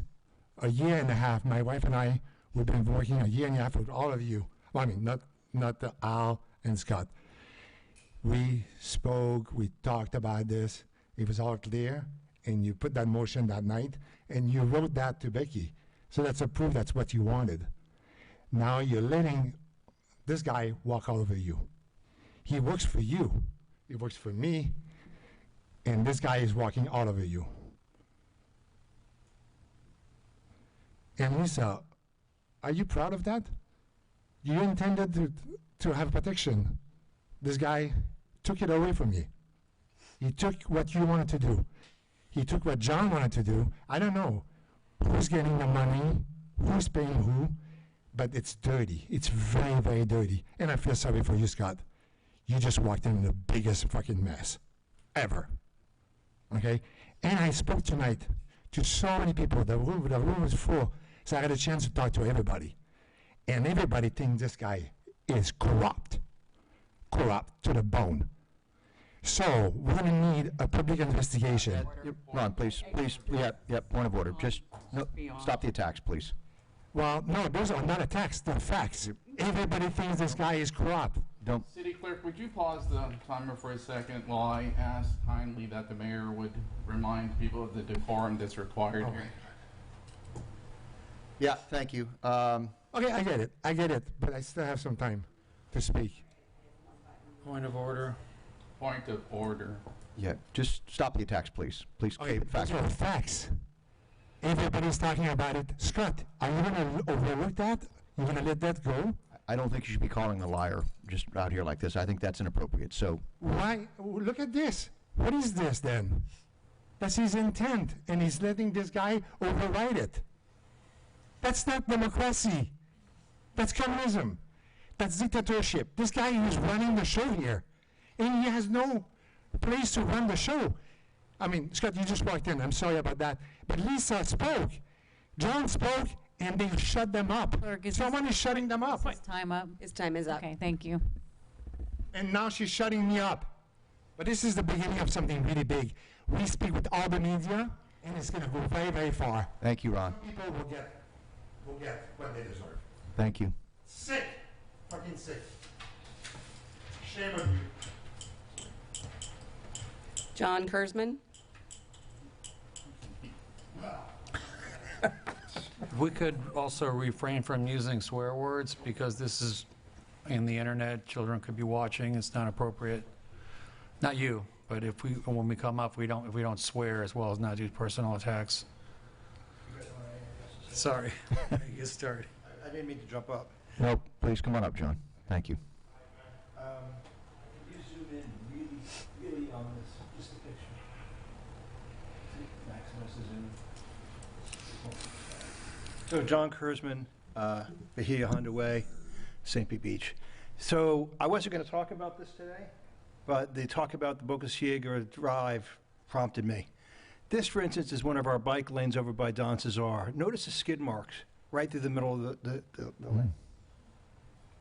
This is the Florida statute that says the driver of a vehicle overtaking a bicycle or other non-motorized vehicle or an e-bike occupying the same lane must pass the bicycle at a safe distance of not less than 3 feet. It also says, in number 3, the driver of a vehicle overtaking a bicycle or other non-motorized vehicle or an electric bike occupying a bicycle lane, which is what we often do, must pass the vehicle at a safe distance of not less than 3 feet. This never happens on Gulf Boulevard. It never happens anywhere in our city, and it's dangerous. Now, recently, the state has come up with a new law for e-bikes, where now they're going to say that if you're on the sidewalk, you can go 10 miles an hour. Well, they're saying you can go any speed, but at 10 miles an hour if you're within 50 feet of a person. That's a great step. I think in our city we might want to undo the law that was mistakenly made, as it wasn't made properly, and make the law be just 10 miles an hour when you're on the sidewalk at any time. But at least let the e-bikes back on the sidewalk. And let me explain why.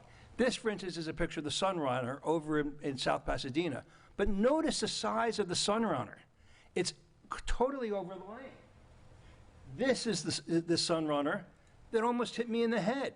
January 13th, I was on my bike in the bike lane, and look at that mirror. The mirror is in the middle of the bike lane.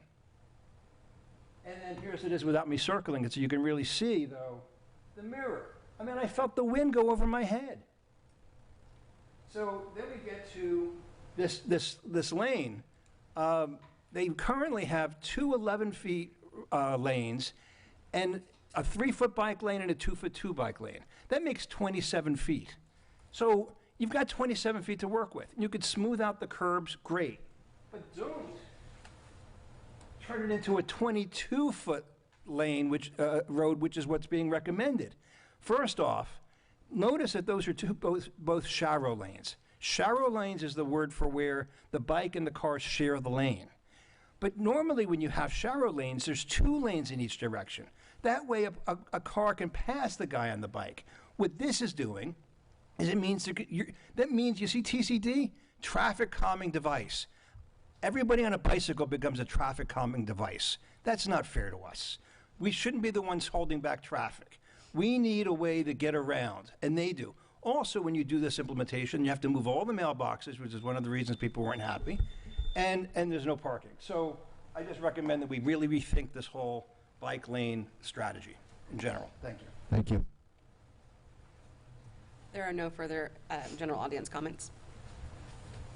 Okay, thank you. Next, we have the amended consent agenda. Do we need to read it? Is there a reading of it, or? I can read the resolution. Do we need to Continue the meeting. continue the meeting? Oh, sorry. Yeah. Wow. Yep. Okay. I'll make a motion to continue the meeting to 10:30. I second.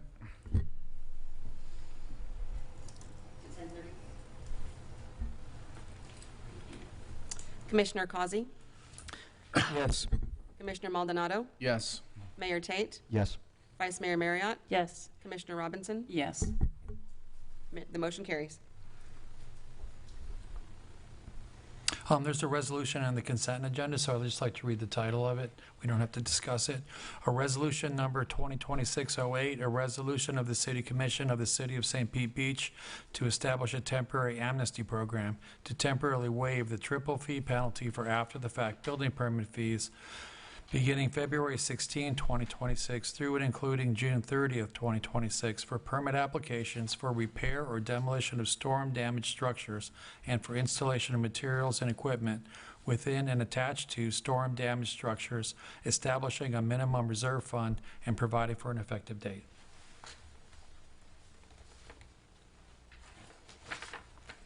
I'll make a motion to approve the consent agenda. I second.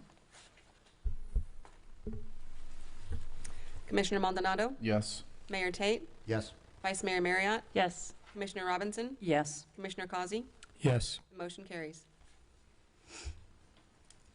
Correction, that motion should be to approve the consent agenda as amended. As amended, yes. Do I need to start over, or can I just say? No, that's okay. Okay, thank you. That's right. Yeah, I know. No, that's fine. We'll approve number B next. We're going to approve B separately. Sure.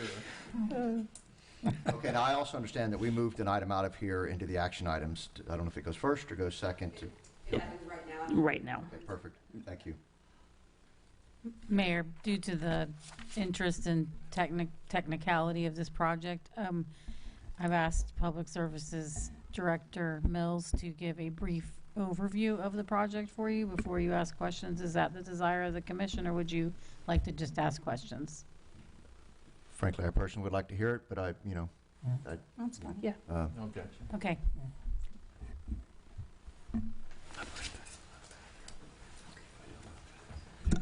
Good evening, Mayor, Commissioners. For the record, Camden Mills, Public Services Director. So I appreciate the opportunity tonight to provide some clarification on the proposed project for the Bokea Bay stormwater outfall improvements. This project is a combination of 3 of our capital projects, one for the Bella Vista neighborhood, one for the Don Cesar, and then another for the Paso Grill neighborhood. We packaged those 3 into one project in the effort of having, economies of scale and hopefully getting better bids.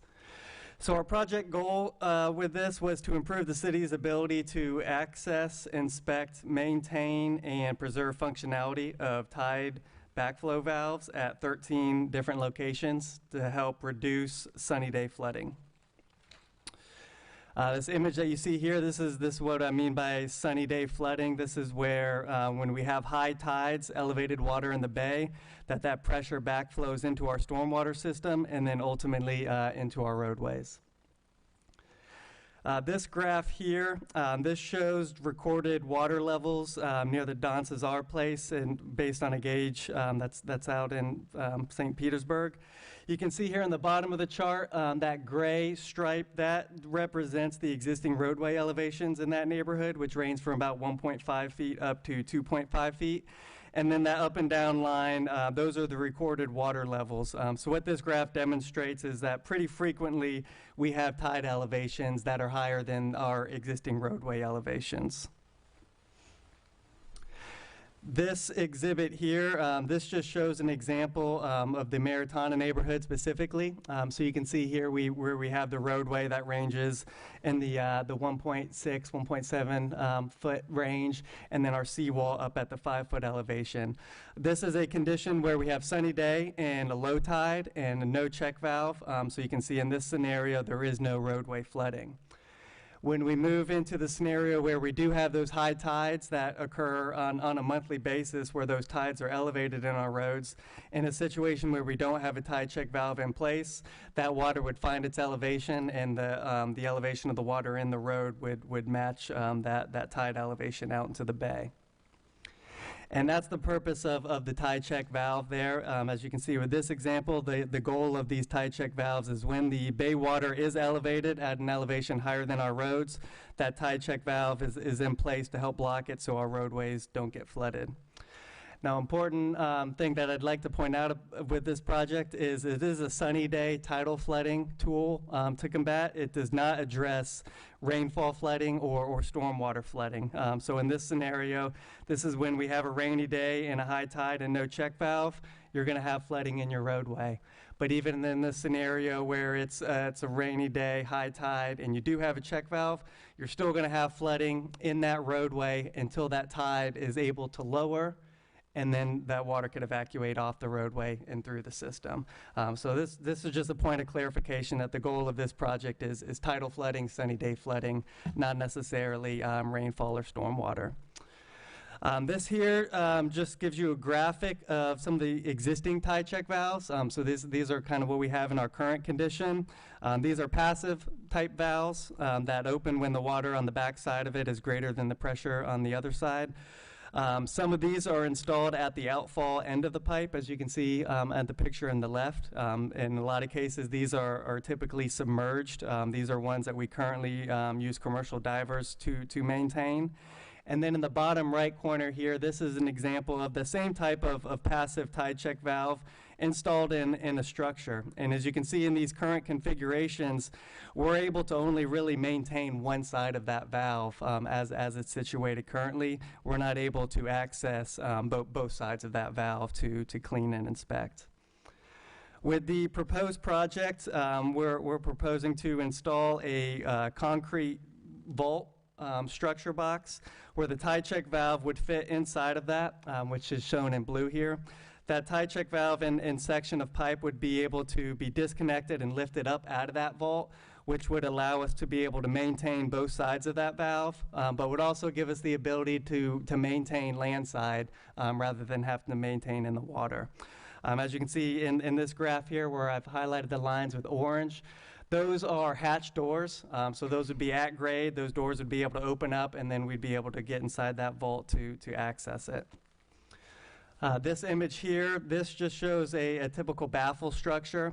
The purpose of these is to catch debris, sediment, and any floatables before it gets to the tide check valve. So the purpose of here is if we had, tree limbs or different types of debris that would get caught in that valve, we install these type of baffle structures upstream to try to capture that so it doesn't decrease the functionality of the tide check valve. So with this project, we are looking at 2 different locations in the Bella Vista neighborhood, as shown here on the map. This image on the right, this is just an excerpt from the construction plans for this project. The orange lines is the existing storm pipe, and you can see where with that gray box, that's what we're proposing for that check valve vault structure, which can be accessible with our utilities crane truck from the roadway. We're also looking at 5 different locations in Don Cesar. These are the locations that already have an elevated seawall. As you can see here on the image of the left, this is the Don Jose location. And that red box that's hatched out, that'll be about the footprint of where that maintenance valve box would be in those locations. So we're putting them immediately downstream of the existing curb inlets. And then we're also looking at 6 different locations in Paso Grill. The Paso Grill tie check valves were installed around the 2016-2017 timeframe. And we're seeing similar type of issues where we still have tidal flooding, and in their current configuration, they're difficult to maintain with our existing staff. So the project budget for this, through the city's capital improvement plan funding, we had about $1.7 million remaining for this project. That comes from our local flooding mitigation fund as well as our water quality improvement fund. When we put this project out to bid, we did receive 2 bids. The low bid that met the qualifications of our criteria was in about $1.1 million. $1 million of that is for construction, and then about $100,000 of that is for contingencies for any unforeseens or unknowns that may arise. So the proposed project is within the budgeted funds through our CIP. And then discussing with our operations team and evaluating what the operations impact would be of this project. First is increase our ability for maintenance. So this would reduce our needs for commercial divers and give us the ability to maintain these check valves in-house with our crane truck. And then also preserve the functionality of these check valves, being able to access them from land where we can maintain both sides of those check valves, and then also having those baffle structures that catch the debris upstream before it gets to those valves. Ultimately, these are the 2 main goals of this project, is to increase our ability to maintain and then preserve functionality of those check valves. With that, I'm happy to answer any questions. Commissioner Robinson? I just wanted to make sure that, I guess my question revolves around, this project hasn't been maintained, right? So that's kind of where we're at right now, trying to do that. But is it a project, does this work? I mean, if it's maintained, is it work? Are you confident in its ability to do the job? I am confident that this project would increase our ability to maintain these check valves, which we don't currently have. And are there any other solutions for the issues at hand for the flooding? For tidal flooding, this is really the best option that we have at hand right now. I mean, ultimately, down the road, we would look for pump stations to try to evacuate some of that water, especially when we look at the rainfall type problem. But this is a type of solution. And we vetted this through other communities as well. Fort Lauderdale, St. Augustine, some of these other coastal communities that have similar issues, and they've all kind of came. We started out with the check valves on the pipe end, and then we moved to more of an inline type valve. And this is kind of what people are moving to, is closer to the roadway, something in a vault that isn't dependent on maintenance underwater. I just want to make sure that it's not a Band-Aid, that we're not spending this type of money for a Band-Aid, and we're going to be down the road going, oh, we spent this, but we need to do this now. I just trying to think of the big picture on here. Mm-hmm. Versus, if there was something that was a better option, let's say, then my question would be, how much does it cost to have divers go in and do this? And what is the maintenance schedule for something like this? Right. So I think this is the best tool that we can do for a low-cost, near-term type improvement. I mean, ultimately, we would move into stormwater pump stations to help with our flooding issues, but that's drastically more costly and, design and permitting required. So I think this is a good step as we move towards that long-term plan. Maintenance-wise, if we were to use commercial divers, we would think this would cost about $200,000 a year to be able to maintain with commercial divers. But with that, you're still only maintaining one side of the valve. Post-storm, we did some cleaning of the valves in the Paso Grill neighborhood. We witnessed that they were covered with barnacles, so we cleaned those barnacles up, and then the dive report said, well, the valve still wasn't, completely sealing shut. those type of problems, would be easily handled if we could maintain them on land. I think that was my big question. I just want to make sure we're not looking at Band-Aids for something that we're going to end up spending a lot of money down the road. And what do you think the life expectancy of this for now? The vault structure itself would have a long life expectancy. I mean, that we would expect 30+ years. The tide check valves themselves, that's something we're going to have to evaluate through this project. Hopefully we'd be able to extend the life of these tide check valves, being that we are going to be able to maintain them better than we have in the past.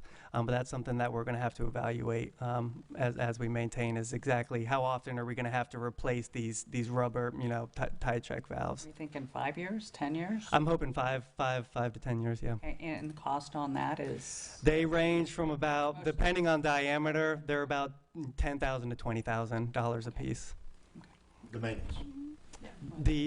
For a new, to replace the valve. Just making sure it's going to be another. We have also discussed this with the city of St. Petersburg and discussed, some of the challenges they have in the maintenance of tide check valves, and they also reiterated to us that, having them in these maintenance valve structures closer to the road gives you the best ability to have a functioning. It makes sense. I just want to make sure we're spending the money wisely and getting what we need to get out of it for everybody. Thank you. Thank you. Commissioner Causey. Yeah, I am still unclear on the maintenance schedule that you believe will keep the barnacles from being a problem on the redesign that the modification you're talking about. That's going to be something that we're going to have to adjust, as we see these conditions. Initially, we're going to try to start, quarterly. That's going to be our goal. But if that has to move to twice a year, we'll do that. If that has to move to monthly, we'll outline that. But our maintenance plan right now is in the past has been non-existent. So this is something we're developing, and we're going to have to evaluate and adjust as needed. So are we still going to need the divers to come out and clean the outsides of them? At the outfalls, we would. We're looking at purchasing a john boat so we can help perform some of that outfall maintenance in-house rather than using divers. But yeah, outfall ends of pipes may still need to be maintained with divers. That's where we could use With or without a check valve? I'm sorry, just want to make With sure. or without a check valve, yes. Yeah. I'm sorry. Mr. Causey, I don't know if Yeah, I mean, that's like the problem with the original installation is you literally couldn't maintain it because of the bad design. So, we just don't want to have another bad design. So, we have the engineering company is going to do this install, but they are also vetting what we have as the proposed design, or? Yes, yeah, we did have an engineering consultant that engineered this design and signed and sealed these plans with their professional engineering license. Mm-hmm. So are we still spending the $200,000 a year for the divers for maintenance? That's to be determined. Right now, that contract's currently out for bid. So we'll see what those prices come back at. But yeah, the answer is yes, thereabouts, right? Mm-hmm. Our plan would be to keep, diving, keep cleaning these outfalls, as well as our the vac trucks that you see, driving the street as continual the maintenance. I'm all for the maintenance. Trust me, I'm all for the maintenance on that. Yeah. Sorry, Al, let me finish questions. Yep. Thank you. Al, Yeah. So I am definitely all for spending the money. I think that this can be part of a solution that we're going to need for more funding, like for our other infrastructure things. So whatever we need to spend, I'm committed to not having salt water on the city streets. But not just salt water, I think that there shouldn't be a foot of rainwater that's sitting on our streets waiting for low tide. So I just think that is something as a city I would like to see us adopt and have that as a standard, that we're not going to have giant pools of water sitting on the streets. And as I've gone around for 4 months now and talked to people, this is one of the biggest frustrations throughout all of District 3, is the bad grading or else dirty storm drains or that have barnacles in them because they've been under the sea level. And also, not having maintenance on the outfall valve. So we're going to do a redesign now, and we're going to do work on this outfall valve. I just think it's important to undersell this idea to the people that we're trying to help, that you're still going to have a lot of water on a thunderstorm, which we have every day, if it's high tide, because this doesn't solve rain problems. That's correct. Yeah. Understood. So I just want that to be clear. Yes, sir. Any questions? I had one more thing. Yeah. Wasn't 625,000 of this covered via grant? That was a different, that grant was for a different project. That was specifically for the 3 locations in the Don Cesar that don't have the elevated seawalls. It was for those locations as well. So it's those, and are we looking at doing anything with those? Are those on this program as well? Those are in the program as well as part of this design. That one we're getting ready to put out to bid to see what construction numbers come back with, and then we'll present that to you. Thank you.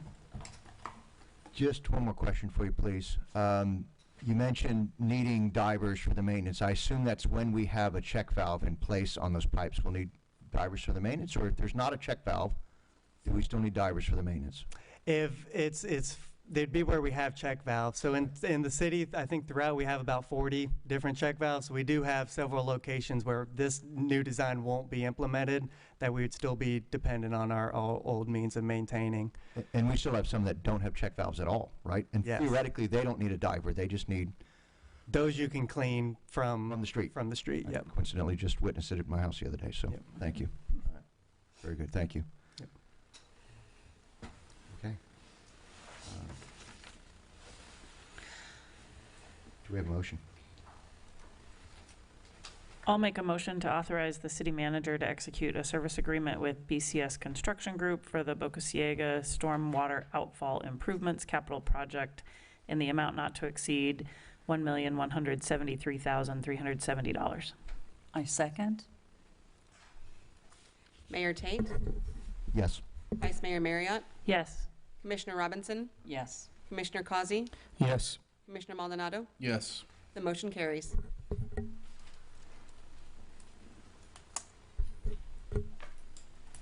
Okay, thank you. I think the next is our action item on the resolution 2026-07 for establishing and amending public parking fees. A resolution of the City Commission of the City of St. Pete Beach to establish a parking rate fee schedule and providing for an effective date. Good evening, Mayor and Commissioners. Adam Poyer, Assistant City Manager. This is a project we've been working on for a long time. We have some new members on the commission, so I just wanted to kind of back up just a little bit, just to give you a little bit of history of where we're at and why we got here and how we got here. About in 2025, we did a parking action plan with a third-party vendor that came in and evaluated our whole parking system. Part of that was several recommendations, some of them tied to fee enhancements as far as parking fees and fines. So what we did was we put together, with a lack of a better word, an a la carte list of fee enhancements that where you may be able to gain some revenue, you may be able to help turnover, and we presented that to the Finance and Budget Review Board at one of their meetings. That resulted in a list of recommendations to bring to you all. Which we did bring those to the previous commission at the last meeting, I believe. So the resolution that you have in front of you is a result of those two meetings and what we were asked to bring back to the commission for your consideration tonight. I've heard some questions, in the community where some of these things came from, and a lot of them, like when you look at the list in front of you, the sunset pricing, a lot of those were recommendations that were made by the parking action plan for us to explore. So that's why we as a staff went through and kind of ran some numbers and just wanted to provide you with as much information as possible to make your decision base. I will tell you that some of the technology that we have, the data is not fantastic in some cases, so some of them are estimates, so a lot of them are estimates, in fact. So like I explained to the previous commission, the dollar amounts that we have there are not exact figures that you're going to capture. We certainly had some data limitations in that aspect. So I just want to flip through each one just quickly, just a reminder for those that were on commission, and just an update for our new members. The sunset pricing, what that does is increase the hourly rate by $1 after 4 o'clock. And you see the estimated impact on that. Seasonal pricing is raising it by $1 for the, what we would say are in season, where we're about 34% of our parking revenue comes from, and that's February 1st through April 30th. The currently right now our parking rates are not consistent across the whole beach. The county parking lot has a different rate, so that third option is to basically standardize our city rate throughout all the parking facilities. The next one is just a general increase of 50 cents per hour at all of our facilities. Currently, weekends are considered Saturday and Sunday. Your next option increases the weekend by adding Friday as a weekend day and not just Saturday and Sunday. And then the last option that you see on there is increasing right now we have a flat holiday rate of $25. This would raise it to $40. This is one we made a little bit of change with staff because there was some discussion with the old commission, the previous commission, regarding the holiday rates. And we didn't feel comfortable that we had the data to present that back to you. So what our recommendation as staff would be is to adopt this. We put the language in there on a case-by-case basis. We would like to keep the hourly rate through the 3 upcoming holidays, which would be Memorial, 4th of July, and Labor Day, to be able to provide you data of what it looks like if we did the flat rate in 2025 versus just keeping the hourly rate in 2026 and not charging a holiday rate during those time periods. We felt like that would be really the only fair way to show you the data on what that would look like if we didn't use a holiday rate. The other thing that was brought up at the previous commission was a special event rate. So we did kind of change the terminology in there and say holiday special event rate. We put a range in there and said case-by-case basis. And that just gives you all the flexibility that if you decide there's a large-scale special event that you want to change your pay structure for, we can do it more readily to meet whatever you all would like us to do. And again, that not just tied to revenue enhancement, that's also tied to controlling our parking out here, controlling traffic, things of that nature. So, a lot of components, not just revenue enhancement. So the 2 items that we did discuss at the last meeting that were not recommended by Finance and Budget Review, and we didn't feel we had consensus from the previous commission on, that you don't see on your option list, is the transaction fees. So that would be basically, we don't have a cash option anymore, so that every time a customer uses a credit card, which is every time they pay for parking, there is a transaction fee that right now the city pays. It's different because we have 2 different vendors right now. We have Park Mobile and we have Flowbird, so those are 2 different transaction fees. So that's not included in the resolution before you. And then the other was reducing or not raising the current rates for the time period from 8 a.m. till 12 noon.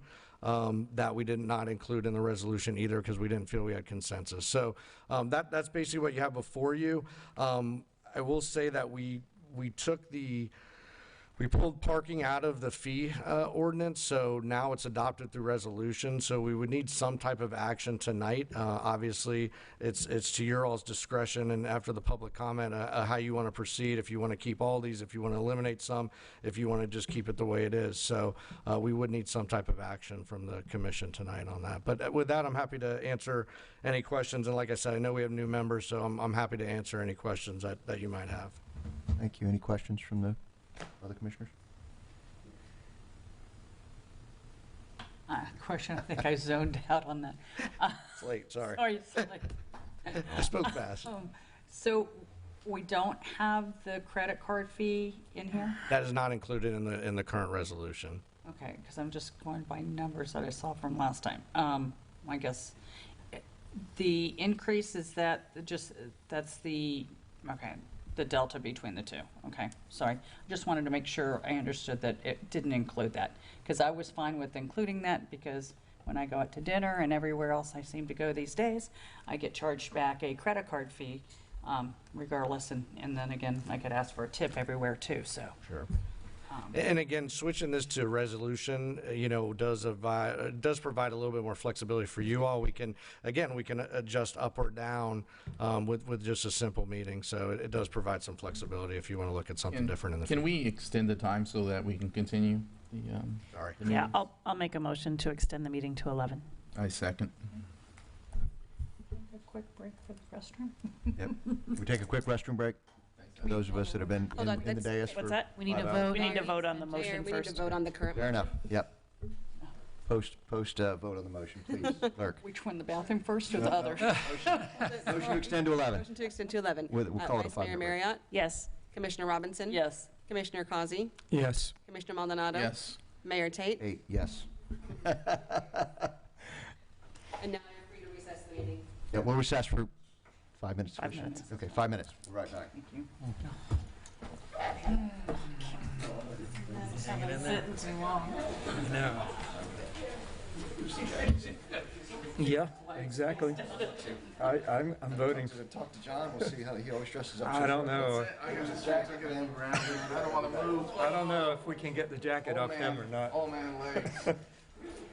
Got my sea legs. A whole lot of reasons why it's good to live in my district, but the best one is that I'm closest to the job. Snacks. Oh, yeah, that's not good. Oh, my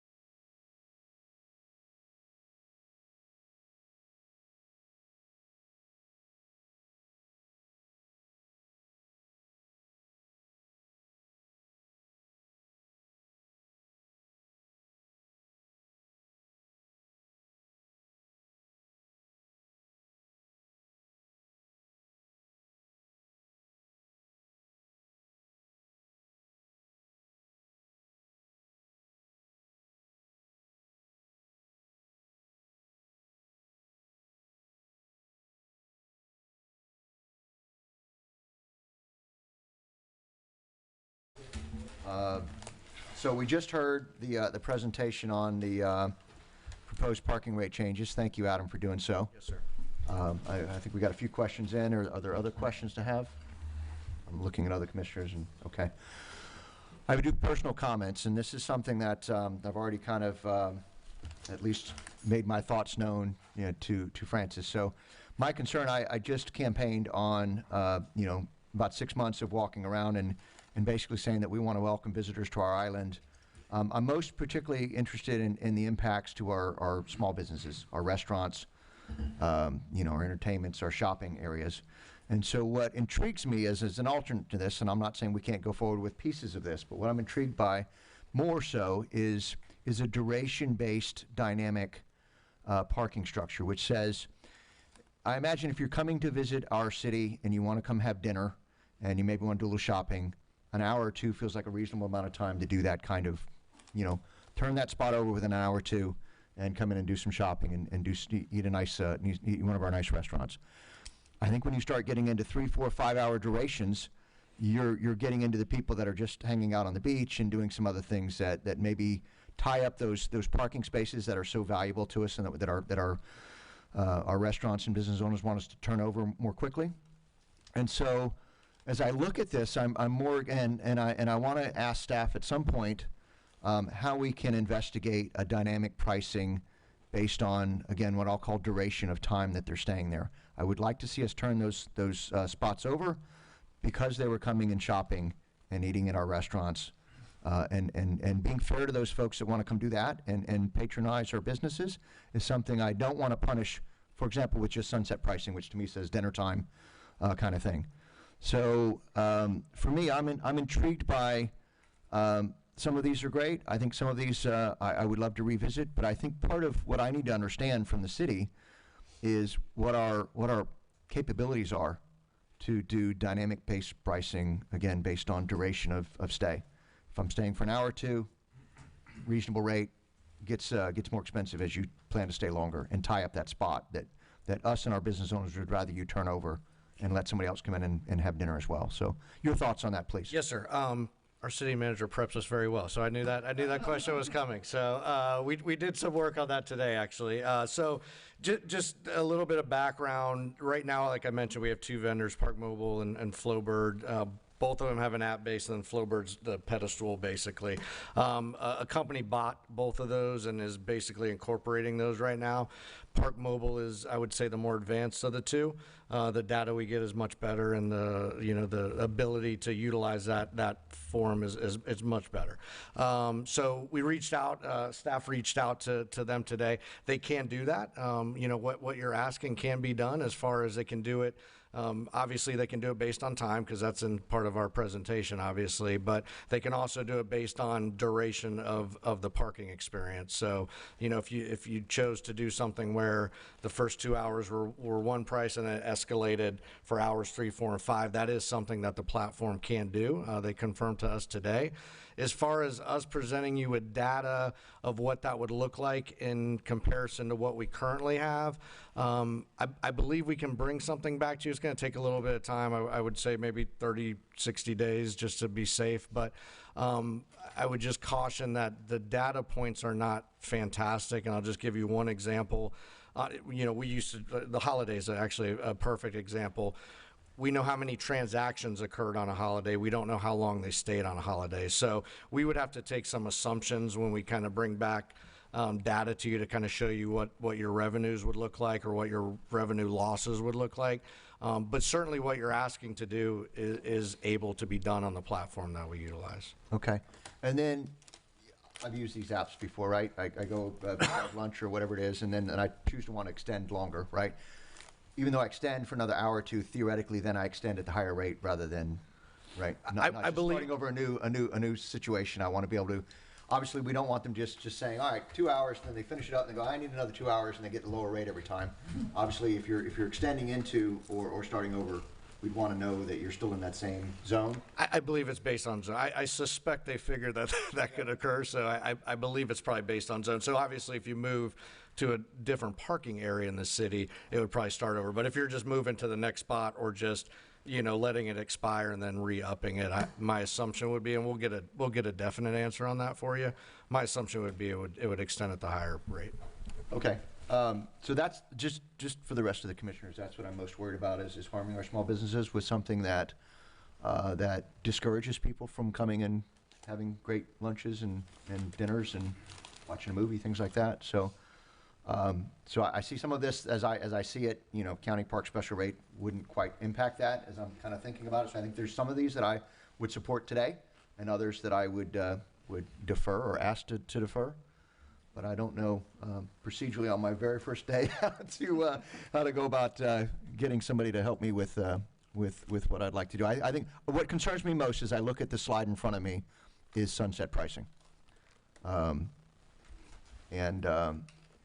think that is what, to me, feels like we're basically saying at sunset we're going to charge you more, which is, to me, thinking about our small businesses, we're going to charge you more to come have a nice dinner with us. And I'd rather not do that as our first line of approach. And on that, I'll say it's a relatively small amount on here, and it's about 20% of your parking is done during that time frame, just to help you on your decision making. Ralph would have to give you exactly what you'd have to do, but my understanding is if you make a motion with some changes to the resolution, that's how you would either eliminate or add parts of the parking. And then theoretically, we could revisit an alternate, maybe duration-based dynamic piece as a future resolution. Certainly, we could bring the data back to what we talked about today as a staff is presenting you an option where, maybe it's the current rate for 2 hours and then it escalates by, maybe give you some examples, 50 cents, $1, $1.50 for those hours after is kind of the goal we're shooting for to bring back to you at some point. Perfect. Okay. You would just make a motion about, and this time let's expressly state in our motion exactly which one of these you want to include. Include, or can I say as is, excluding one? You can do it that way too. All right. I don't know if I should be making this motion. I'm happy to make it. You're allowed to make. I think there might be other people that want to say something. Oh, sorry. I'm sorry. I didn't see Al making a comment. I apologize. That's okay. I was just going to agree with what you're saying. I think it's great. And I think the motion could be to include the duration factor. I'm not sure that will. We don't. Yeah. Mm-hmm. I don't think we know enough about it. We don't know enough for you to give me any direction because we actually need rates. The good thing about resolution is it just takes one reading as opposed to an ordinance which takes two. So you could change these every, We're suggesting we bring you back data. Yeah. Okay. And then we could give you a suggested resolution. Yeah, to be clear, what I'm saying is I'm suggesting approving this minus, at least from my perspective, sunset pricing. Right, and then we would ask city staff to come back to us 30 days, if that's what's appropriate, and give us an assessment of what duration-based parking rates would be in this situation. And some or all of this may be up for rediscussion in 30 days, right? But at least get the initial data back to us so we understand it, and then we make a decision from there. That's at least my perspective. I like it. I'm sorry, Ms. Robinson, Commissioner Robinson, sorry. We weren't talking about Corey having paid parking. Corey, no changes to. FYI, we're not talking no about Corey, changes to where Corey. most of the restaurants are. Yeah. So when we talk about the restaurants, we're talking, or paid parking, we're talking the beach, primarily the beaches. So Understood. that's a long walk to some of the restaurants. Just saying for that. I still like getting the feedback if we're going to give up the sunset parking scenario. What was the rate on that? Do you remember? It would raise it by $1. So again, none of them are dependent on each other. So whatever rate you said, it'd be $1 extra after. Credit card fee. Credit card service. So again, because there's two companies, so one of them is we had that number in the last time. Yeah. we said 3%. The problem is the more we dive into the data, so one of them is 15 cents per transaction plus 3%. The other one didn't look like it charged a credit card, but they sent it to a bank, which does charge us, and it's anywhere from 4 to 5%. So it's not the same on. It's not the same depending on what app I know. But didn't you say the same company bought both the? They did, but they haven't. We're told. So we talked to them again today. Our understanding is it should be operating as potentially operating as one platform as early as March, but we don't know that for a fact. So right now it's still kind of operating as two separate entities. So that's why there's some differences between the two. There's differences when we try to pull data. There's differences in rates. Like, for example, whatever you all approve tonight, we'll have to go to both of those companies to implement them. And based on my experience of doing this 2 years ago, you know, one did it immediately, the other one took quite a long time before it implemented it. So conceivably, if you used one app, you'd be paying less than if you used the other. So we're hoping all that will get worked out once they're serving under one brand. And one app works in certain areas and other one works in the other? Both of them work in all of our areas right now. Oh, I did not realize that one. Okay. And that's pretty standard. If you go up through beach communities, you'll see both of those vendors on most signs. So it's pretty common.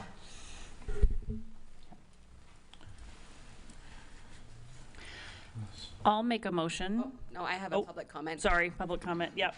Sorry. Jumping ahead. Rick Falkenstein. Good evening. Sorry to prolong this meeting. 6507 31st Avenue North. Most of my weekend hours is 809 Gulf Way. I see the influx of cars coming and going. They get there about 9 o'clock, then there's a turnover about 11, 12, 1 o'clock. The spaces do turn over. My suggestion to you guys, take the commission hat off, put the business hat on. Make it 24 hours. Charge the meters 24 hours. Sunset Beach has got that, 24 hours. Madeira Beach, 6 a.m. to 11 p.m. Indian Rocks, 8 a.m. to 10 p.m. Reddington Beach, 7 a.m. to 10 p.m. Make ours 24 hours. Raise it $1. Why make it so complicated? When you look at this lineup, you're going to go, what am I going to pay? When does it start? When does it stop? Raise it. It's going to be easier for people coming to our beach. Remember, right now, this March is the hottest March we've had in a long time. Go back to February. Look at those meter takes. The coldest month in 20 years. We don't want to alienate the ones who are going to come visit us in August, September, October, November. The people who are here now are gone. But they don't mind paying the extra $1 because they don't realize when you come off Gulf Boulevard, it's city streets. When you go past the Don Cesar, it's city streets. The trash that's being picked up on the beach, that money goes towards that trash, the security on the beach. We have to educate. We have to do a PR session so these guys back here know where the money's going. It's not just going into the city and they're going to go spend it everywhere else. It's going to rebuild the streets that the city owns. Gulf Boulevard is a state street. It's not a residential street. So we have to let the people know. And some of the guests that come to where I work, I asked them the last couple of days, what do you think? It's all over the place, man. It's all over the place. Raise it $1, go 24 hours. They know what they're going to pay, and they know when they come out here, it's 24 hours, 7 days a week. And do your holiday gig. That's good. It's going to work. I think that'll work. They'll understand holidays. Raise it $1 and go 24/7. Thank you. Yes, sir. I like the KISS method. There are no more public comments. Okay, now I'll make a motion. I'll make a motion that we adopt Resolution 2026-07, establishing and amending the public parking fees to, and now that thing just went away that was in front of me, to include all of the staff recommendations except for the sunset pricing. Is that clear enough, Ralph? Yes. Okay. Second. Just a second. I'm just looking at capital problem.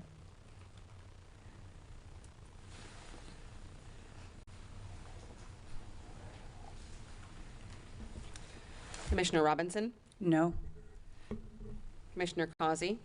Yes. Commissioner Maldonado? Yes. Mayor Tate? Yes. Vice Mayor Marriott? Yes. The motion carries.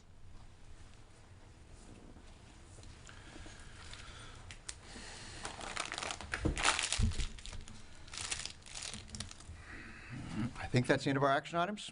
Keep me honest here, Renee, please. Yes, now we're on to items for discussion. Right, thank you. And I think we'd moved an item there. I don't know if we can cover it in 10 minutes, but I think we'd moved the wireless discussion there. We'll give it a shot. So,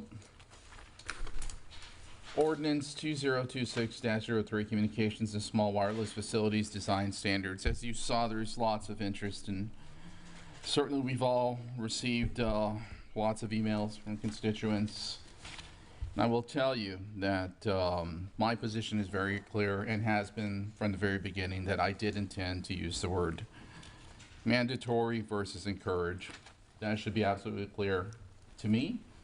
It may have been misinterpreted by some of my fellow commissioners or beyond that. So as a result of that, I did seek legal counsel and opinions from Becky Voss, the senior partner at the Voss firm, who provided me with an expert legal opinion. And that opinion you all should have seen. And that opinion really just gave me the ability to confirm that this was not a Scrivener's error. It's not a Scrivener's error because you can't interpret intent. I know some people wanted me to spray pixel dust or something and explain what's not on the paper. So that's why it was important to clarify what's on there.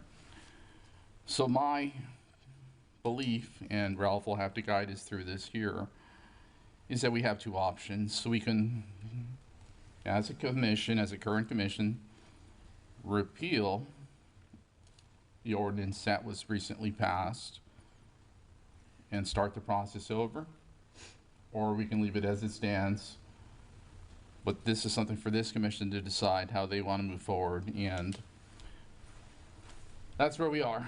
So not an easy thing that we wanted to get to. It's a year and a half of work, but this is the current reality of what I believe is true. Ralph, do you agree that that's the only two things that we can do at this point? Well, you can repeal, or you can amend, or you can leave it as is.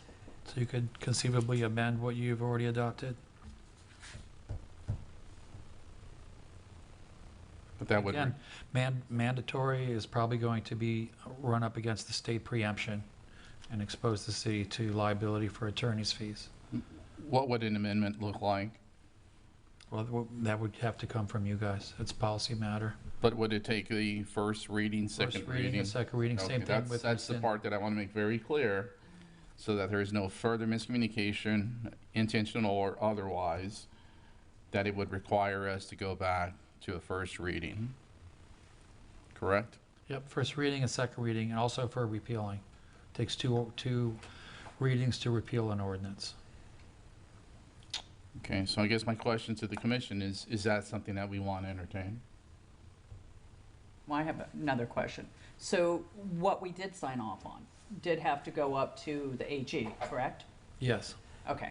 And they have 30 days to respond? Is that correct? The ordinance does not become effective until 30 days expires from the time it gets to the Attorney General.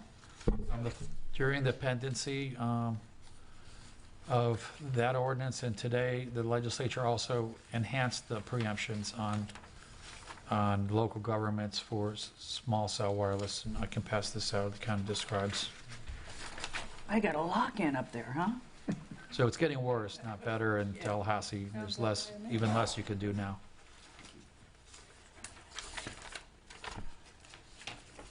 So that's Senate Bill 488. Yeah. It hasn't been signed by the governor yet, so maybe if the governor signs it, we may want to revisit the ordinance anyway, but not too much in here affects us. It does state that you can't limit the number of small cell wireless facilities. You could have to require only one construction bond for all their equipment. You can't have a different bond for each equipment.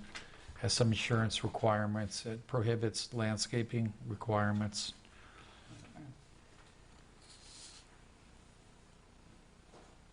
You know, we have a 90-page ordinance we adopted first, and then we had this 3-pager because the citizens also wanted the setbacks and the separation distance.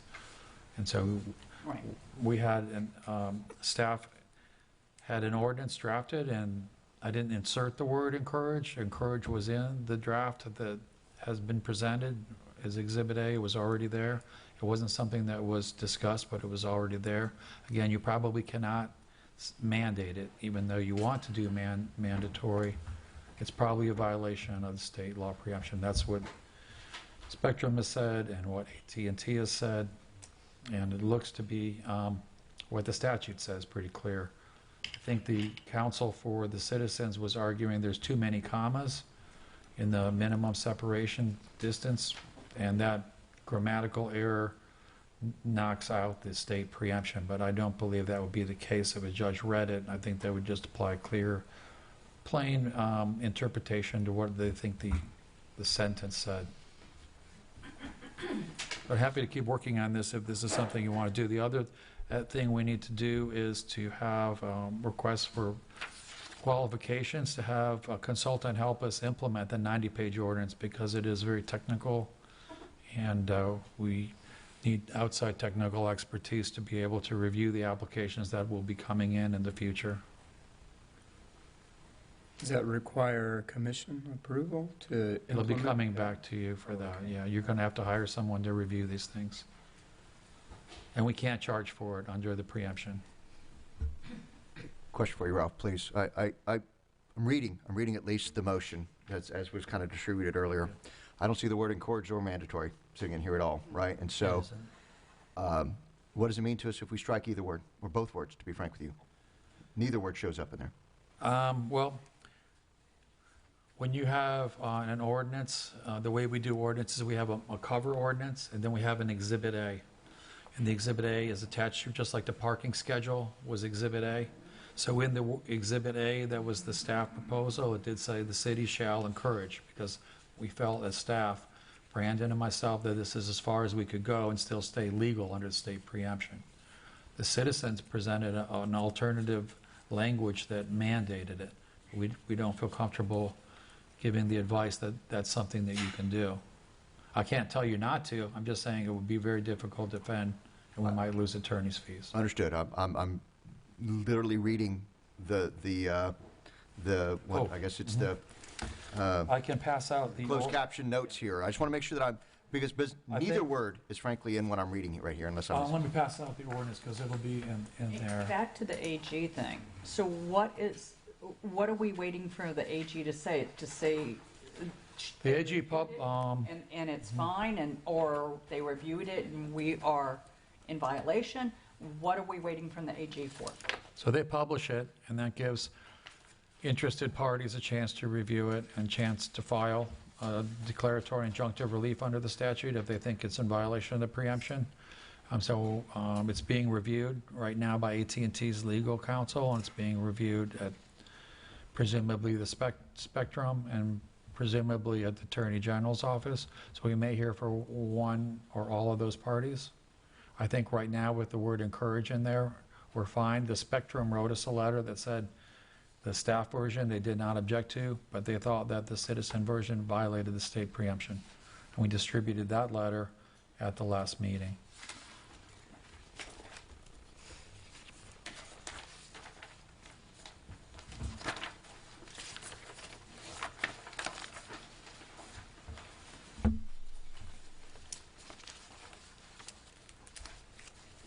It doesn't look like the legislature is interested in weakening the preemptions when, in fact, they're strengthening them.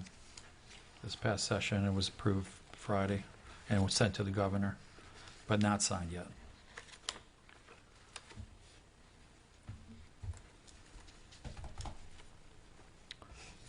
I wanted to understand what would be the basis of repealing, technically, legally speaking. Can we discuss that? You can rescind an ordinance at any time. You have the legislative capacity to adopt ordinances and to repeal ordinances or to amend ordinances. So it's within one of your three legislative choices. And what about the logical basis of it?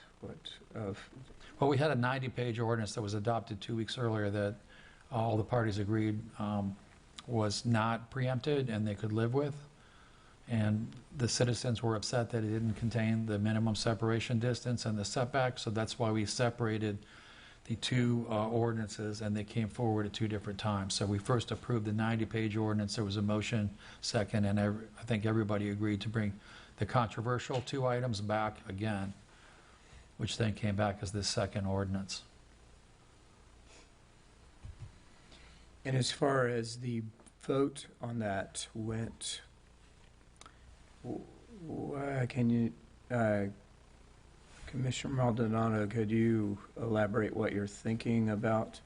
I mean, is it because people didn't realize what they were voting for, or what are your thoughts? So do you mean then or now in the present? Then, yeah. Yeah, no. So, I mean, obviously, my argument was based on the briefing by attorney Scott McCullough, who used the citizens' language in a very strong mandatory. That was an hour prior at the very beginning of the commission meeting.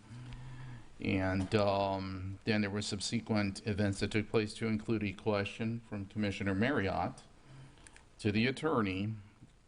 And that, I think, is, you know, at least my interpretation of what could have gone wrong is when there was a response to the question. Do you remember what the question was, Commissioner Marriott?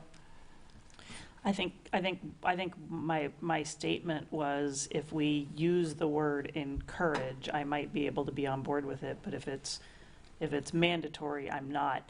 However, I think my position has been misconstrued several times, because I wasn't going to vote for it based on the 500-foot separation distance, which I also believe is not allowed by state statute. Can we take a pause? I think we need to extend just again. Yep. Well, must we go a half hour? Can we try to do it in 15 minutes? No, that's what I'm asking, right? Yeah. Half hour just to be sure, but yeah. Somebody make a I'll motion. make a motion to extend our meeting till 11:15. Second. Who's got the second on that? Okay. Okay, Commissioner Causey, Yes. Commissioner Maldonado, Yes. Mayor Tate, Yes. Vice Mayor Marriott, Yes. Commissioner Robinson, Yes. motion carries. So I voted no against the ordinance also based on the fact that there was the 500-foot separation, minimum separation distance, which I also believe to be contrary to state statute. So I wasn't going to vote for that motion whether it said encouraged or mandatory on the 40-foot setbacks. So I don't think that helps anybody, but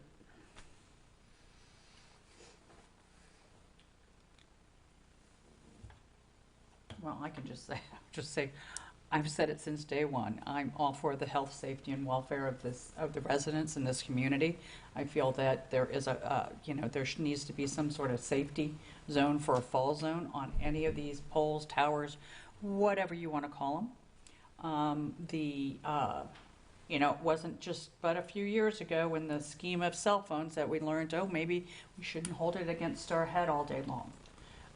So we don't know what the health risks are for something that's going to be transmitting 24/7, whether you want it to or not, immediately next to you within 30, 40 feet.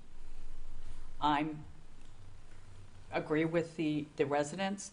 I am willing to take the risk with the mandatory and see where that falls. So I was for the mandatory, for the citizens' language as well. So with that said, I mean, my question is, are we in an urgency on this right this second? Do we want to see what encourage plays out to be? Because my understanding is now we can repeal, modify. We'd still have to go through 2 readings in regards to this. I know it's not what everybody wants, but I think we're at a point where we can't make everybody happy right now, but we can at least make movement on this. I think we've got the first half of this in good shape. It's this last 2 items. If we feel this out, see what comes back in our laps, and go from there. And I will venture to say, I do believe this is covered on PRM. Do I have that correct? PRG, PR,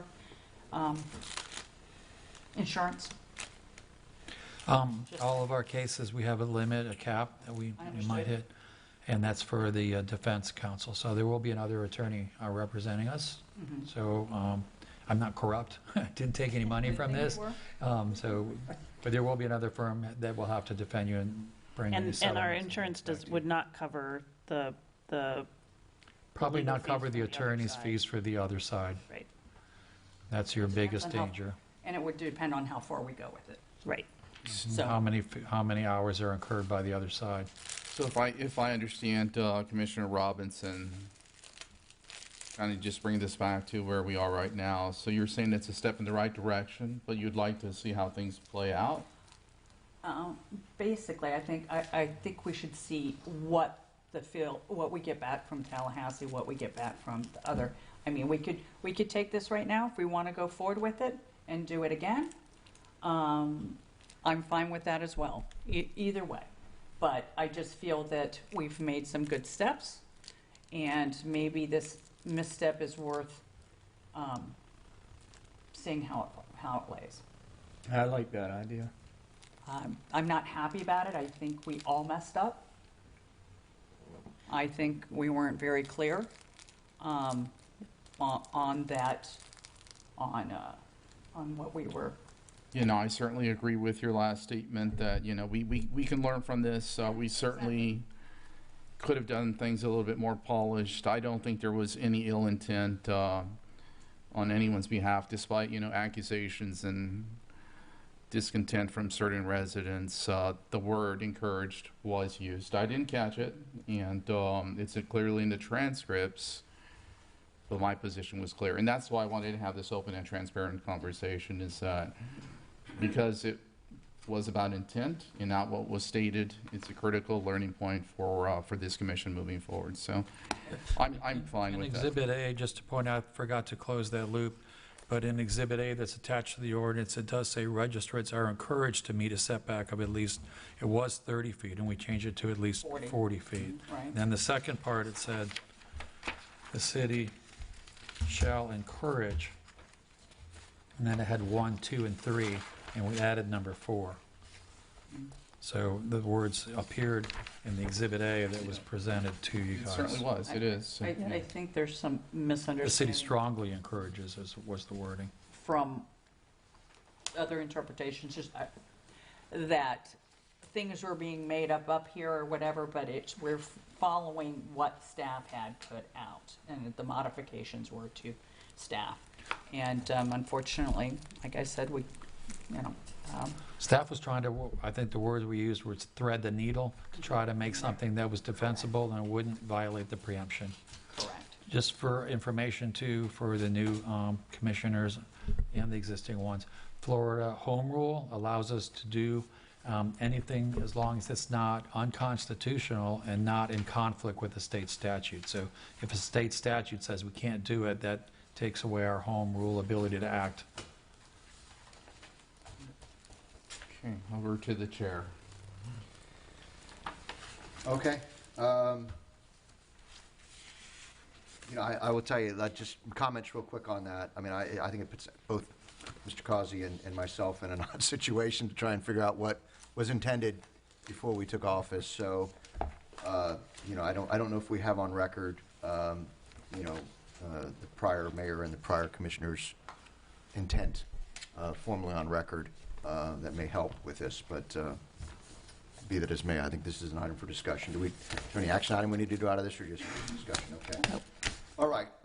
So just in the interest of time, I think we've got about 7 minutes based on what we last we said. So I'm sorry. So do we have a consensus that we're going to keep the ordinance as is and not do anything? Keep it as it is and see how it plays out for now.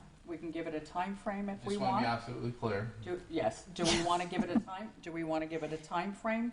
What is? You can initiate it anytime you want. So if we come back next week, you want to do something, or the week after, or next month. What's the AG's usual 30 days, you said, from receipt? Yeah. Okay. That's when it will become effective. So it's not even We're saying effective we want to yet. wait for that. It feels silly to do it next time. Yes. Yep. Wait the time frame. So, thank you, John. That gives you what you need. Thank you. All right. Let's see. City Clerk, any reports, please? Yes, so following the election of Mayor Tate, he was required to resign from his position on the Police Pension Board. As a result, a vacancy now exists for that seat. The City Clerk's office is accepting applications, and the applicants must be residents of St. Pete Beach. Additionally, there have been some recent board and committee membership changes. Rich Lorenzen is no longer serving on the planning board. Mark Kanek has transitioned from the Finance and Budget Review Committee to the planning board, and Kathy English has returned to serve on the Finance and Budget Review Committee. Okay. Thank you. City Manager, any reports? Nothing to report. City Attorney? I'll give you a legislative update at your next meeting. Sounds good. Thank you. Commissioner reports. I'll start with Mr. Maldonado, please. Yeah, thank you, Chair. So again, thank you to the City Manager for attending the community meeting that we had over at the Warren Webster building. Well attended, close to 50 people, some great conversations and things to work on. Again, welcome to our new mayor, new commissioner, and sincere thank you to our outgoing mayor and commissioner for all their hard work for the community. So that's all I've got. Thank you.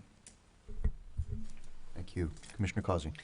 I would just like to highlight that parking is in focus right now, and I've already spoken with our staff about parking, and I know they're working on it, and specifically want to